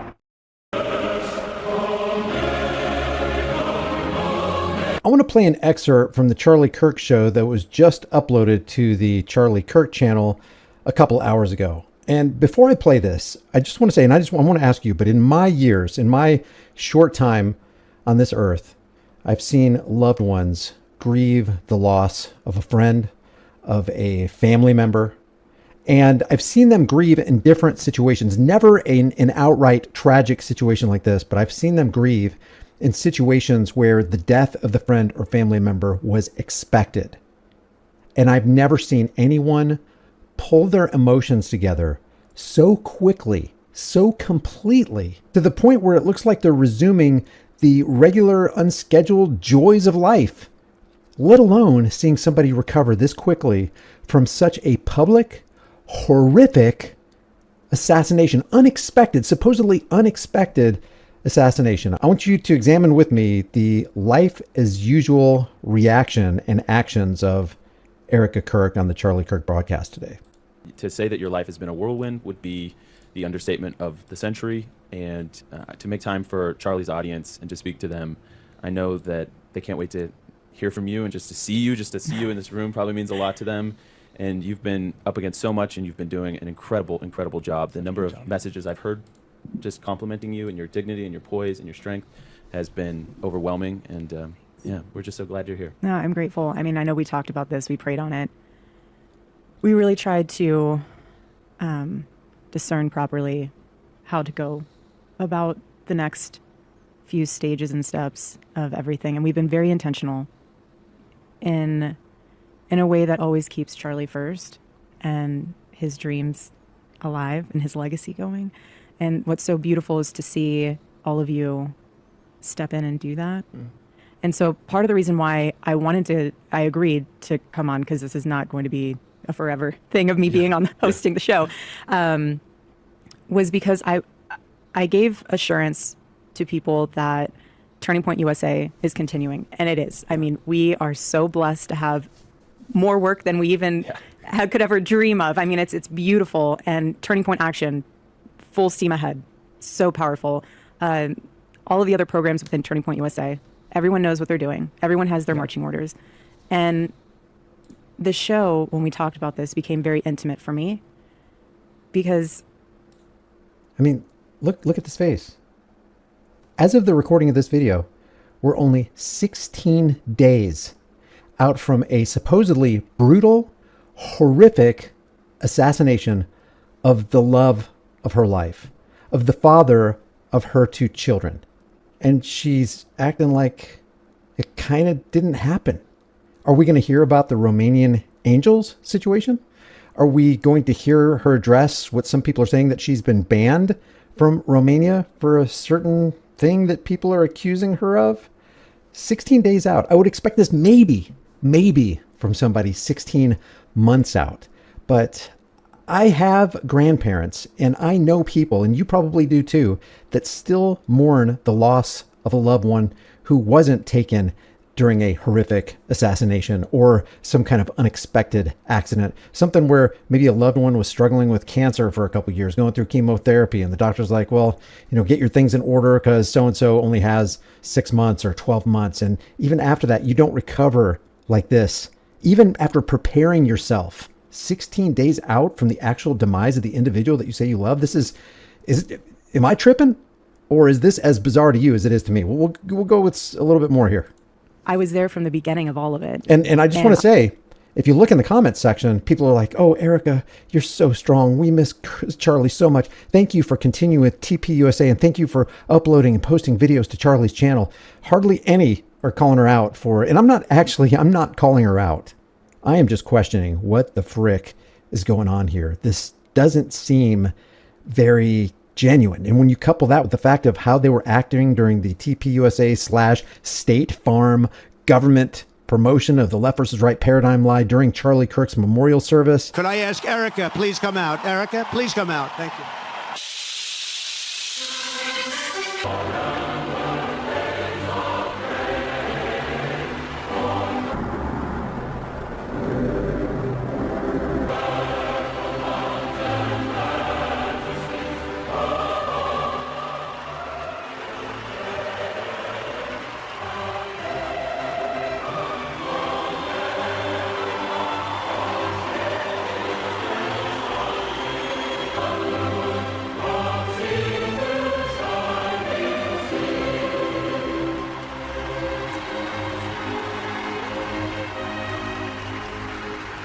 Thank you very much, everybody.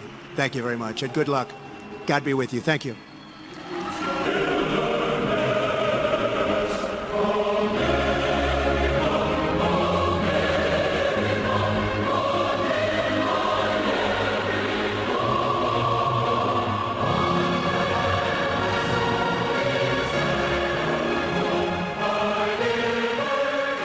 It's all just a little bizarre.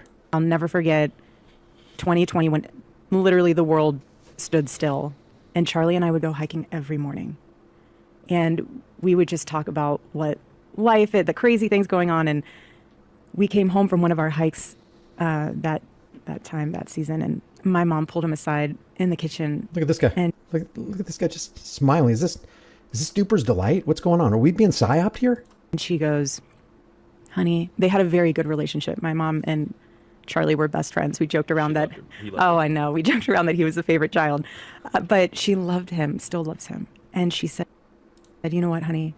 She said, God has blessed you with an amazing voice. And you will be the Rush Limbaugh of your generation. Mm-hmm. And 2 days later, you and him engaged in conversations about the show and about the podcast. Well, it was, hey, we're going to be doing about 5 more episodes a week now. So just tell the team and make sure that happens. 3 hours of this, 2 more hours of podcasting. Yeah. Like and he ran with that and the team ran with it. And to see the Charlie Kirk show grow from that moment until now has been so humbling and beautiful. And he loved every single day.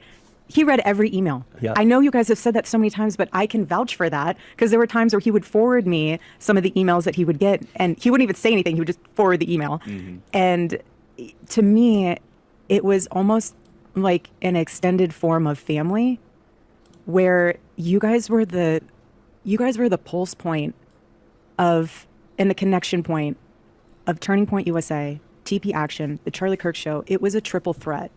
And the audience was the master and main component of that, because Charlie and the Charlie Kirk Show is not just a show. Yeah. It has a movement attached to it. It has the youth movement attached to it. And so for Charlie, the audience was a barometer of what do we need to be focusing on? The audience is brilliant. How many times did a listener send in something and say, hey, this is going on. You need to dig deeper in this or check this out. And Charlie's show became, and still is, and I'm going to get there in a second, but Charlie's show became the North Star for freedom of speech, but in a way where when he spoke and whatever came across his desk or whatever he put on the air was right. It's just crazy. I'm kind of speechless when I think about what's going on and what they could be lying to us about and all the deception involved in this Charlie Kirk assassination. If you missed my last video about the predictive programming that happened in the 1998 film Snake Eyes, that has, just nothing but coincidences regarding this Charlie Kirk assassination. And now we've got the Give, Send, Go with nearly $5.5 million given by poor people to a bunch of frickin' well-connected millionaires. And this is enough money to pay off the Charlie Kirk mansion, the $5.2 to $5.5 million mansion, giving millionaires truckloads of money and watching these multimillionaires react in a way that I've never seen normal people act in my life with regard to the loss of a loved one. This is all just very mind-blowing. And that is the intent of any good psychological operation. Leave your thoughts about this for the world and the global thought police in the comment section below. If you want to support this channel, you can do it for free. Just like this video, share this video, subscribe to the channel, hit the bell notification icon. And I do not know what to say about this. I'll see you in the next one. Super slim and short barrel, and it's chambered in 30-06 Ackley improved, which adds 150 feet a second to the standard .6. And so what I lost by having a short 20-inch barrel, I picked up with the extra case capacity of the Ackley improved design. This thing, when it's empty, I want to say weighs about 6 pounds. And I had this thing made, 35 years ago by the original High-Tech Specialties, who was Richard Scott. And he specialized in super light rifles. For years and years, I carried this thing a lot and killed stuff with it. It's a hyper-accurate rifle. Again, I'm shooting the Sierra. They're either Game Kings or pro hunters, one of the two. They both shoot really good. And with this short 20-inch barrel, I can get 2,800 feet a second with that 180 grain bullet. The .6 improved, Ackley improved, is one of the better and more useful of all the improved cartridges that have come out over the years. Same with the 280 Ackley improved, same with the 375 H&H Ackley improved. Those are some really useful cartridge improvements. P.O. Ackley was way ahead of his time. But these are the .6s that I use from time to time. I don't find myself, I used to carry an .6 everywhere I went in the summer in this country around here, because it was enough gun for grizzly bears, and I could, you know, it's not too much gun to nail coyotes at 300 yards. It's just super, super useful. And I would say that if the .6 suffers from anything, it's that it works so well, it's just really ho-hum. It's not as fast as the 300 Magnums, but it is faster than the 308 Winchester, and it just kills stuff. It just works. It doesn't eat barrels. There's not a lot of recoil. To this day, if I was to start a woman with a hunting rifle, and she was going to live around here where she was going to hunt stuff bigger than deer, like if elk or moose were also on the menu, I would probably start a woman with an .6. They just kind of work for everything. And even Jack O'Connor, as big of a proponent as he was of the 270 Winchester, which is also built on the .6 case, it's just neck down from 308 to .277 inch, and they call it a 270. He was the guy that gave the 270 Winchester popularity back in the 60s. I looked one time at a log of all his hunting trips and the rifles that he took on them and the game taken with those rifles. As much of a 270 proponent as he was, he used .6s more. And most people aren't aware of that. And I wouldn't have been either if I hadn't looked at a log of his hunts, animals that he killed, and you know what rifles he took.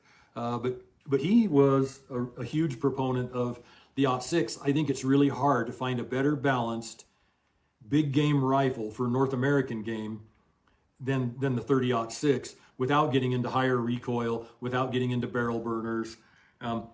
And having said that, even with all these .6s that I've used over the years, if I had to pick between an .6 and a 300 mag, well, I'd take the 300 mag because I'm a power freak. But I don't have to pick between the two. I can have my beloved .6s and go out and shoot them any way I want, anytime I want. And therefore, I have a bunch of .6s. I would say for a guy that wants one cartridge in North America to do everything, it's not a bad choice. Neither is the 300 Win Mag, but if you're going to shoot a lot, you're going to rebarrel your 300 Win Mag after about 1,500 rounds. .6, you'll get double that. Very, very useful cartridge, and these are the rifles. When you buy our .6 ammo, these are some of the rifles it was developed in. These are most of the rifles it was developed in. But I do have another 5 or 6 or 7 .6s. I just didn't put them out here on the table just because it would get redundant. Anyway, folks, this if you're somebody looking for a one cartridge that does it all in North America, I really don't think you can find a more versatile and flexible cartridge than the .6. I mean, you can load 220 grain bullets in it if you want to, and you can load bullets all the way down to 125, or somebody probably makes 100 grain bullets for it, or 110 grain bullets for it. Just super flexible. I tend to shoot the 180 Sierra Game Kings. They work good for everything, and I've shot a ton of animals with them. If I get fussy, like sometimes, you know, if I'm only hunting a big animal, I'll go with the Barnes tip triple shot because it will penetrate just a slight bit better, not much.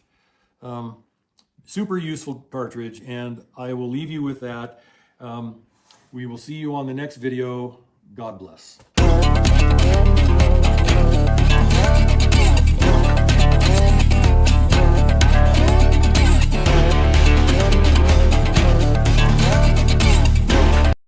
The Israeli nationals trying to infiltrate governmental buildings. And what about that connection, Dr. Jones? Have you thought about that? Well, we're talking about one more false flag operation here, one more big event that was where the official narrative doesn't make any sense. It's not coherent. So Tucker Carlson is ready to blow the whistle on this. By the way, one of the conditions, probably the main condition for staying in the graces of the big Jewish donors, was not to talk to Tucker Carlson. And he was, Charlie not only refused to accept that condition, but he scheduled him to speak at his December event. So you add this up, and it's pretty clear. He offended a number of powerful people. Again, what did these people do the day before Charlie was killed? They murdered a team of Palestinian negotiators in Doha and bragged about it. They have a history of targeted assassinations. I mean, you go back and back and back. Soleimani, you can go back. All of the Iranian nuclear scientists, how they brag about that, brag about how clever they are. And then at the same time, right after Doha, Netanyahu announces, we will go anywhere and kill anyone. No place is safe anymore. American ally. We don't care if they're an American ally. Well, why should we not apply this to Charlie Kirk? It seems to me that we're at this crucial moment right now. The FBI story has collapsed. There's a vacuum. Nature abhors a vacuum. They've had their speech. Erica has given the eulogy for her husband. Which way are they going to go? Which way are they going to go now? Are you going to go? Ben Shapiro has now announced he's ready to pick up the bloody microphone. Do you think that would fly? I don't think that would fly. I don't think that would fly at all. I think the first time that Ben Shapiro got in front of a Turning Point audience, someone would point the finger at them and said, the Jews killed Charlie Kirk. And what's he going to say then? No, that's a conspiracy theory. Well, you can say that. But convincing people is another thing, especially in light of all this evidence, all the evidence, all the circumstantial evidence surrounding his death. Yeah. Speaking of circumstantial evidence, before Charlie Kirk, a major news story were the Epstein files. And I think a lot of people, especially his supporters, lost respect for Donald Trump. And personally, I began to think that Trump is being politically castrated by Netanyahu. And the question of Epstein as potentially being connected to Mossad or Israeli intelligence and running a blackmailing ring against American politicians in terms of even considering why the Zionist lobby is so influential. Your thoughts on that? Well, again, let's be sophisticated and look at the historical background. What do you think Monica Lewinsky was? We know all about that. Everybody knows about that. That was a Mossad blackmailing operation, against Bill Clinton. Let's go all the way back to Georg Ratzinger, Pope Benedict's great uncle, wrote a book called Jüdisches Erwerbsleben under a pseudonym, and it talked about the system. Let's say in cities like Paris at the turn of the 20th century, where you bring aristocrats in who have a lot of land and don't have a lot of cash, but they got a little cash, and this guy, the pimp, the Jewish pimp, all pimps were Jewish at this point. This is before blaxploitation films. It was the pimps were Jewish. Bring them in. We're going to show you a good time. We're going to show you some prostitutes. You're going to waste your money on the prostitutes, but that's not a problem because we can lend you money after you piss it all away on prostitutes. This was an established way of dealing with people that the Jews had perfected. And you're telling me that suddenly they forgot about that? This is the way. Again, what's the circumstantial evidence? What's the history? What's the background? That's what we're talking about here. Blackmail played a huge part in American history. Kinsey was a blackmailer. Alfred Kinsey. In order to talk to Kinsey, you had to tell him your sexual history. But I'll never tell anybody. I'm honest. I'll never. How do you know he's not going to tell anybody? And then Kinsey gets in trouble because he got all this illegal activity. And then a bigger blackmail comes along, and that's J. Edgar Hoover. And that's the FBI who stayed in power. They had to carry him out of office because he had dirt on every single member of Congress.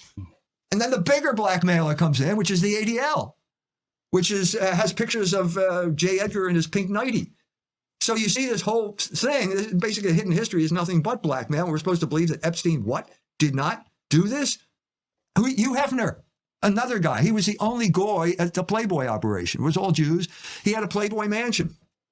In the Playboy mansion, every single room had a camera. And somebody confronted him and said, I just thought it would be interesting, as if he's some type of voyeur, as if he has to pay. No, it was blackmail. He broke the law consistently, was never hauled in for anything because he had the goods on these people.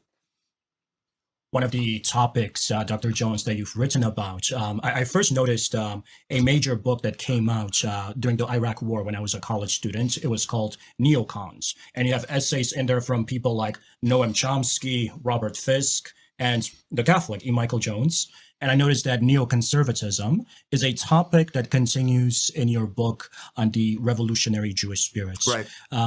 When I was a college student, I remember that for me, conservatism wasn't appealing because conservatism was connected with neocons. George W. Bush, the war in Iraq, his surrounding, cabinet and intellectual influences. And there was hope in Trump moving the Republican Party towards a more of a paleo-conservatism, although this Trump 2.0 administration, I'm getting very, hesitant about. But how would you explain for those who may not know what is neoconservatism and how it's influenced our culture? Yeah, it's a Jewish political movement. The term was created by Irving Kristol, who was a Trotskyite in the 1930s. At Alcove B at the City College of New York. Alcove A, this is the cafeteria. They were Stalinists. Alcove B were the Trotskyites, and that was Irving Kristol. Then he got caught up in the Cold War. He became an asset for the CIA when he started, and he became the editor of Encounter magazine, which was the CIA front operation. And basically, they started to move in on the right. Jews were always left wing. They've always been left wing. And so suddenly there was an opportunity when Reagan Thatcher came to power. The lady who wrote about it is Midge Decter. She wrote a book. She's the wife of Norman Podhoretz, who was the editor of Commentary, which was the main vehicle for neoconservatism at this point. And she said that they had a meeting with Reagan, and she was shocked. The Republicans want the Jews to join the party because they wanted the money. And this was the era of leveraged buyouts. The Jews made big contributions. The junk bond guys made big contributions. They were allowed free rein to destroy American industry by buying it up with junk bonds, loading it down with debt, and so on and so forth. That's where it came from. It was basically the split came when communism fell. Every successful revolution leads to a civil war. It happened in Russia, it happened with conservatism. And as soon as they're victorious, there's a split between the neocons, who are the Jews from New York City, and the paleoconservatives, who are the remnant of America First from Rockford, Midwest. Go back to the original idea. It was America First. This was the nationalist movement that tried to keep America out of the war. It was headquartered in Detroit. Father Coughlin, Henry Ford, and Charles Lindbergh, all of whom have been demonized as anti-Semites primarily because of Lindbergh's speech when he said there are three groups that want to get us in the war. It's Great Britain, the Roosevelt administration, and the Jews. And as soon as he said that, he became worthy of hate, the great hate. So it split, and the paleo-conservatives then promoted Pat Buchanan. And that was in 1992. He defeated George Bush, the standing president, in the primary in New Hampshire. And it didn't go much after that, but that was where that came from. That's when I became involved. I became involved with them. I thought this is the real American conservatism. I was going to Rockford Institute. I used to speak there. I liked Tom Fleming. I always admired his erudition. And then I am thinking, a group of people now, we won the Cold War, and now we're heading with a war in Iraq. I don't know why we're doing this, but it's pretty clear that the Jews, the neocons, are behind it. And so I started thinking maybe we should write about this. And that led to my book, The Jewish Revolutionary Spirit, the research began in 2003, the year of the Iraq War. So, so Sam Francis, another paleocon, former conservative, the Washington Times, was career destroyed by William F. Buckley, who was a commissar who worked for the Jews to keep everybody on the reservation. He died. They asked me to give a speech at his memorial. He also became a Catholic right before he died. And I announced the thesis of the Jewish Revolutionary Spirit at that conference. And I blew up the conference. I blew up paleoconservatism. People run screaming from the room. Taki's there. We're all going to be arrested.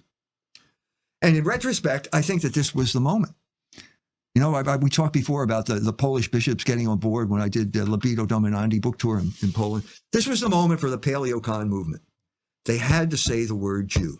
They had to be able to say that. They were already using the word neocon. It's the first time I ever heard the word neocon was out of Tom Fleming's mouth. David Brooks gave the etymology. Neo means new and con means Jew. So it was a standing joke among the neocons themselves, and they couldn't do it. They couldn't do it.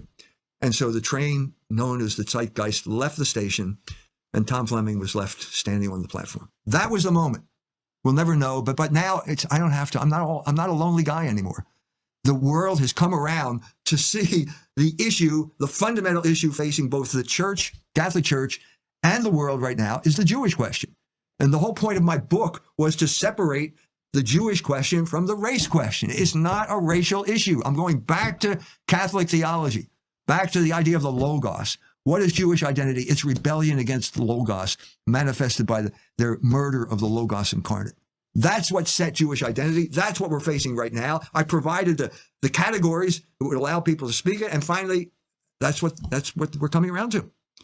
You know, I mean, Tucker Carlson had to address this, even in his kind of veiled way.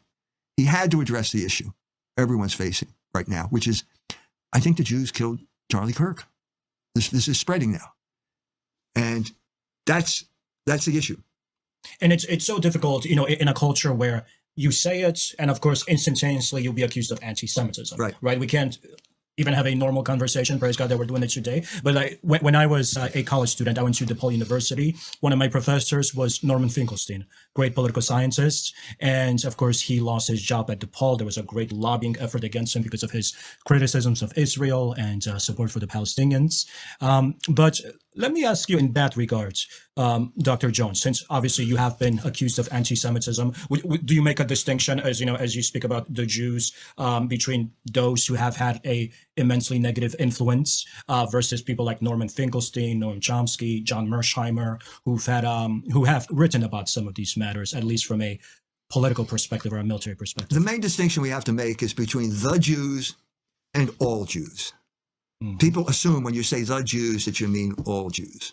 This is not biblical. If we go to 1 Thessalonians 2, St. Paul says, the Jews are the people that killed Christ, and they are enemies of the entire human race. So that's the Jews. The people is a political entity that does not encompass all Jews.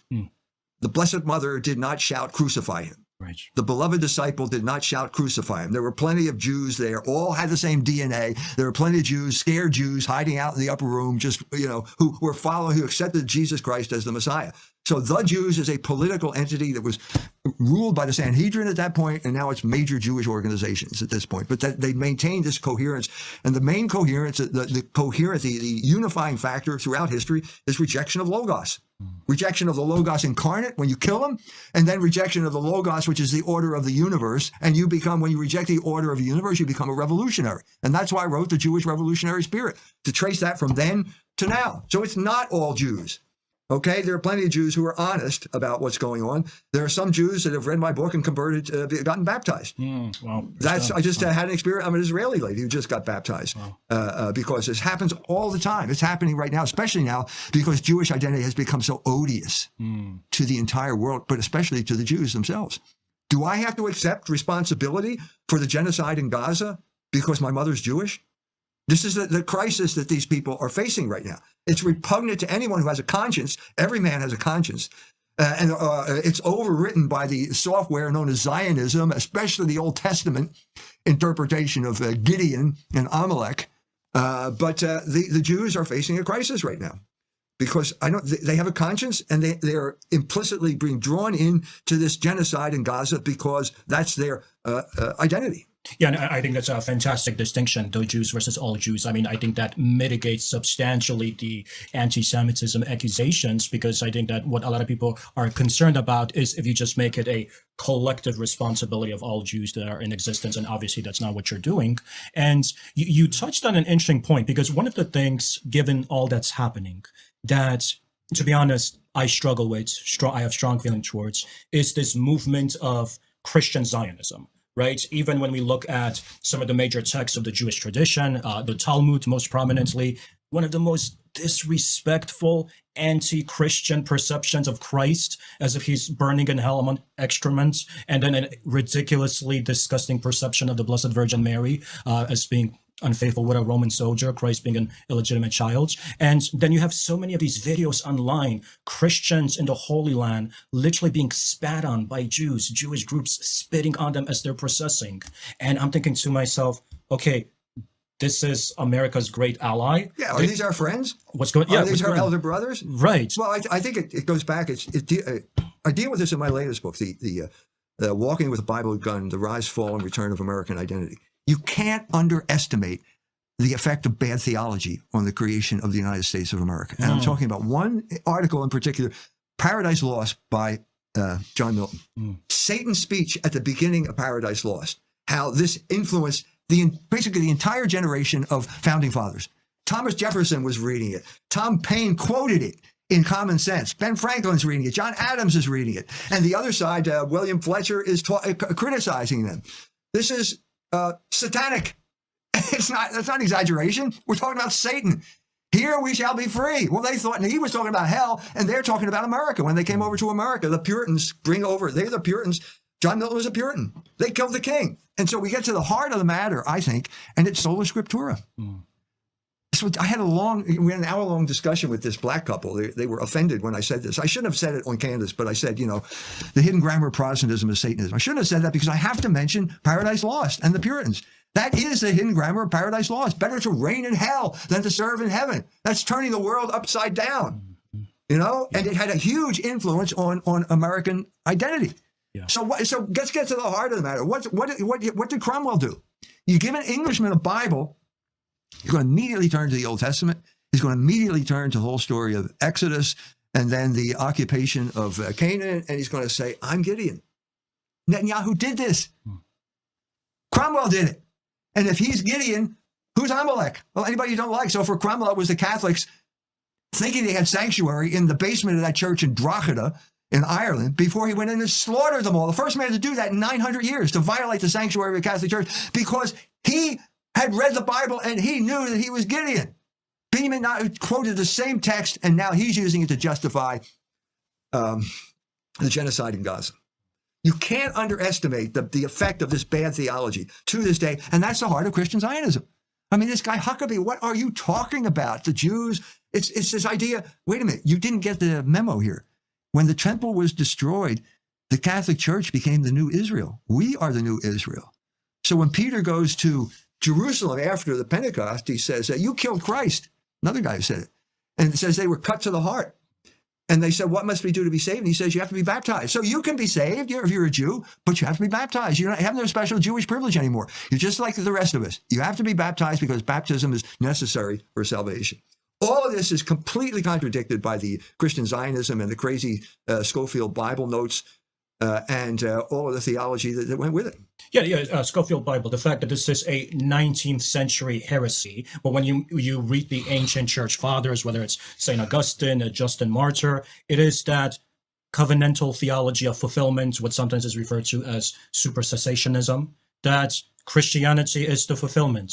The chosen people today, it is the church, as you're saying, it is the church of Christ. And most Christians, or maybe even Catholics who do support Zionism, I don't think they have any idea that Theodor Herzl met with the Pope, right? He met with Pius X. And what happened in that meeting? Yeah, well, they said, we want you to bless Israel. He said, sorry, I'm not going to do that because you have been displaced. We are the new Jerusalem. But if you want missionaries, we'll send missionaries to convert you. That's right. So that was nice of him, Yeah. But he said it. So what is the Catholic equivalent of Christian Zionism?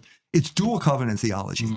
This has been the bitter fruit of Catholic-Jewish dialogue, where they've been nibbling away at this for 60 years now, ever since the end of Vatican II, and come closer and closer. And the more, look, I'm going to be perfectly honest with you. When Cardinal Bernardine got caught up in this homosexual scandal, he ran to the Jews, and he went to Jerusalem, immediately goes to Jerusalem, and says that the church was always one of the bastions of anti-Semitism, basically threw Holy Mother Church under the bus so he'd get favorable press with the Jews because he was being blackmailed. This is despicable, but it's been the sad story of Catholic-Jewish dialogue for 60 years now. And basically they've given away the store, the church. We were involved in this. Bob Sungenis wrote an article in Culture Wars, the magazine I edited, in which he said there was a heresy in the Catholic Catechism, the Bishop's Catechism, when it said the Mosaic covenant is eternally valid. That's not true. That is false. And we brought it up, and suddenly, they took it out.